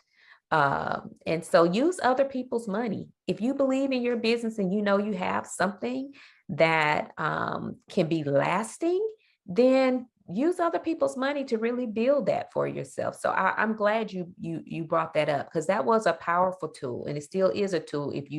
I don't think if you didn't take advantage of it at first, I don't think you can just start now and get that COVID loan. But if you were a part of the process and you only got a few dollars or what have you, a few $1,000s, if your business is eligible for more than that, you can still go back and get more. So thank you for bringing that up. And also, you're very welcome. Yeah, you're telling us to embrace technology. It is not going anywhere. Whenever you go into a store and buy a computer and get it home, soon as you take it out of the box, it's obsolete, it's outdated, because technology is moving that fast. So yeah, I agree. That's one of those things that I'm leery about sometimes too, but it's not going anywhere. So we have to figure out how to use it for good and not get turned off by it, but just because some people are not using it that way. So thank you so much, Amber. That was very valuable. You're very welcome. What about you, Dr. Joe? Give us some tools and techniques to help us overcome some of the challenges, which you've used to overcome some of the challenges on your journey, and I know it's going to help us as well. One of the things what the lady said is building that network. Building that network, getting a mentor, getting a coach, getting a therapist, because as a psychotherapist, I have a therapist and I have a coach. So it's getting that, taking care of your mentally, your physically, your spiritually well-being is even also looking into the eyes of look through the world through other people. It's like getting that trend setting requires unconventional thinking. Whether you understand, you got to play the market. You have to really have the opportunities to know your market. Who are you marketing to? What are your consumers? What are your target audience? Absolutely. Absolutely. I love it. The marketing piece, that's what I love about Black CEO, that I was not marketing savvy and they are. I mean, they are amazing with marketing, and it is so important. That's how people, stars, NBA players, everybody, it's not just based on skills that they get picked up, it's on marketability. And it's on there. People are looking at your Facebook pages. They are looking at your Twitter. They are looking at your Instagram. They are Googling your name. So it is so important that we make sure that what we put out there aligns with the image that we want people to see about us. So that marketing is also important in building your network. We keep hearing that word come to the surface. Network, network, network. Drusilla said it best. Your network is your net worth. And so you do business with people. You exchange money with people. So the network becomes your net worth. So very, very, very valuable information. Were there any other tools and techniques that you all thought of as you heard other people sharing that you want to share? One of the things I say is get it teamwork. Teamwork. Make sure you're a good team player, because when, as that old saying say, teamwork make the dream work. Absolutely. So you have to have trusted teamwork. And with me, I go by, I have a biblical affirmation for my business. Mm-hmm. So with me, I put God in everything I do. So without God, I can never flourish this, because God bringing the vision to me. So and he implementing the vision through me, and I'm prospering the vision. So it's me putting God in everything I do. Mm-hmm. I love that. I'm with you on that. I am totally with you on that. Give him everything, turn everything up. And that's one of the things that I learned to say this year. Help me. Yeah. Help. Yeah, and another thing I learned is write down your goals. Sometimes you trust our memory, and you forget. But if, for example, recently when I was on a training with my coach, he said, how much do you want to make this year? So how much it will be a month? How much it will be a week? How much it will be a day? Yes. So, and then I can say, hey, how am I progressing? Because if you don't have those goals, how do you measure? So sometimes you have just a global goal, but you have to be specific and having those small goals. And another techniques and tip is celebrate small wins. Lisa Nichols, I like her. She's an African American motivational speaker. She said, celebrate the wins. Sometimes we don't see those ones and they keep us moving. You know, no matter how small they are, it's an achievement. Just jump and celebrate. Give yourself something that you accomplished something. Yes. I think that goes back to some of the wounds we have too, is that we just strive, especially as African American women, strive.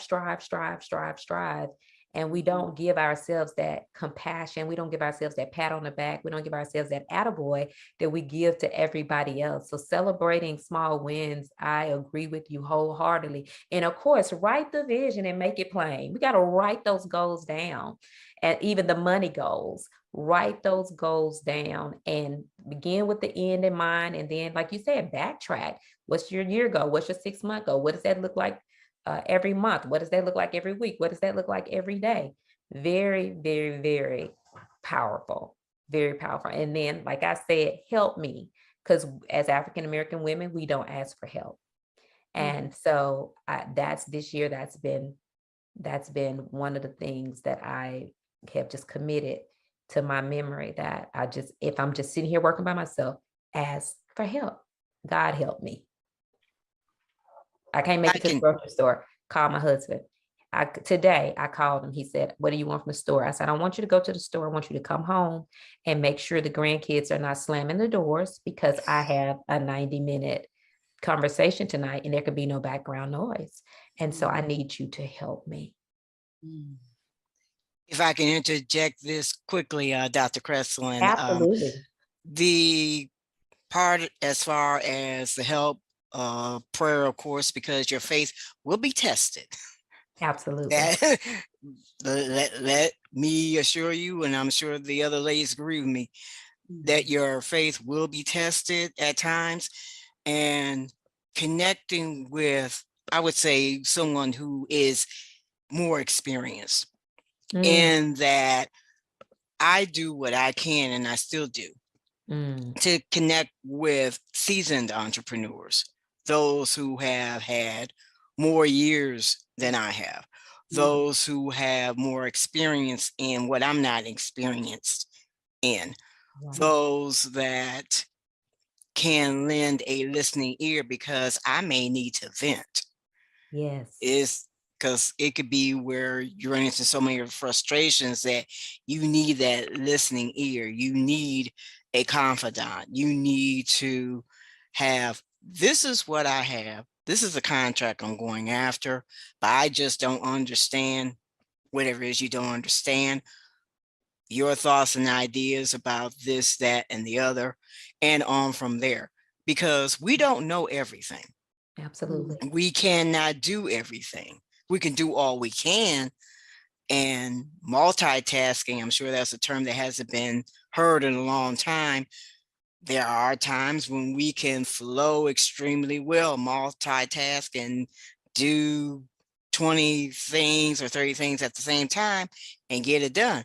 But many times, if we're realistic and when we're honest, we're humans. Absolutely. We're not part of the sea world where octopus live. Right. So, you know, got to think about that. Absolutely. Very, very valuable. Prayer and mentorship. Ask somebody to show you the way. And that takes humility, right? And prayer too. Prayer is like, I need help. That's the humility. And so humility is definitely needed on this entrepreneurial journey. You all have been so gracious and graceful in sharing some very valuable tools. So we're on our last question, and looks like we have James present. Can you hear us, James? And I can hear you fine. Awesome. Awesome. Well, why don't you give us a short introduction of who you are and what you do? I am, well, first of all, the name is James Oliver. I'm from Cleveland, Ohio, or the greater Cleveland, Ohio area. I am an accountant, specifically a road agent. And I also share the title of money coach and proactive tax strategist. Wow. Awesome. Awesome. So we haven't been able to see you or hear you, but I think you've been able to hear us, right? Yes. Okay, so we have about 8 minutes before we wrap it up, and I have one last question. But before we get to the last question, was there anything that was burning inside of you while you were listening to this conversation of these amazing 3 women that you wanted to share on this topic? It's not over until we win, the real challenges and struggles of a Black entrepreneur. The one thing I was thinking about was value. And so what I mean by value is that when you give yourself enough value, or when your clients perceive you as having enough value, then money is no longer an object. You know, for an example, we all know that a Mercedes and a Ford Escort will get you to the same place at the same time, assuming you're driving correctly. However, people who want to buy a Mercedes-Benz or a Lexus, they know that because there's so much value, money's not as important to them as, let's say, someone looking for an Escort or a Kia, and so the more value you can project within yourself, or that your clients see you, then money becomes no longer an issue. So with me, in terms of accounting, my specialty is taxes, and so I had to try to differentiate myself from H&R Block, Jackson Hewitt, those places. And so becoming an enrolled agent was one of the things that I did to differentiate.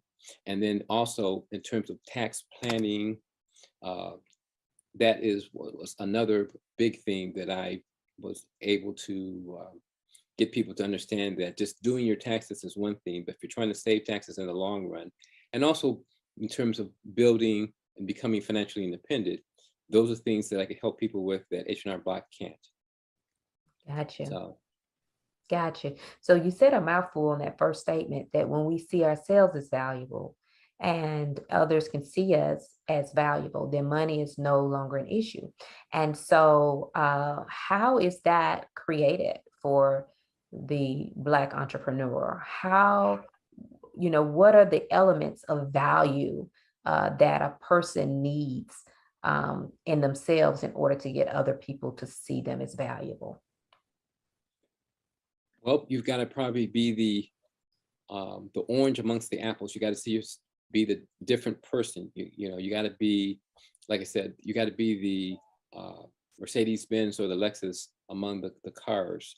Mm-hmm. And so, and what you have to show is that you do more than just, instead of, one of the things, for an example, someone says, what do you do? I say, I help business people save money on their taxes, versus just saying I'm an accountant, because everybody, accountant is an accountant, CPA, whatever. But if you say something like, my business, I'm in a relationship business, and my goal is to help business owners to save money on their taxes, that then catches sometimes people's eyes and ears and say, okay, well, how do you do that? That leads to a conversation, and then sometimes I can get, it's a way to get business. And so you have to think of things that you do that you uniquely are you're in terms of your strengths and weaknesses, and how you service people. And so people see that uniqueness, that's something different than what everybody else is doing, then they will tend to gravitate towards you that way. Great advice. Great advice. Dr. Joe, I see you lighting up. Yeah, let me piggyback off what he said with the value, because I'm a psychotherapist, and there's many psychotherapists out there, there's many international psychologists out there, but I am a military spouse with a PhD in a psychotherapist. So when I put value in a mental health coach, where I help the military spouses through challenges with their mental health. So you see the difference. What he's saying is the value that I put on myself. Mm-hmm.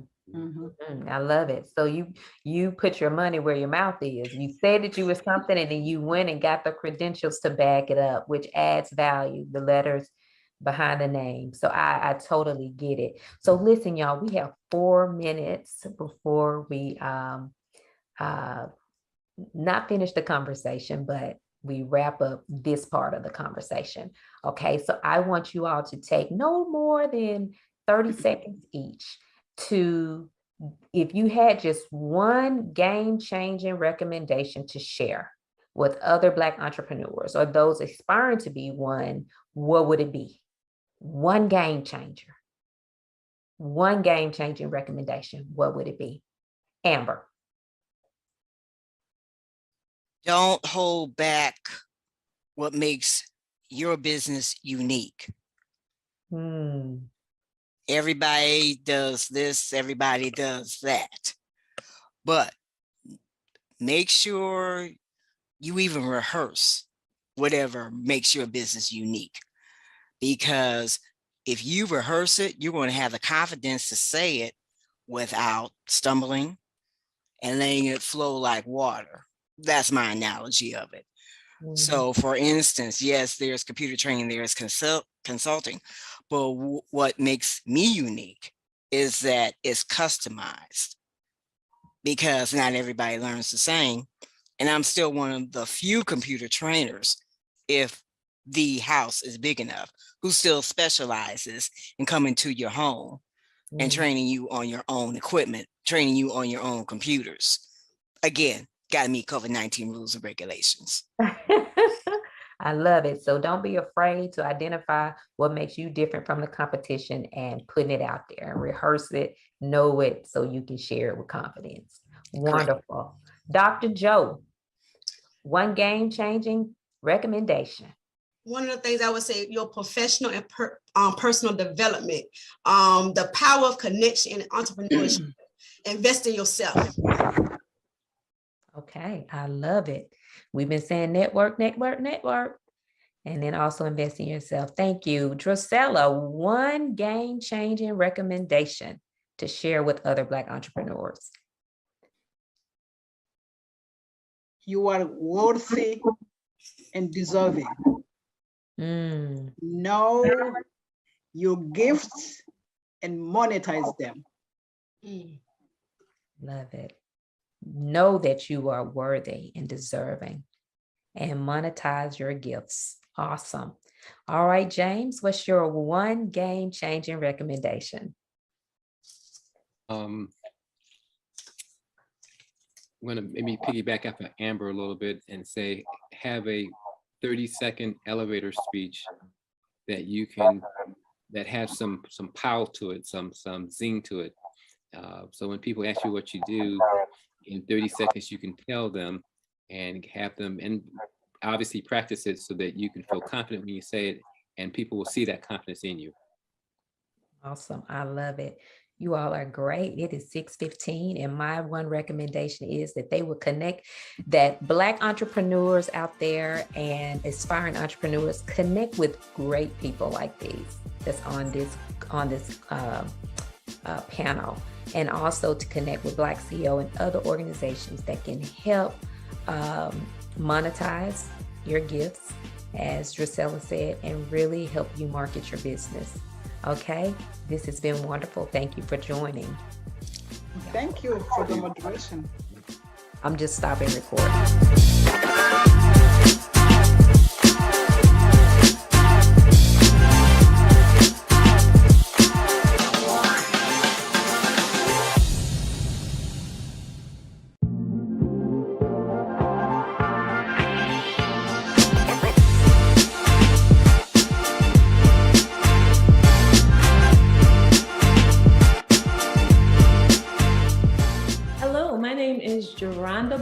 Also known as Coach J, and I am hailing from Forney, Texas, but I am a 504 girl born and raised in New Orleans.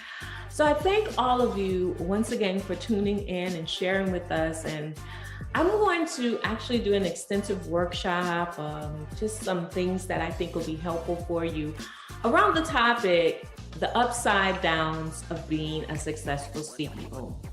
The reason why this particular topic is so dear to my heart is because, you know, in my own life, I can attest that it hasn't always been a bed of roses. It hasn't always been easy. Success didn't come easily to myself or my husband. We both have several businesses, and it's been a rocky road. It's been challenging, but God has been faithful.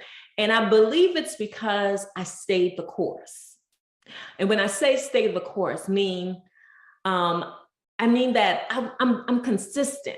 And so consistency is the key for you to be able to experience the full manifestation of what you dreamed of, what you've been believing God for concerning your business, to be the CEO of your own life, to be the boss. And so there's a process. It doesn't happen overnight. And you have to be willing to what? Stay the course.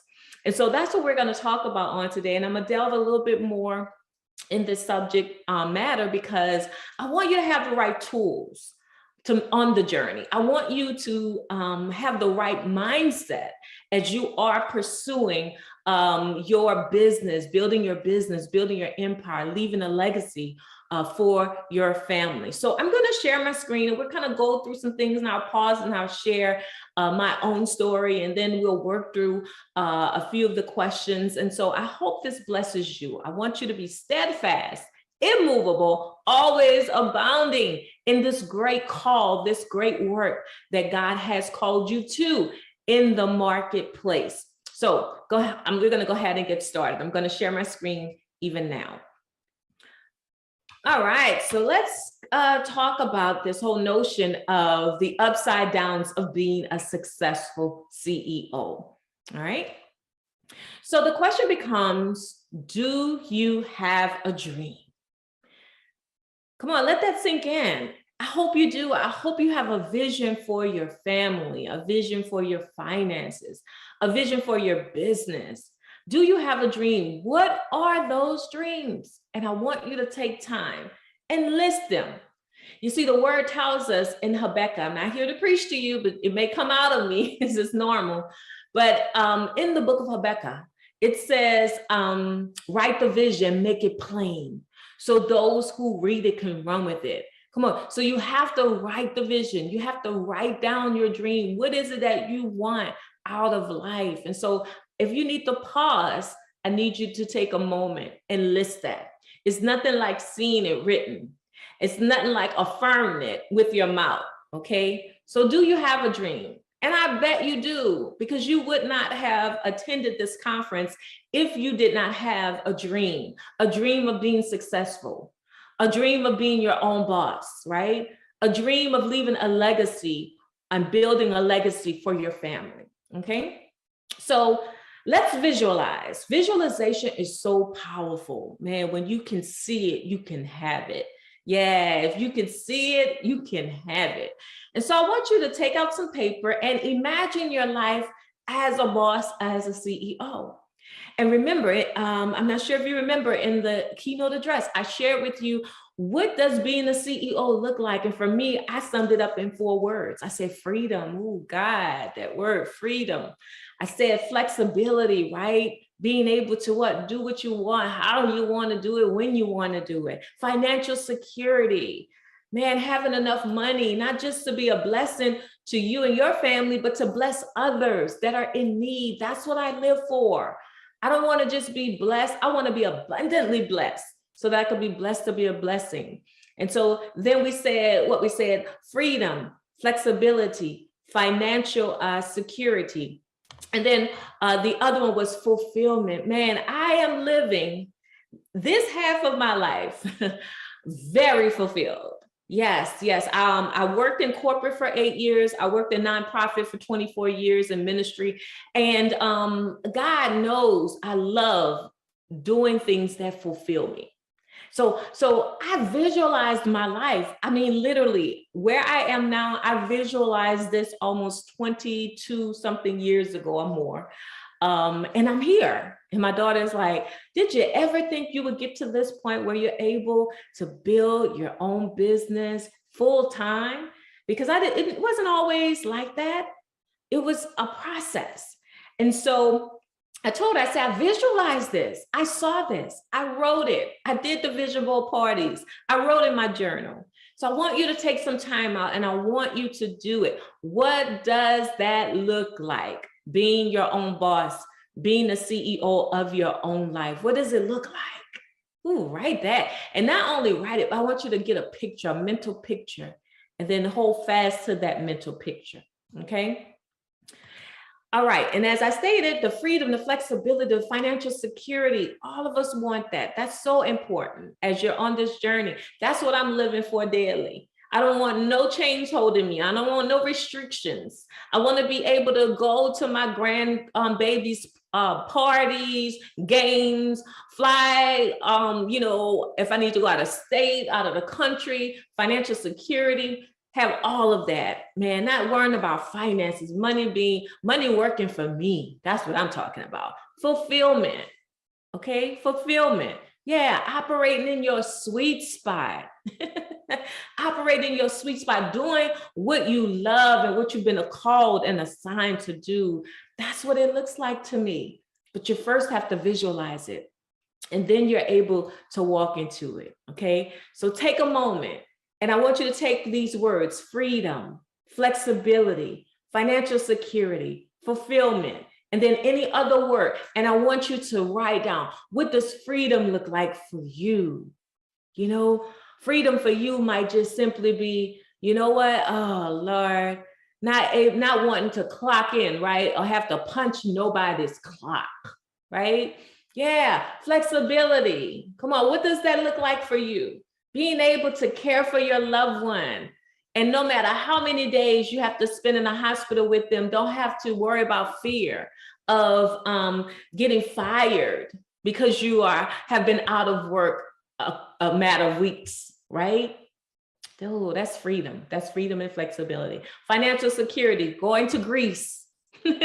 That's for me. Going to Greece, whatever it is, what that looks like, your retirement, having $10,000 in your emergency fund. No, $50,000 in my emergency fund, able to invest over $200K in some rental property. Come on, you got to see this and you have to write it. And I'm just trying to trigger some things. Fulfillment. Being able to wake up when you want to. People like, what time? Some of my friends be like, on Clubhouse, asking me to get on Clubhouse at 6 in the morning. Nah, on Mondays, I'm not waking up at 6. And Mondays, I'm waking up at 10:30, 11 o'clock, because I do what I want to do. I wake up when I want to wake up, okay? But I'm living a fulfilled life. I love what I do. If I didn't get paid, I'll still do what I'm doing.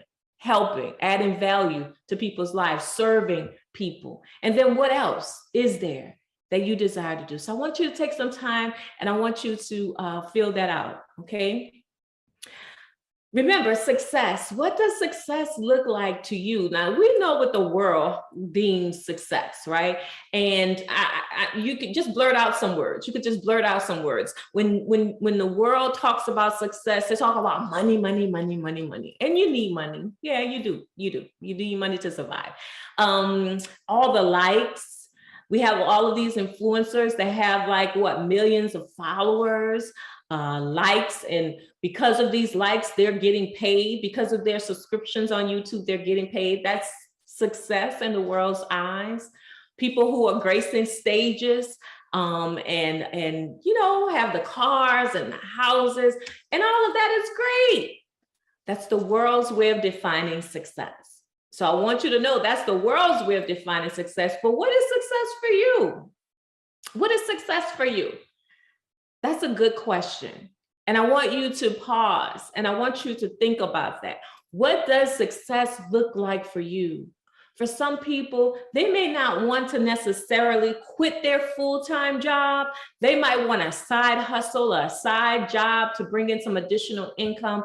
If they just had, what, $3,000 extra income, man, that would be success for them. Seeing your children graduate from college or high school, that may be success for you.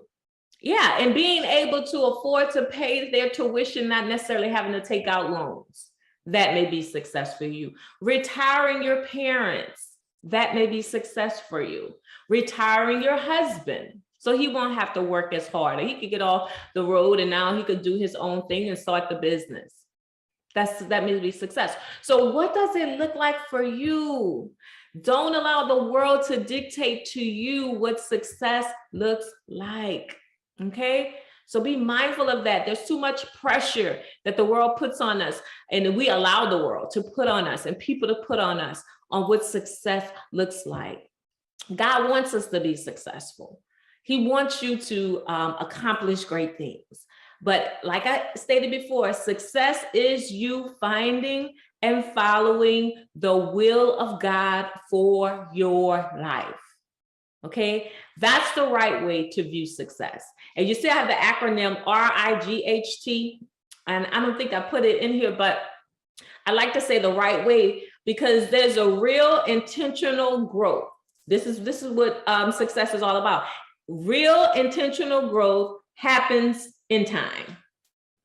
Real intentional growth happens in time. It doesn't happen overnight. That's success.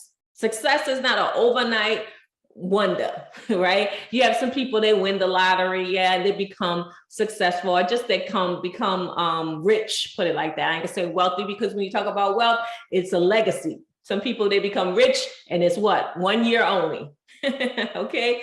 But you want the right way to view success, okay? So success is you finding and following the will of God for your life. Say that with me.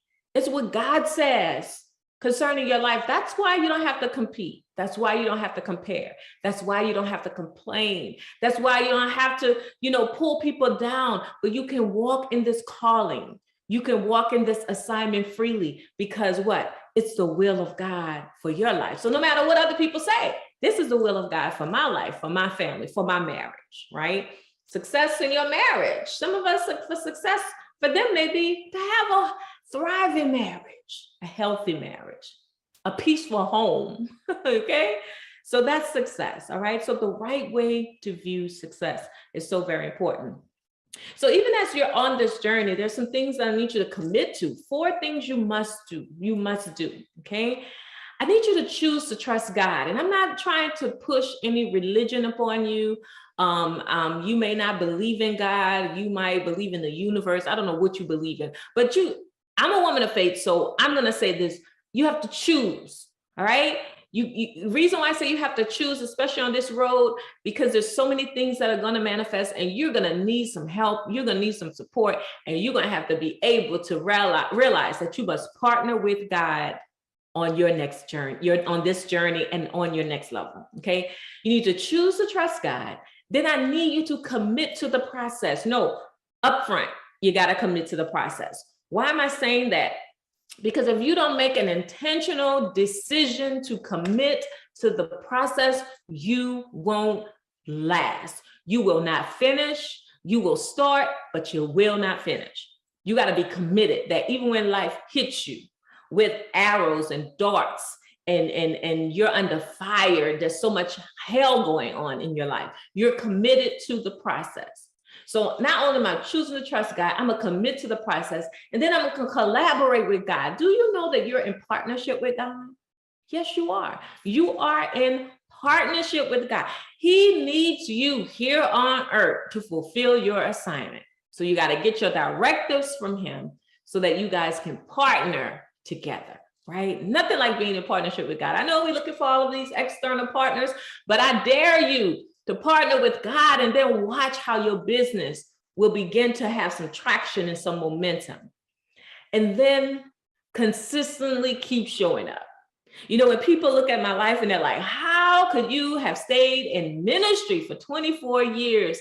God has blessed me in leadership. I've been training thousands of leaders and doing workshops and seminars. And I was consistently doing that. I was consistently showing up on the job in the right position, regardless of how life was hitting me and the things that I was going through. I was consistently smiling, consistently loving, consistently serving, being present. Man, it goes a long way. And so whatever you sow, you're going to reap. And so I need you to be consistent. Don't be in one moment and out one moment, showing up on social media, giving good nuggets and tips and strategies. And then next thing you know, they don't see you no more. No, be consistent. Show people that I'm going to be there. Whether you show up or not, I'm going to be there. If one person show up, I'm going to be there, right? So consistently showing up. Those are the 4 things. And when you begin to commit to these 4 things, you say, I'm choosing to trust God. I'm committed to the process. I'm going to collaborate with God, and I'm going to consistently show up. Guess what? You will be and see it. You will be the CEO, and the people will see you showing up as a CEO if you do these 4 things, okay?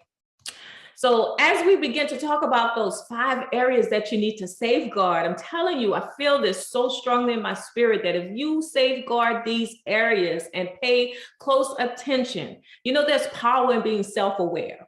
And so self-awareness to me is the superpower. When you're able to look at yourself and analyze yourself and assess yourself and begin to see what things you need to change or do differently in order to get different results. And so this whole notion of safeguarding, that means that you're being intentional about positioning what? Holy Spirit or real guards to guard your life. You gotta do this. You have to do this. So those are the 5 areas right here. These are the 5 areas.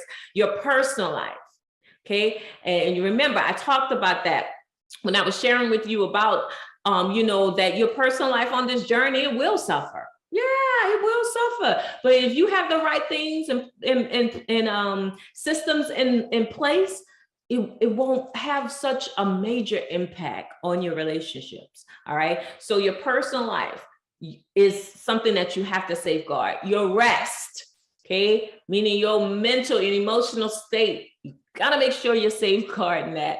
And then your heart and your mind, remember I said I put those together, go in hand and glove, like they go together like red beans and rice.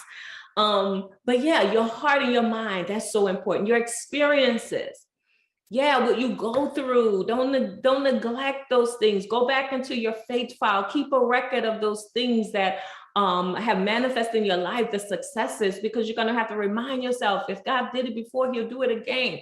Then your reputation, you know, be a person of integrity, have the right work ethics, be a person of excellence, that when they see you and you show up, you showing up and you're giving it your all, right?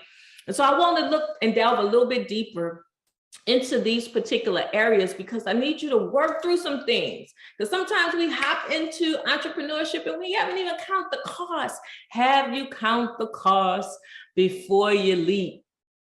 Have you count the cost before you launched? Okay, so I need you to count the cost, and I need you to definitely look at these areas and assess them and see where you are. Okay, so questions, asking the right question gives clues to the puzzles, it gives answers to your next level. So you have to ask the questions, ask these areas some questions. Okay, I need you to ask these areas some questions. So what are they? For your personal life, remember, I'm talking about your relationships, your relationship with your spouse, your relationship with your children, your relationship with your friends. Come on, I don't want them to suffer, because they will as you're building your business, all right? So you need to ask yourself the question, what 5 people are in your relationship circle? What 5 people are in your relationship circle? So if you, can you name them? List them. You need to know. And if you don't have 5 people, fine, list the people. It could be your husband, your wife, your children, your nieces, your cousins, your friends, your church buddies. I don't know, your covenant sister, your covenant dude. I don't know. Okay, list those 5 people. How much time are you devoting to them? Because as you're building a business, you're going to become busy, but you still have to make time for them, right? Are they supportive in the things you're doing? Because you don't need people around you that's not supportive. You don't need them that close to you.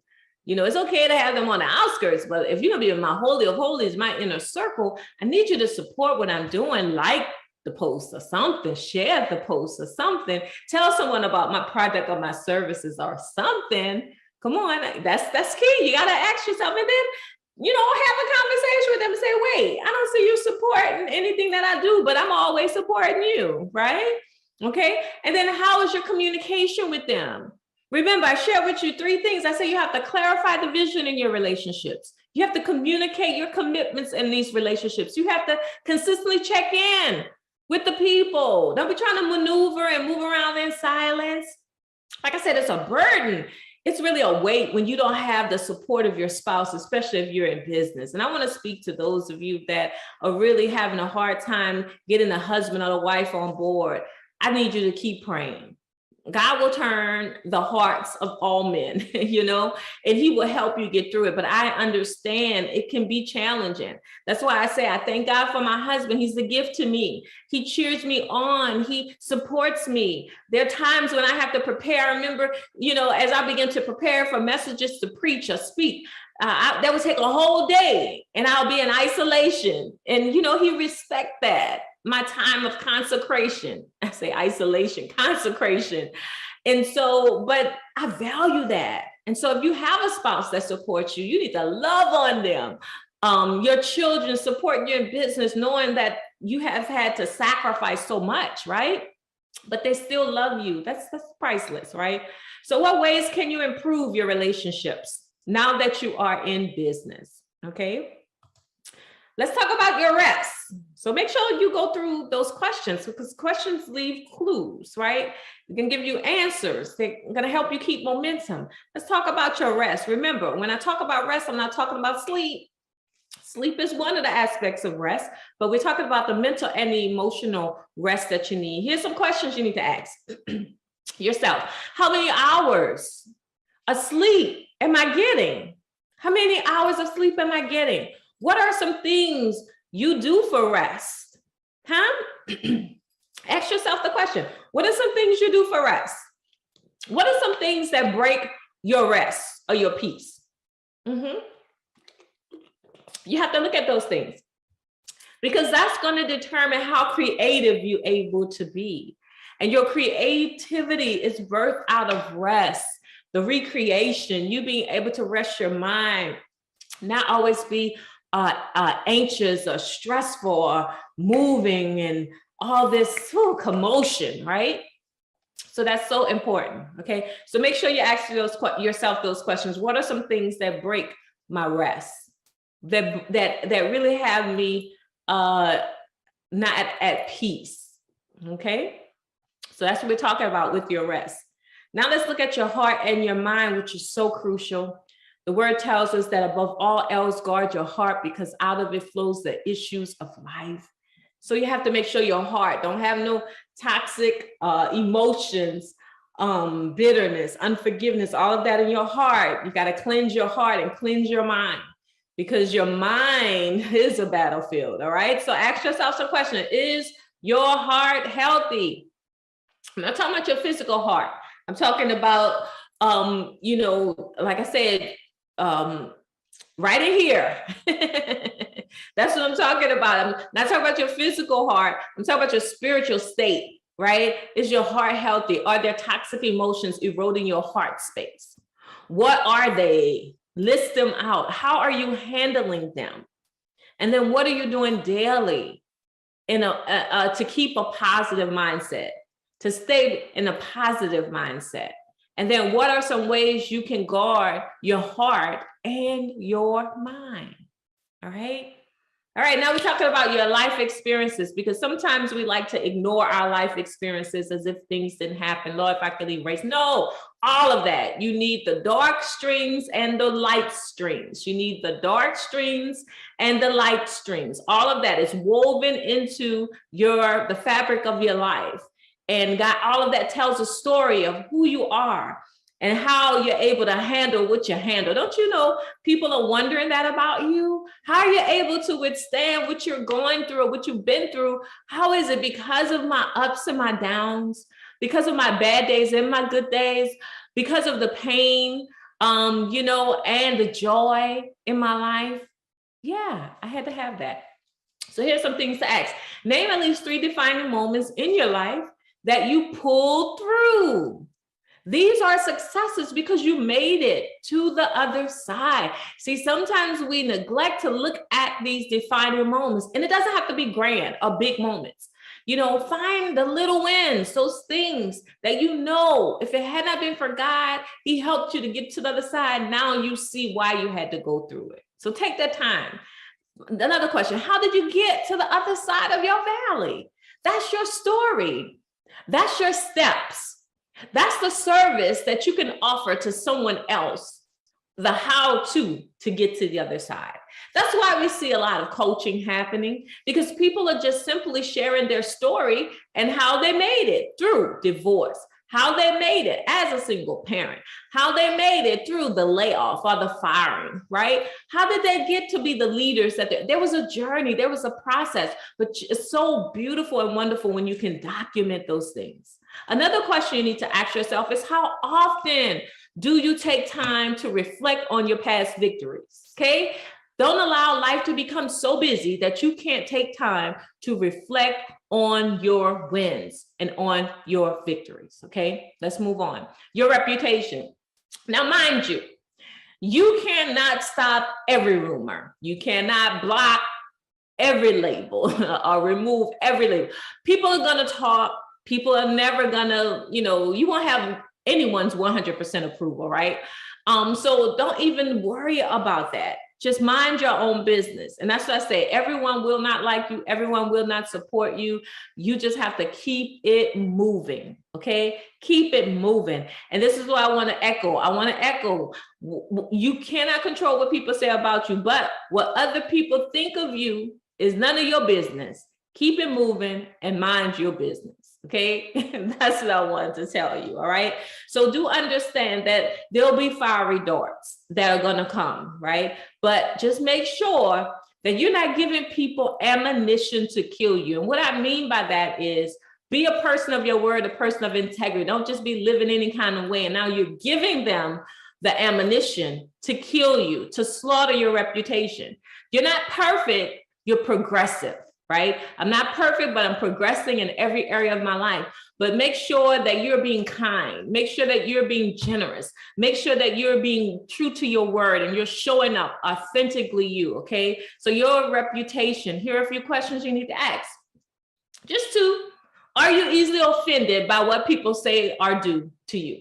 Because if you are, you're not going to last on this journey. I remember when I first started out in ministry, you know, you sometimes think that when you work for the church or you work in ministry, that everyone's going to be nice, everyone's going to be kind. No, they have some devils, some demons sitting up there in the church, working in the church, and they're hateful. And my heart was so heavy because of just some of the attitudes, the mindsets, and the ways and behaviors of some of the people that was working. And I was like, I don't like this. But I remember my spiritual father, he shared with me, he said, Yolanda, you got to have tough skins. So I had to grow up and I had to realize it's not personal. To them, it might be personal. But this is business and it's spiritual. And it's the enemy's way of trying to keep you from moving forward. So you need to ask yourself the question, if you are easily offended, you need to deal with the offense. Now, offense is going to happen. So you just got to prepare yourself. I like to say, it's these attacks, it's like water on an oily duck. Y'all know if you put water on oil, an oily skin, it's just going to roll right off. And I'm so anointed, so oily, Lord, I stay under your covering and under your anointing. It's just rolling off of me. As an entrepreneur, that's how it has to be, because you got to keep it moving. And so even when people put negative and insulting comments on your posts, just delete it. Don't be going back and forth or telling a piece of my mind. Just delete it. Just ignore it. Just understand it all comes with the success. It all comes with your increase and your upgrade. The other thing is, how do you handle the offense? Do you always want to go tit for tat? Or do you take it to God in prayer? Or do you act mature enough to sit down and reason with one another and really talk to the person you have the issues with? How do you handle it? Come on, let's talk about it, because we're talking about you moving to your next level, okay? So as you're maneuvering through this entrepreneurial journey, I know it gets hard. It does. It gets hard.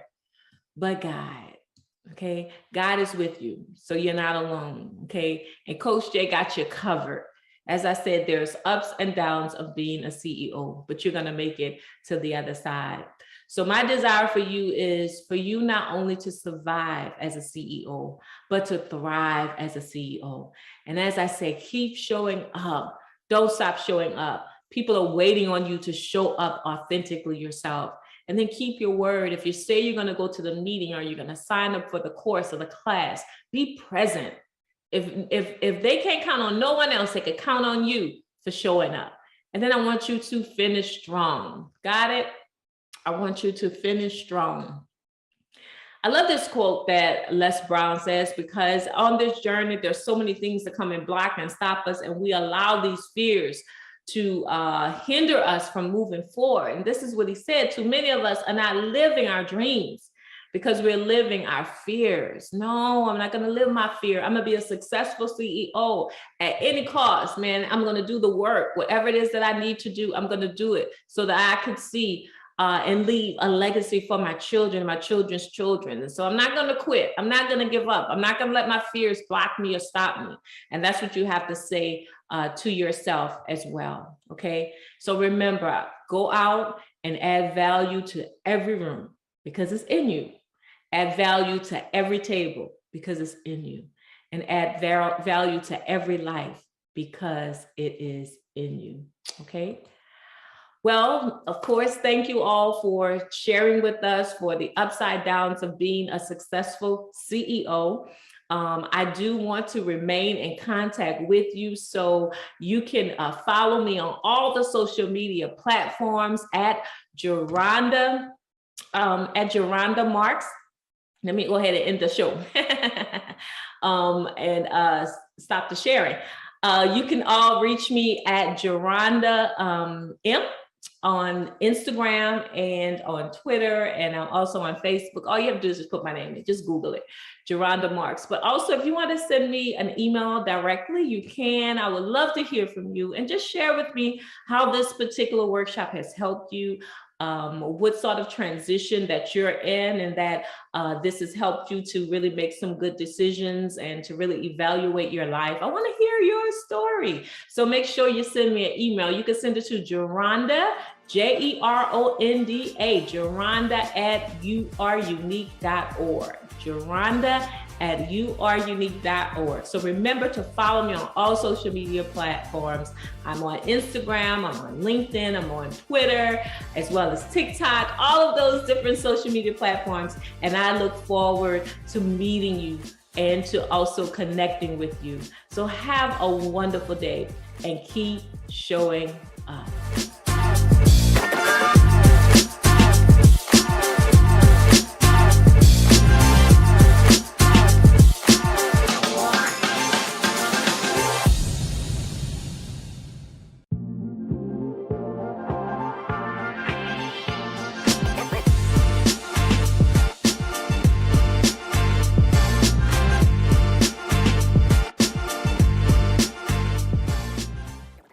It's Saturday night and you're about to start another week. Sunday is tomorrow, and typically on Sunday, you may be thinking, I need to work on my social media post, like many entrepreneurs. And then Sunday afternoon comes, Sunday night comes, and you look up, it's Monday morning, and all of those posts that you had up here in your head never made it on paper, never made it on Canva, never made it on a scheduler, never made it to social media. You may be, like many entrepreneurs, guilty of social media neglect. Let's talk about that and see where we go. So you see, the number one problem facing today's entrepreneurs when it comes to growing their business online is social media neglect. All of those great ideas, all of those great marketing ideas that never make it to the platform, never make it in front of their target audience, never make it in front of their leads, their prospects, and their potential clients, and even the clients they have that they should continue to work on retaining, never see that content. And it becomes like a slow death. And the thing is, there's a reason. There's a mindset thing that says social media takes too much of my time. It's using up my time. I have to be working on my business.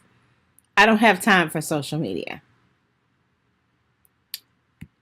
Let me challenge you on that point. So let's move aside the whole online space. And let's talk about if you decided to open up a brick and mortar. You had a shop. I'll say it's a bakery. I love sweet stuff, so I'll use a bakery.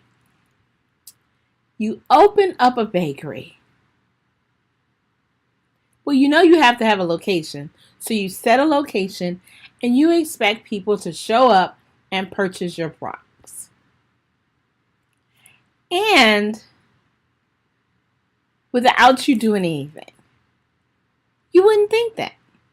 You know that you would have to advertise in some way to let people know At least you were having a grand opening.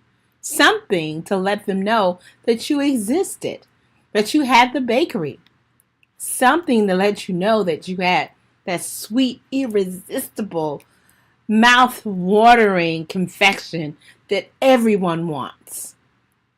So you at least had to do some advertising, and then it grew from there by word of mouth.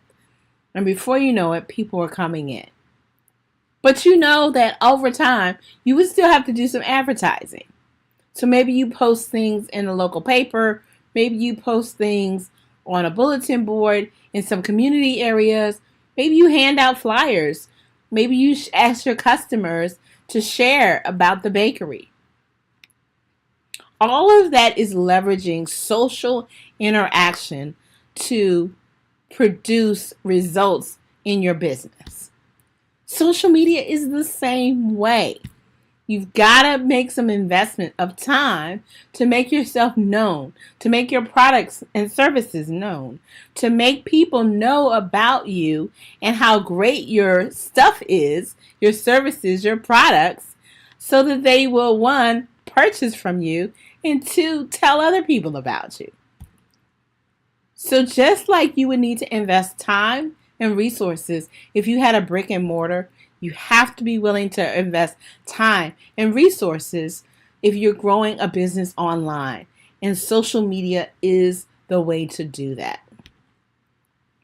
So it's not a waste of time. It's an investment of time.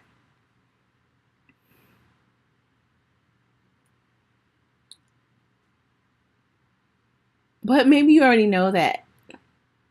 Or maybe not. And you may be wondering, well, am I guilty of social media neglect? If that is the vehicle I am using to help grow my business, have I been neglecting it?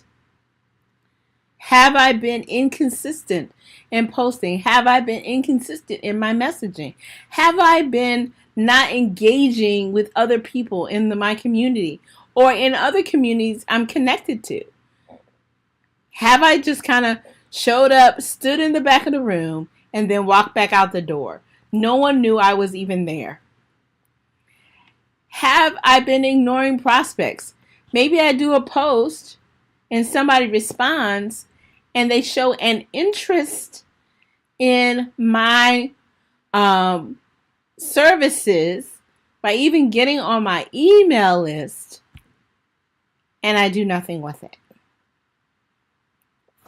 So I have leads, which are people who are interested in my product, services, brand, or mission.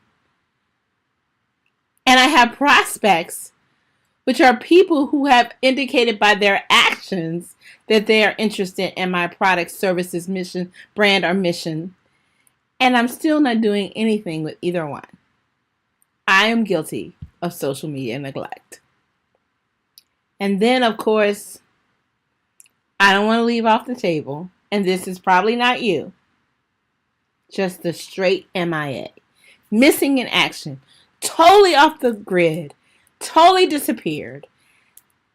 I'm out of here. You don't even remember my name until I come back because I have something to sell. Not a good look. So, these are some of the symptoms of social media neglect, right? But what happens? What's missing? Why does this happen? Typically, it's missing is a strategy.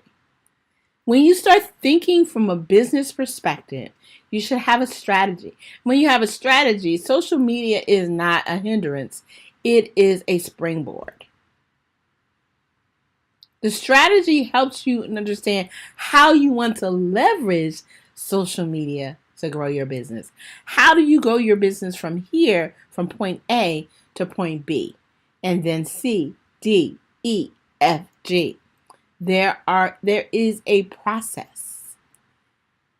But without a strategy, you're just randomly posting and you're going to get random results. So what's the first thing? You want to set your social media goal. And so your social media goals will evolve over time as your business evolves over time. If you're starting out, your first goal should be all wrapped up in awareness. How do I get as many people as possible to know about me, my business, my product, my services, my brand, my mission? That's my goal. Because what I'm clear about, and what you should be clear about, they can't buy if they don't know you exist. They can't buy from you if they don't know you exist. Awareness is making sure they know you exist. Some other goals is engagement. Not only do I want you to know I exist, but I want you to interact with me. I want you to show a behavior, by your behavior, that what I am sharing has meaning and value to you. That's engagement. Other things such as conversions and obviously clients, all of those are part of the roadmap for your business. And there should be social media goals associated with moving your business along that roadmap. So that's the first thing you need to do, is to set your social media goals. And remember, SMART goals. Goals are, specific, measurable, actionable, or achievable, result-oriented, and time-bound.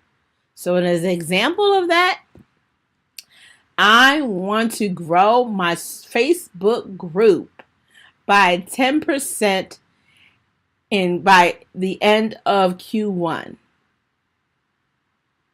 I have a specific thing that I want to do on social media that is in alignment with increasing my awareness.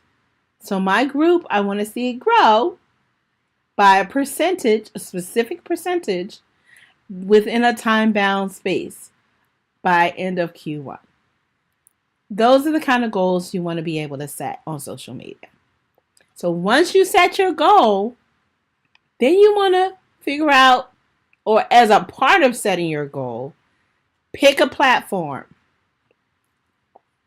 Now, many people are on many platforms, and you can be on many platforms. However, I encourage you to pick one primary platform. The primary platform that will get you access to your target audience, the right access to your target audience. It could be Facebook, it could be LinkedIn, it could be Instagram, it could be Twitter, it could be TikTok, it could be Clubhouse. You decide. But pick one and stick with one.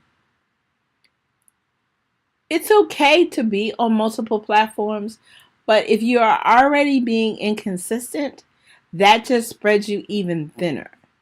So I encourage you to focus and follow through. Focus and follow through. Pick a platform. Next piece. Content. Did I say content? So it's great if I post every week, but if I'm posting random things not out of that are not in alignment to what I'm trying to achieve, my goals, my focus for my brand, then I'm not going to see the results. So when I decide on the content, I need to have a content plan. And a content plan should speak to what I consider your pillar contents. What is your brand about? What problem do you solve? Who is your target audience? What product or services do you have? All of those should be reflective of your pillar content. And the content that you craft to post on social media should be engaging and also converting. Engaging says, come, let us talk. Let us work together. Let me share some tips and let me know how that works out for you. If you give me your email address, I will give you more tips, or maybe an ebook. If you found this ebook valuable, how about setting up a strategy call with me? Converting. So that's engaging and converting. So your content should speak to both of those things. So here on this chart, you'll see 6 categories of content.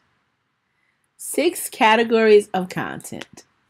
And if you're interested in these, then you can find them in my community. I have a Facebook group called the Social Media Success Hotspot, where I drop all this kind of tips and techniques and information.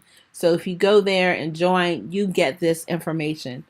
But the categories of content, because you're wondering, okay, how do I not sound like a broken record? I'm always posting the same thing. Diversify your content portfolio. I encourage you to diversify your content portfolio. Mix it up.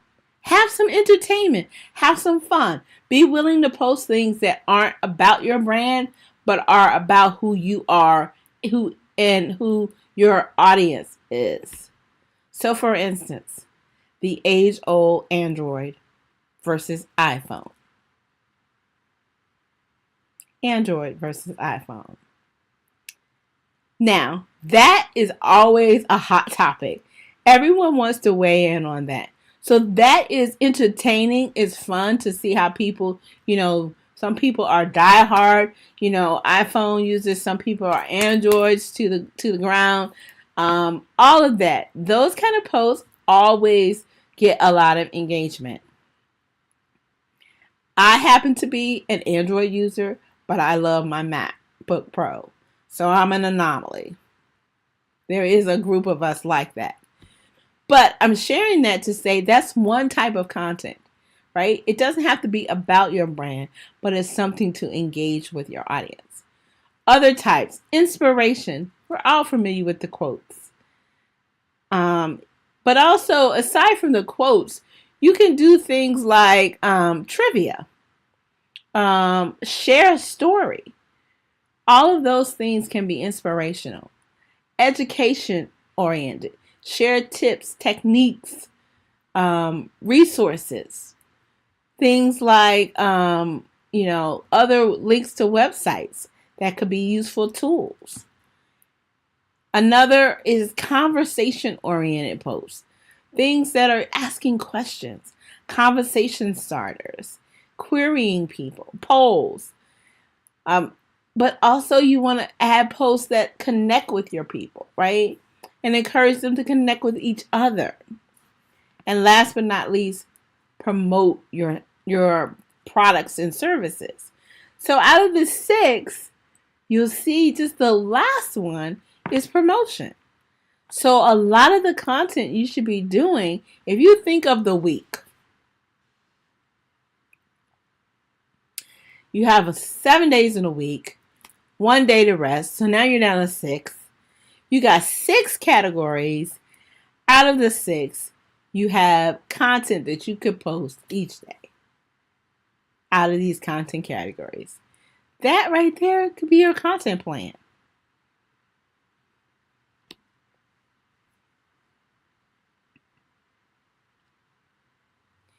Once you lay it out, you must have a calendar. Map it out to a calendar. Know what is being posted on what day. You could use a Google Calendar. You could use a Google Sheet. You could use a Google Doc. For common things that people use are things like Trello, Asana. There's a lot of different ways you can manage your content calendar. But having a calendar allows you to put for the day what you're posting, what is the information, your caption, hashtags, what platforms you're posting it on, all of those kind of things, so that you know you're on track. And if you have a team, it becomes a resource for you to use for your team.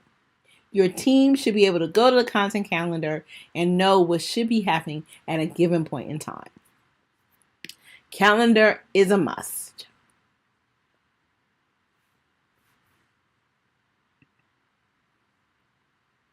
Now you've laid out your content, you created your content plan and mapped it to a calendar. Now you just have to execute it. Execute it. What does that mean? So you've got all the information, but you want to create the imagery or the creatives associated with the content. So you want to, maybe you're using something like Canva. You want to make sure you have compelling captions. You want to make sure you're using hashtags, and different platforms have different guidelines around using hashtags. But at the end of the day, hashtags help you extend the reach of your content. So you want to have that as a part of your plan.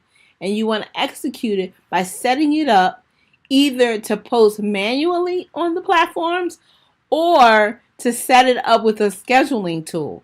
I happen to use socialchamp.io as the scheduling tool I use, but there are many tools out there and you can set them up ahead of time and literally set it and forget it. Okay? There are tools that will post on the different platforms at the same time. You can set them up to randomly post. All of those functionalities depending on the different tools. But having a tool so that if you pick a particular day of the week to set up your schedule for the week, you can literally set it up and forget it. Okay? So that's executing on the content plan. Creating the content plan and then executing on it. Two different steps, both equally important. And last but not least, how did I do? How do I know that I am making headway? This is when it comes to measuring the results. You want to measure results. So what does that look like? Well, if you have a Facebook group and your content is driving people to your group, then you should see growth in your group. If you have lead magnets and your content is driving people to sign up in your email list, you should see growth in that list. You should see growth in your number of connections or friends or whatever it is that you're trying to drive to measure success. If you have a group, you may want to look at the insights and see levels of engagement increasing. So those are measurements that are trackable. But at the end of the day, with SMART goals, you want to make sure that you have measuring criteria so that you can see that your work is working for you.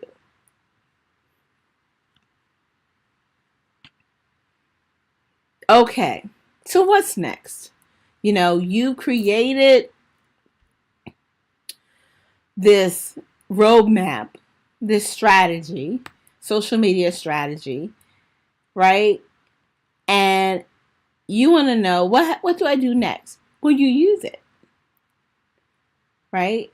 And then typically people set it up for a quarter and you revisit it for the next quarter and you tweak and tune it and you continue to evolve it as your business evolves. And maybe there's some new things you need to do or new things you need to learn and you need some help. Well, I invite you to join my community. My Facebook community is the Social Media Success Hotspot with Miss Nina B.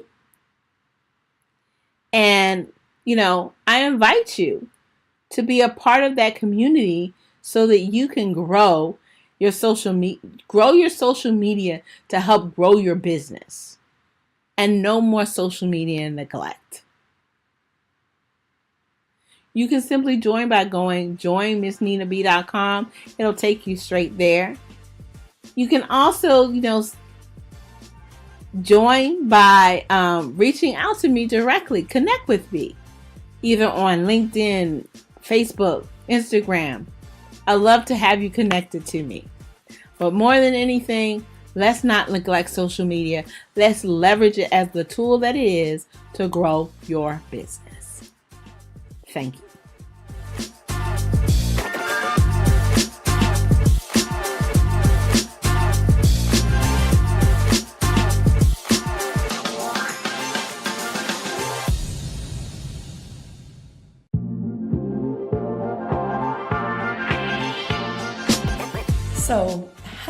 you have ever heard that song, Step in the Name of Love? Step in the name of love. Now, you know we don't need to be quoting the aura anymore, but what about two-step, two-step, two-step, or maybe some of the saints that are out there that know a little bit about stepping. When you stepping down that choir stand, well, I'm here today to talk to you about a different kind of step. Because maybe some of you have also decided to join a sorority or fraternity where you're gonna step. You got the Qs, the Omegas, the Deltas, the AKAs, so that's a different type of step. And then maybe you thought about, for the saints, like I said, that's out there, if you take one step, he'll make two. But today I'm here to tell you about a different kind of step. That is step up, step out, and step in. That's right. Step up and step out and step in. But before I do that, my name is Dr. Jennifer Harris. I'm the CEO and founder of Purses, Pumps, and Power. And I am so thrilled to just be talking to you today about how you can step up, step out, and step in. So let's start with the first step. Step up. Have you ever thought about stepping up to the plate, or have you ever heard that term, you need to step up your game? Well, in today's entrepreneur, especially as women, as business leaders, you really have to step up your game right now because it is so competitive. But not only that, you are in a league of your own. And when you step up to the game, you start stepping up into what it is that you desire to have in your business, what it is that you desire to have for your family. So step up, okay? Step up and step out and step in. Now let's talk about stepping out. Have you ever thought about what you're going to step out to? Or maybe you put on this nice outfit back in the day. I'm an oldies person, 90s, 80s, 90s type of baby. But have you thought about when you started to step out of the house, you had on the nice outfit, you just about to step out. But let's talk about today about stepping out into your destiny. Let's talk about stepping out into what it is that you desire to have for your family. So today's entrepreneurs, you really have to not only step up your game, but you have to step out into your mission. What is that mission that you know that you're going to have and want to do and be in your life? What are you going to step out of? Maybe some of you are stepping out of fear, or maybe you're stepping out of, toxic relationships, and also maybe stepping out of some bad decisions that you have made in the past. And either way, it's okay, because once you step up and you step out, then you can step into your destiny. You can start to step into what it is that your heart's desire. What type of business you're going to step in? What are you going to step into your purpose? Are you going to step into the wealth and the desire and the finances? Because one of my mentors often told me, wherever you are in life, your mind got there first. But you have to step out of what it is that you think that's holding you back and step into and make that jump, make that leap. And today, when we're talking about entrepreneurship, we know it's not a simple thing. We know it's not a simple task, but entrepreneurship is something. And as a business leader, you can do that. You can step out of fear. You can step out of your comfort zone. And many of you have been sitting a little bit comfy, just sitting back, waiting for things to happen. That's not how we're going to rock this time. This time, when you step out, you're going to be stepping into your purpose. And you're also going to be stepping into the joy and that you deserve and the happiness that you deserve to have in your life. So when I say, two-step, two-step, two-step, think about what you're stepping into. Think about oftentimes taking that leap and taking that jump. But not only that, what have you just held yourself back with? What if you, decided that, I tried that business thing. I tried that network marketing. I tried real estate. I tried, being an engineer. I tried whatever it is that you decided to try. But now it's time for you to really step up. And I want you to step up your confidence. I want you to step up not only just your confidence, but I want you to step up your belief. Because many times we may not have all the backing that we want, but when you believe in yourself and you believe in your dream, you can make things happen. And I just tell you just a quick story. When I was growing up, my dad, he made me play sports, okay? He made me play sports. I was like 4 or 5 years old, but he made me step up to that plate as a 5-year-old with that little T-ball. And I was like, okay, Dad, really, I was fearful. But what he was teaching me was to step out of my comfort zone. And also, he was teaching me to step into being a more confident little girl or more confident woman. So now when I'm doing business deals or I'm traveling around the world, I have that self-confidence to not only just step up to whatever my dreams are, but you can also do the same thing. So think about what may have held you back over these last, 12 months, maybe 24 months. Think about what have held you back even in your business. What have you decided to step away from, knowing that you needed to step into and apply more pressure onto that business or apply more pressure onto your finances? So step up, step out, and step in. I want you to leave here just thinking about a different type of step. But now, not only that, for those of you that are believers, when you make one step, yes, he'll make two. And wherever you are in life, your mind got there first. So don't discourage and don't get discouraged. Don't stop from what it is that you're desired to do. And I'm just a country girl from, North Carolina. I am a real estate broker, entrepreneur. And I remember when I was stepping out of being a network engineer, I hated it. Of course, I was on weekend nights and I said, you know what? I have to step up my game because my mentor also told me, repair your roof while it's sunny outside. And when I did that, I jumped and stepped into real estate, which has been phenomenal as far as my destiny. I have been doing that close to 2 decades now. But think about what it is that you may have put on the back burner. What are you willing to start to step into? I want you to write that down. I want you to write it down. What have you stepped away from? Now, it's great to step away from toxic relationships. It's great to step away from, frivolous debt and just endless spending. But you can never step away from your mindset. And you can never step away from your imagination because your imagination is the preview of life's coming attraction. And as a business owner, an entrepreneur, someone that maybe travel in the world or whatever, maybe some of you are just starting, but stepping into that. You have to see it before you see it or you never see it. And I just feel so passionate about that part. But step up into your destiny. Step up into your mission. Step up into your purpose. And not only that, you may have to leave some people behind. You may have to step out of your comfort zone and leave those, that are trying to hold you back. Some people may call them haters. You can call them, whatever you want to call it. But think about what it is that you know that you need to step up and step out into. So step up, step out, and step in.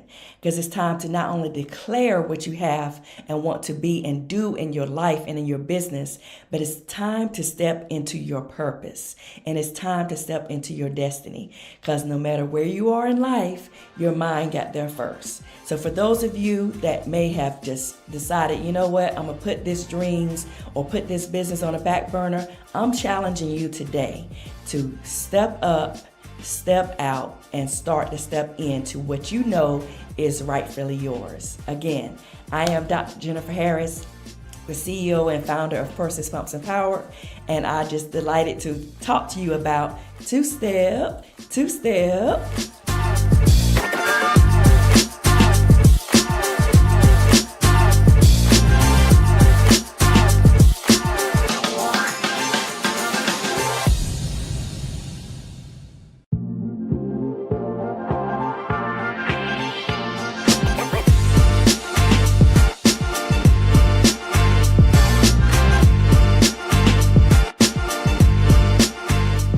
I'm Cookie Cade with the Impactpreneur Coaching Network.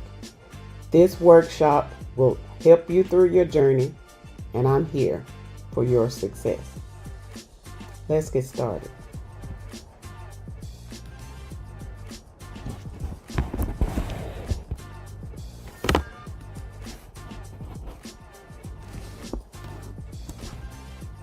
At the Impactpreneur Coaching Network, we inspire business owners at every stage of development to grow and prosper.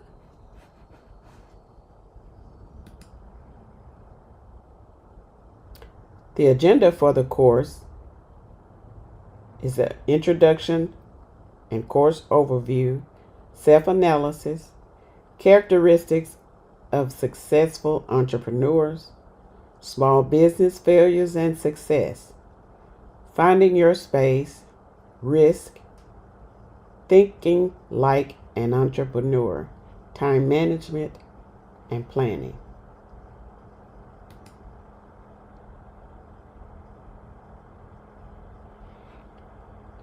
Getting to know you. Who are you exactly? What makes you so amazing that you would like to create opportunities? What is your business idea and how did you come up with it? Was it something that you're passionate about? Is it something that someone led you to think that you wanted to do? You have to figure these things out. What's your motivation and your why? Is this a passion that you're motivated to do, or is it something you're just wanting to make money doing? Why is this important to you? Why did you start your business, or why do you want to own a business or wish to start a business? These are things that you need to figure out. You need to figure all of this out prior to starting that business. If you're already in business, you need to have all of these questions asked. What do you hope to learn from this course? These are things, whenever you take a course or a workshop, attend a conference, you always need to know what you plan to gain from that. Any knowledge that you gain should help you succeed. What is one goal for your business?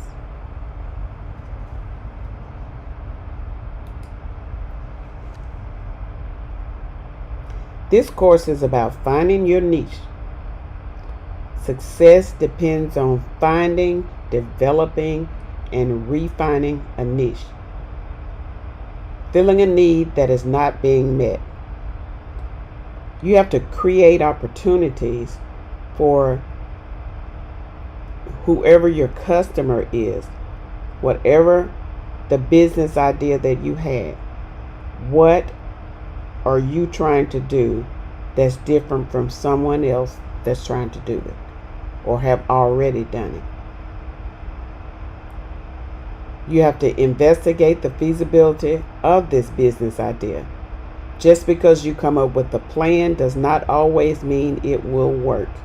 A lot of people come up with ideas that they think will work. They're good ideas, but they don't know how to follow through and make them successful. That's what you need to try to accomplish. You have to complete your business plan. If you have not already done so, ask yourself the crucial questions.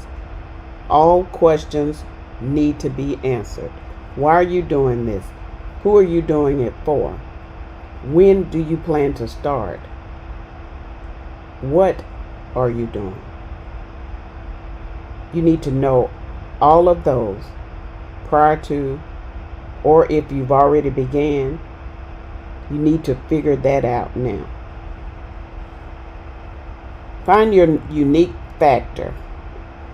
Every business is unique.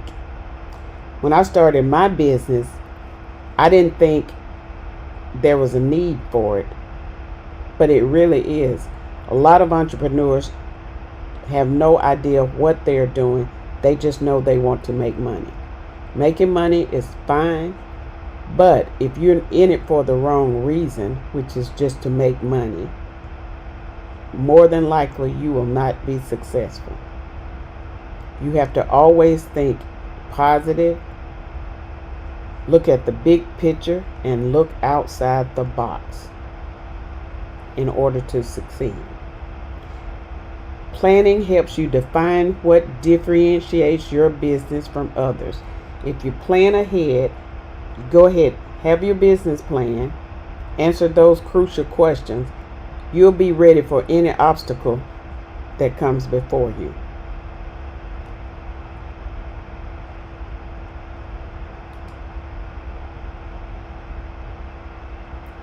Your most important asset. What is the one thing that your business has that no other business has? Think about it. You must think really hard about whatever you plan to do. Or if you've already started, what are you doing so different from everybody else? McDonald's and Burger King sell hamburgers. They're the same entity. However, McDonald's has the Big Mac, Burger King has the Whopper. They're basically the same thing, but the taste is different.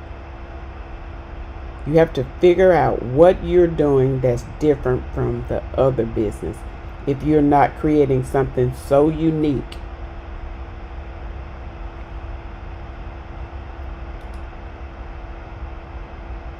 Self-analysis. Are you sure you want to do this? Are you a self-starter?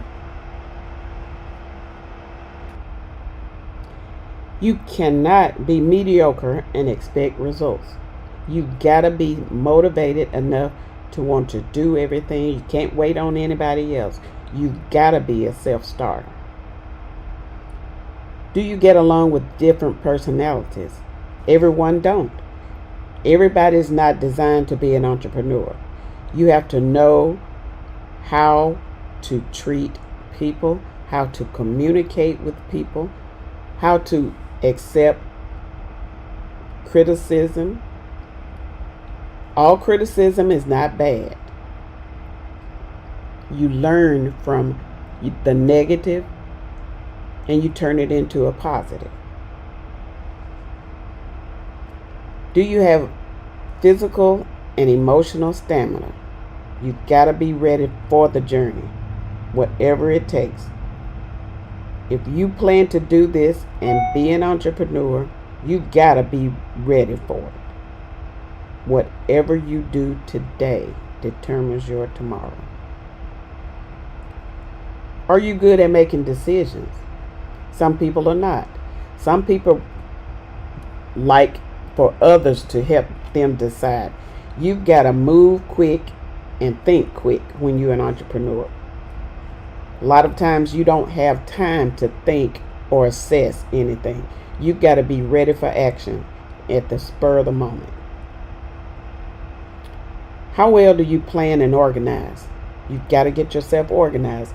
I was one of those people that was very unorganized. I wanted to do this, do that. Sometimes I think I'm ADD. I was doing so much. I would not plan, or I'd put something on the calendar, then I'd forget about that because I didn't check my calendar. Now I do everything with my calendar. If it's not on my calendar and I don't get a reminder, it does not get done. I have to make sure that I stick by my calendar. If I plan something that's outside of work, I make sure that I allot enough time for that.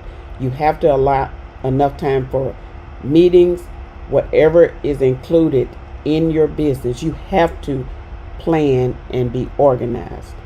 That's very important. Is your drive strong enough to maintain your motivation? You gotta stay motivated. No matter what you do, you gotta stay motivated. If you plan to be successful, you gotta commit to that idea and stick to it. No matter what happened, no matter what's going on, you never allow anything to steal your motivation, because this is something you want and you've got to do it. How will the business affect your family? That's a biggie. You have to plan for family time. You have to plan for your business. You always commit to whatever you're doing. If you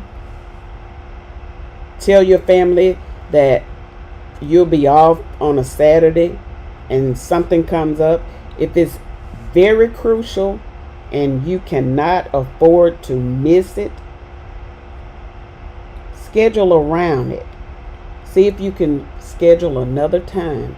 If not, take the time, plan out a quick meeting, take care of that, and get back to your family. Family is very important. You don't want to lose your family because of some idea that you had and you think you can make this money. Money is not everything. Family is important.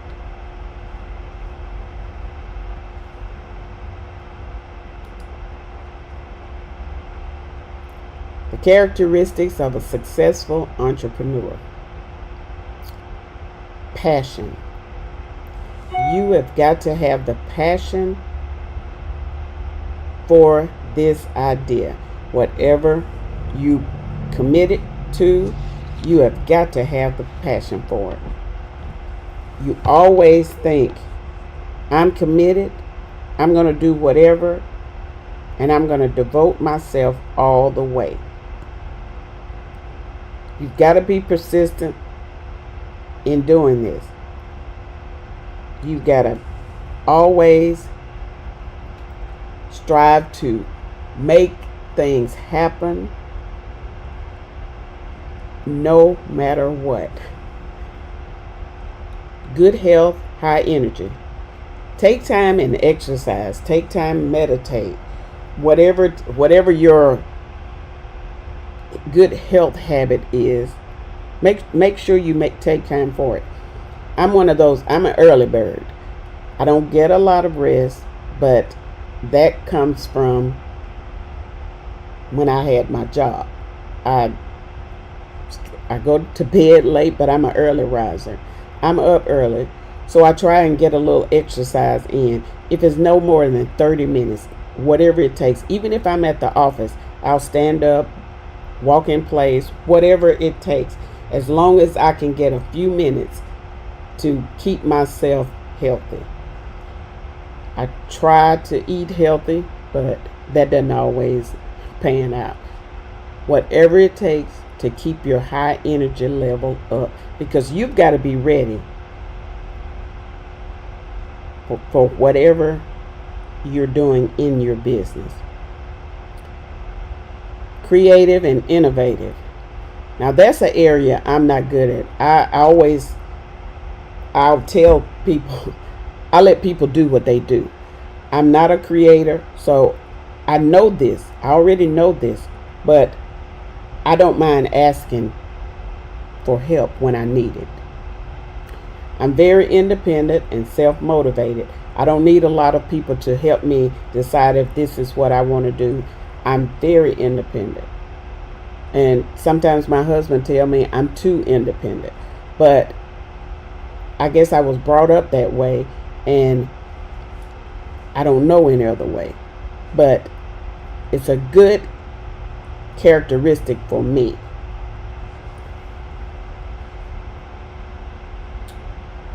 Intuitive.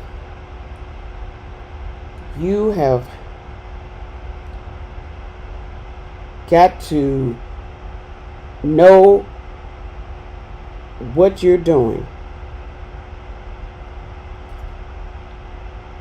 Be aware of whatever it is,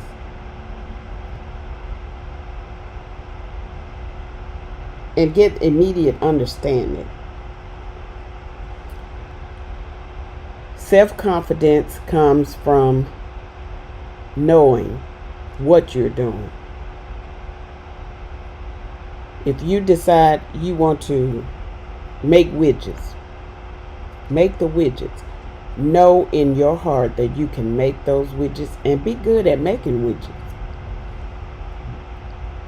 If you're confident and believe in yourself, if you're selling a product, you can sell that product because your confidence is so high that people will believe in your product. And you have to make them believe. If you don't believe in yourself, nobody else will. You have to have the desire to work hard. Hard work has never hurt anybody. If you plan to be successful, you wouldn't mind working hard. Resourceful. You've got to be resourceful. I always tell my clients, if I don't know, I know somebody that knows. I have a large network, and it really doesn't matter what it is. 9 times out of 10, I know somebody that can help with whatever the issue is that come up. Build your network so you can have the resources. It doesn't always mean resourceful as far as money. If you have someone that you can count on to help you out with whatever the issue is, that's a good resource.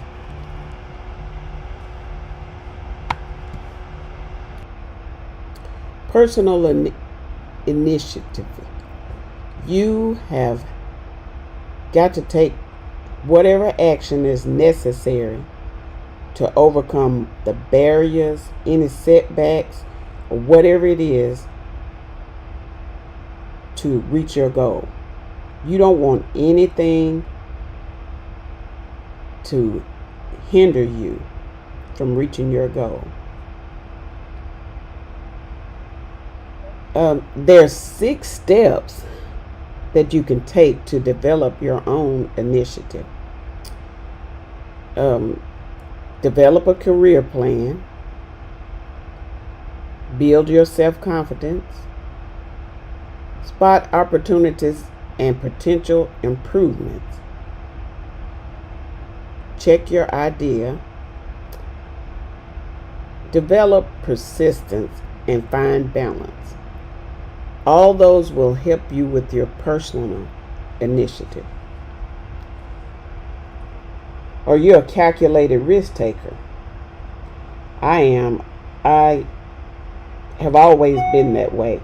I just figure you can't get anything done if you don't take risks.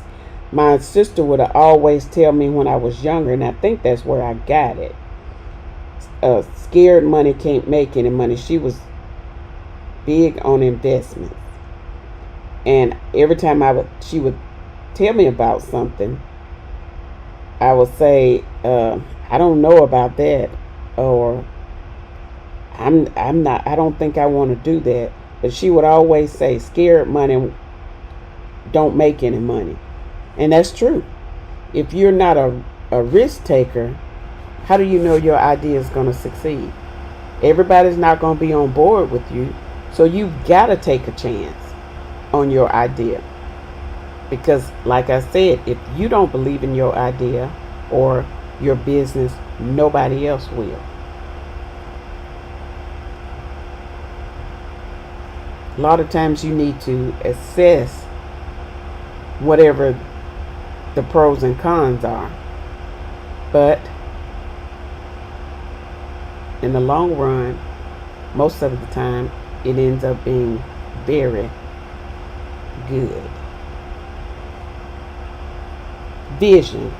Do you have a vision for growth or success?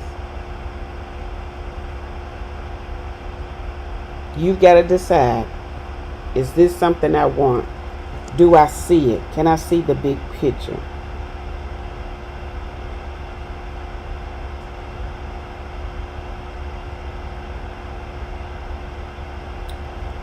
inquisitive. You have got to make sure you are positive.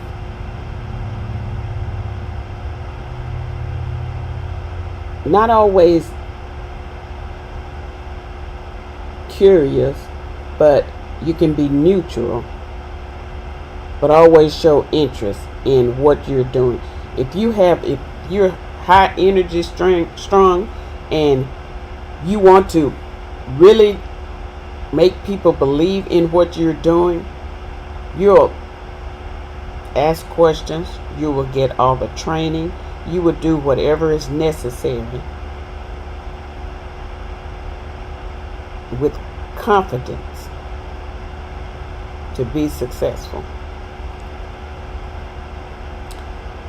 Strong driving to achieve. When I was 12, I wanted to learn to type. Someone gave my mom an old typewriter, and I picked on it. I learned to type on that typewriter, but I wasn't doing it the correct way. My mom said, unless you learn that keyboard, you won't learn to type. So I had a drive to achieve typing. I really wanted to learn because that was something I didn't know anything about typing then. And it was an old typewriter, the kind you pick. I finally learned, but I had a drive. I typed every day. That gave me the determination to want to do more. That drive is something that everybody don't possess because they're not in it for the right reason. You've got to possess that drive to want to succeed. Are you highly reliable?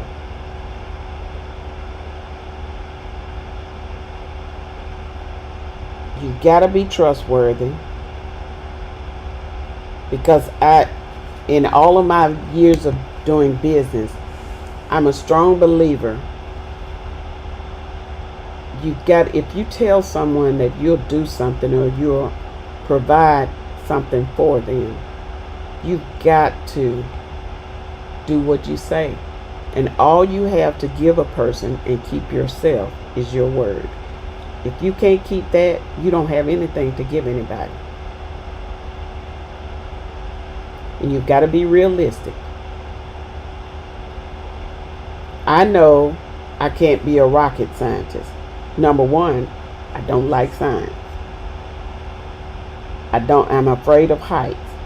So I cannot say I'm going to produce this rocket because I know nothing about rockets. I know a little about science, but not enough to make a rocket. Being realistic is very important whenever you're doing your business. Commitment is a big one. I'm big on commitment. Commitment is the most important part, I think, of any business. If you're not committed, you won't succeed.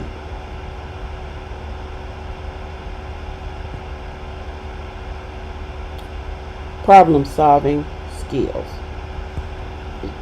You must be able to solve problems. Solving problems is easy, but it's hard. The only thing hard about it is what you make it. And nothing is hard unless you make it. A lot of people don't know if they think that way, they can accomplish anything. No problem is ever too large that it can't be solved. It may take a while, but it'll eventually be solved. Tolerance for ambiguity. You've got to be tolerant for really anything. The entire business, you need to be tolerant. for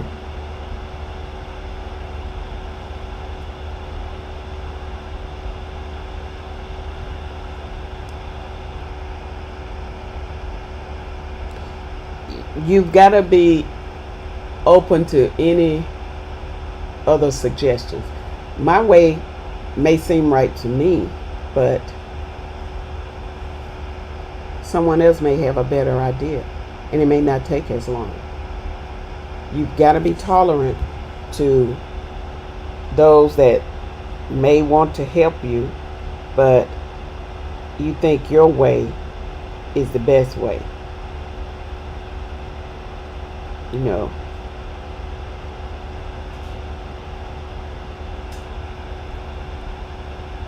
strong integrity. You gotta have good integrity. Oh, very strong.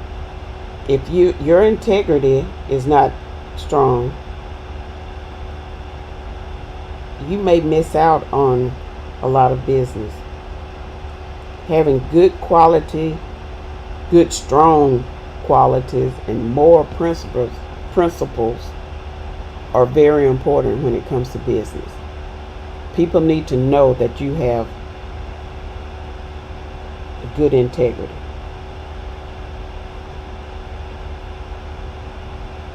The ability to consolidate resources. You need the ability to consolidate resources. That goes a long way. Being able to put things together and get them done, having products or services that your customers need to consolidate is really a good characteristic. You have to have strong organizational skills.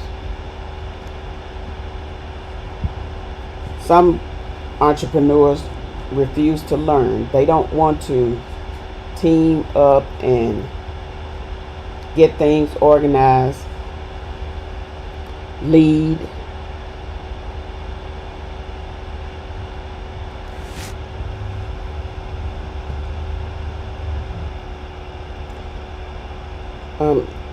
You must have the ability to stay focused on different tasks. Like I said earlier, sometimes I think I'm ADD because I'll start doing one thing and then I'll get a call and I'll leave that, start doing something else. But then I have to think, in order for me to be efficient, I've got to do everything in order.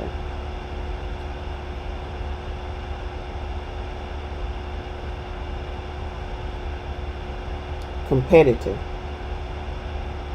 You've got to be very competitive. If your business is one that competes with someone else, you've always got to be planning how you can make your business better.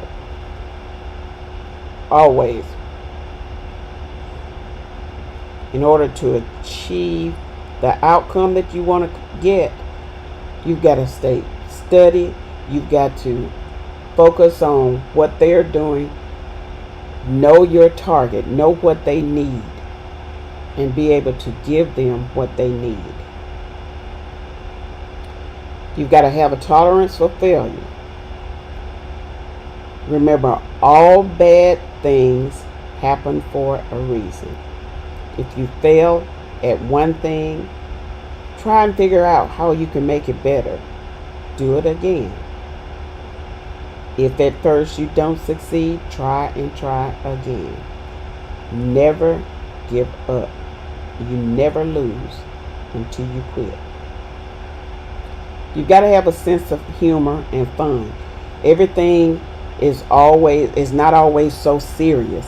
I'm one of those happy-go-lucky people. Even when bad things happen, I can find the humor in it, because If you don't find humor in some things or make it fun, you'll stress yourself out. And you cannot allow this business to stress you out. That's how you just stay calm and be ready for the next day. Nothing is so bad that you can overcome it. You have to have a sense of urgency. If you have a product for sale and you have a delivery date, I look at Amazon Prime. If they tell you you will have something in 2 days, you have it in those 2 days. Sometimes I order things and I get it early, but it depends on what it is. If you have a product for sale and you don't think you can deliver it on time, at least communicate with your client and let them know there's a back order in shipping or something, but don't ignore. Always treat your clients as urgent. That's how you maintain your business. You always do this for your client. Emotional stability. You've got to be stable. You can't be a basket case walking around waiting to go off on people when things happen. I'll never forget, I had a client. She was a nurse, and she wanted to talk to me at like 11 o'clock at night. I said fine, because that was her hours. I had to be there, and I always tell my clients, if I can't be there when you need me, you don't need me. So I always make it a point, if someone needs me after hours, I'm there, because I'm trying to be there for my clients, and I have the desire to want to do whatever it takes to make them satisfied. You have to be ready to handle difficult situations, handle adversity, and remain productive, all while you maintaining your emotional stability.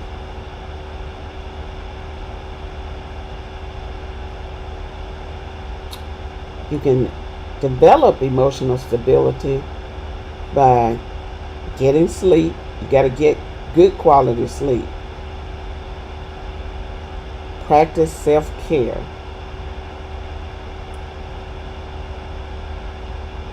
You can ground yourself by meditating, or just create structure. Those are things you can do for emotional stability. Goal-oriented behavior.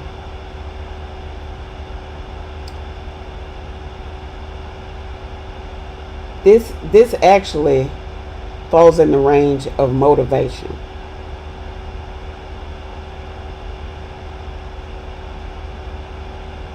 You just have to make sure that you stay focused on your goal in order to accomplish.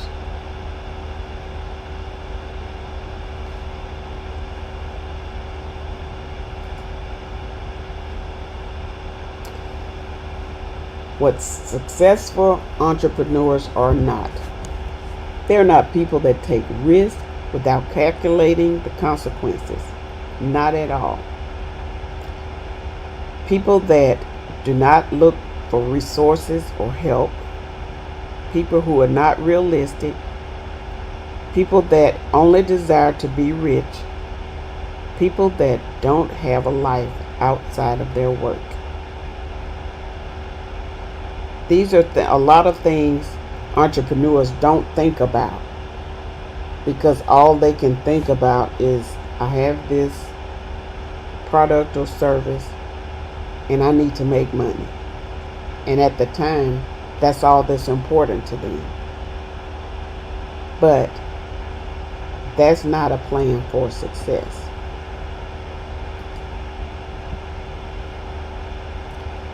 Small businesses fail because of lack of experience. A lot of business owners don't have experience. Sometimes they have the knowledge, but not the experience. Insufficient capital, no money. That's a lot of small business problems. Poor location. A lot of time, and I call it cheap. Being cheap is not the best way. Just because a location is inexpensive does not mean you will really gain any customers. It has to be a good location if you plan to be a real business. Because if people don't know you're there, they're not going to patronize you. Poor inventory management, poor internal controls. If you have a product and you cannot supply your customers, you're not going to be successful. You can't buy 1 or 2 widgets and expect to sell them to 5,000 clients. Eventually, people will say they can never get me what I need, and they'll go somewhere else. Overinvestment in fixed assets. Just like you're in a poor location, if you invest in the Eiffel Tower and you know rent at the Eiffel Tower is $25,000 a month, but you only get $1,500 a month, you already know you won't succeed. You may stay in business long enough to get a couple of clients, but at that rate, it's too expensive for you. So you know you cannot sustain success if you go that route. Poor credit arrangements.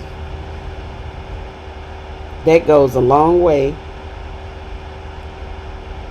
You can have bad credit, but poor credit arrangements, you need to order something, you can't get it because of your credit. Your supplier is not willing to extend you any more credit. So you don't have the widgets to supply your clients. Personal use of business funds and poor record keeping. You shouldn't commingle your funds. I tell all entrepreneurs, you need a business banking account. Most clients or customers are not willing to write a check to Jane Doe because you did work in the business of whatever you're doing. They don't like that because they like to keep good records, and you cannot run your household and your business on the same account. I have my account. My husband is an entrepreneur. He has his account, and we have our personal account. We don't mingle our businesses together. He has his business account, I have mine, and we keep it that way. You have to keep good records. I use QuickBooks. I like QuickBooks because it does what I need. I'm not advocating for QuickBooks, but I like what it does for me. You have to be prepared for unexpected growth. If you're a small business, you got to think. I always think 5 years ahead. Every year I think I add another year, because you have to have a vision to see where you want to be 5, 10, 2 years, 20 years. Where do you want to be? So you always have to be ready for that unexpected growth. Not enough attention paid to the competition or market conditions. Whatever you're doing, you need to always know what your competitor is, what the market condition is. McDonald's always know what Burger King is doing. Burger King always know what McDonald's and Wendy's are doing. They always keep an eye on Chick-fil-A. Even though they all sell something different, they're all restaurants and they all want to stay in business. So you always have to pay attention to your competitor or whatever the market is doing. If you have low sales, you have to be creative, come up with a plan, do some marketing.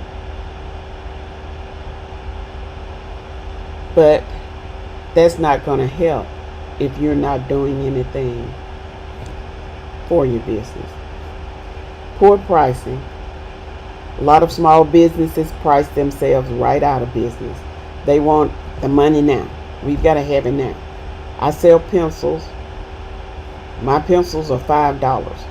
I can go to Dollar General and get 5 pencils for $1. You can't overprice yourself out of business. Not enough attention paid to the target market. Who is your target? Know what your target is. Know who they are and what they need. That's how you stay in business. Lack of planning. Small businesses fail because they fail to plan. You gotta plan. Lack of sticking to plans and budgets. Again, if I plan to sell jackrabbits, I've got to stick to selling jackrabbits. If my budget is $25, I can't say, oh, the market is hot now, I'm going to do this, I'm going to do this. You've got to be willing to say, okay, it's better to sell 5 jackrabbits than try to sell one at $70 instead of $25. Whatever it is, you've got to stick to your plan and budget. You cannot go over. I have a budget sheet that I use for my business. It does not matter if I'm doing something for my house and I don't have the money. I don't go in my business and get it out. I just don't do it. It doesn't matter what it is, doesn't matter how bad I want to do it. I don't do it if I don't have the money, because it's not so important to me that I've got to have it. That means my business will go lacking because I took from my business for something personal that I wanted, and I don't do that. And most business owners don't, but a lot of small businesses will. Entrepreneur weaknesses: personal problems, financial situations, too much control, workaholic, not enough experience, communication skills, time management. What weaknesses do you have? We've got to think about that. Whatever weaknesses we have, those tend to control our business, and we can't give that weakness that much power. Why small businesses succeed: they have a clear sense of what they offer.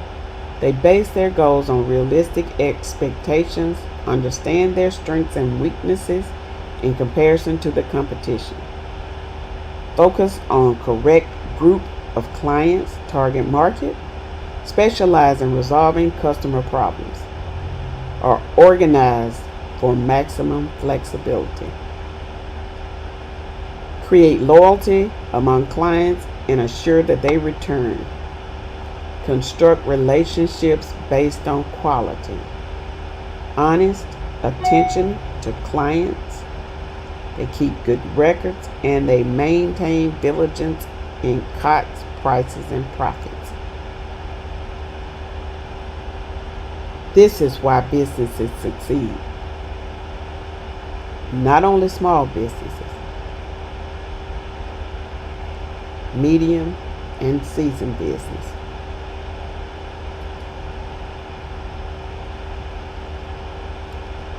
Entrepreneurs take a lot of risk. They risk failure, loss of their own money, because when you start, most entrepreneurs start with their own money. They have many long, hard hours of work. Family problems. If your family don't understand what you're doing, if they're not on the same page, that will cause family problems. Bad timing. The timing has to be right. If you do everything right, your timing will be right. On the upside, reasons people become self-employed because it helps you control your destiny. You can be your own boss. You can do the things you want to do, go places you want to go, spend time with your family. The financial reward, it may not be lucrative at first. Some people luck out and really make it big of one sale. Everybody's not going to do that. But hard work and long hours directly benefit you. The growth potential is not limited. If you're on a 9 to 5, you're only making X amount of dollars. But the growth potential is unlimited when you're self-employed. You have variety, challenges, and opportunities to learn.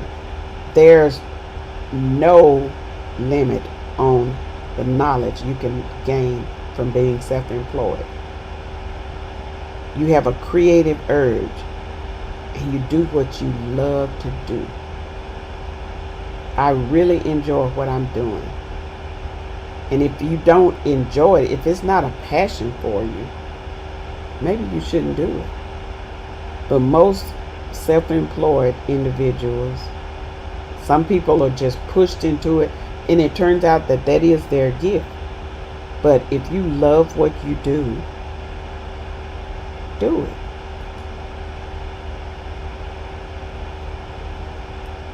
Think like an entrepreneur.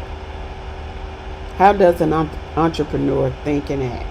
They understand and pay attention to profitability, manage time effectively, behave ethically, distribute scarce resources effectively.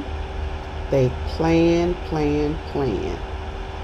have a balanced personal life, is creative and innovative, and they brainstorm. Always thinking. My mind is always turning because I think of things, I can do this a different way, or I talk to somebody and they give me an idea of something I can do, or something they say will click.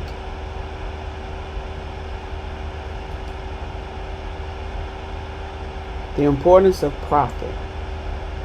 Profit is the positive difference between what you earn from selling your goods and services and what you pay to produce them. If you're paying too much to produce them, your profit is not going to be great. Use your profit as the only measure of success can be dangerous. It's very dangerous. Cash is king. You need to have sufficient cash flow in order to run your operation. Like I say, I don't touch my business account for anything unless it's business related.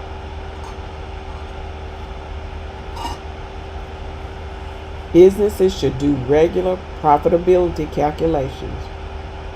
Understanding profitability makes it possible to administer your resources most efficiently.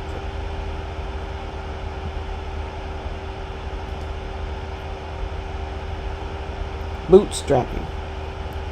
Getting by with as few resources as possible and gaining the most possible with what you have.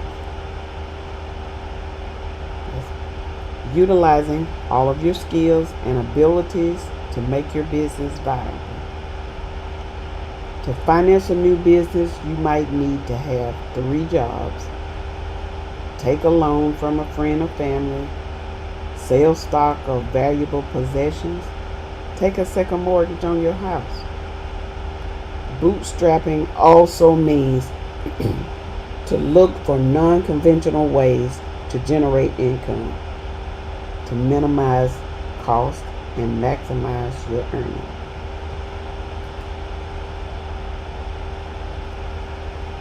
Effective time management.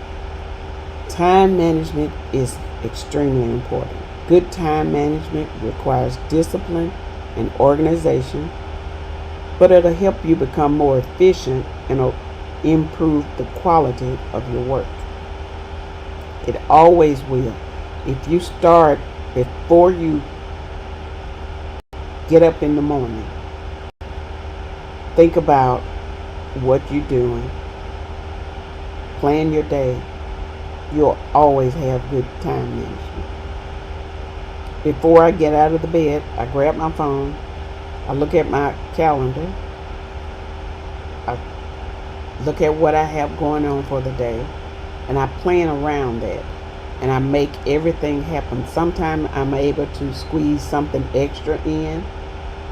Sometimes I may not, but I always make sure I get everything done that I'm supposed to do for that day.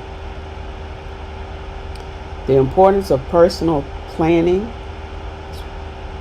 that's where the boundaries should be established between your work and family and your free time. I work my time around my husband. On the weekends, I have my grandkids. I try and manage everything around whatever they want to do, because when they're there, that's their time. And I make sure they have me when they need me.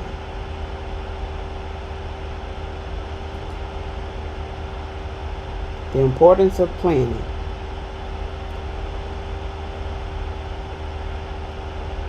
Look at your business as a whole. You use it as a guide in making daily decisions, useful communication tools, and increase your chances for success. Planning helps you see the future business opportunities. Planning can also make improvements based on your re-evaluation and past plans. Planning takes action, not reaction. Planning also gives you the opportunity to ask yourself questions, key questions. Planning is a vital part of being an entrepreneur. Why do you plan? When do you plan? You are always planning. Consistently planning.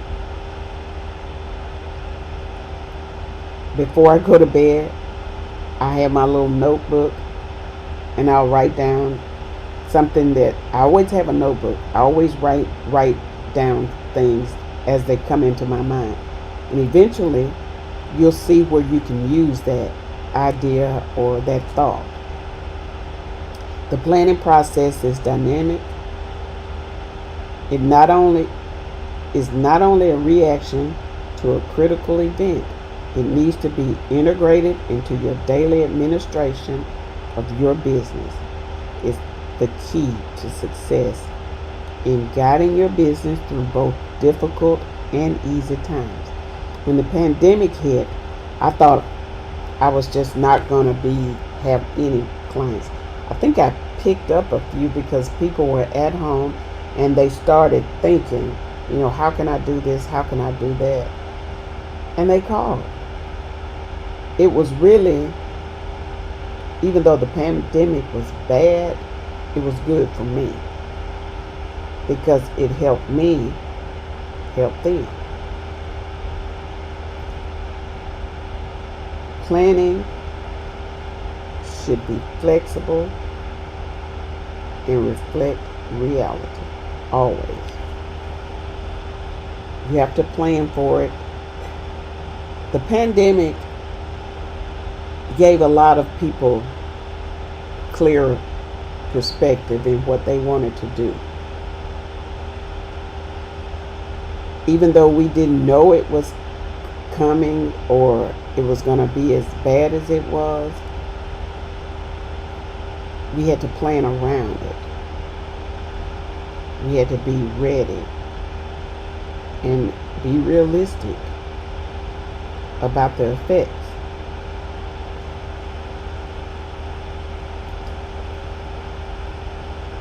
Now let's talk about you. These questions are the questions that you saw in the beginning. Who are you? What is your business idea? How did you come up with it? What's your motivation and your why? Think about your why, not the how, the why. What did you hope to learn from this class? And what's one goal for your business?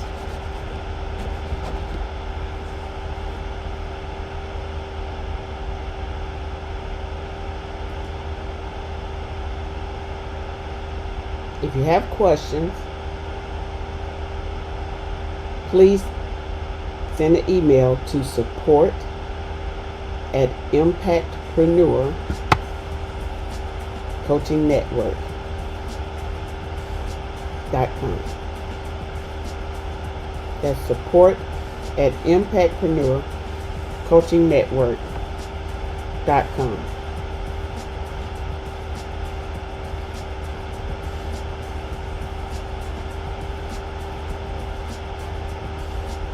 Let me help you help you.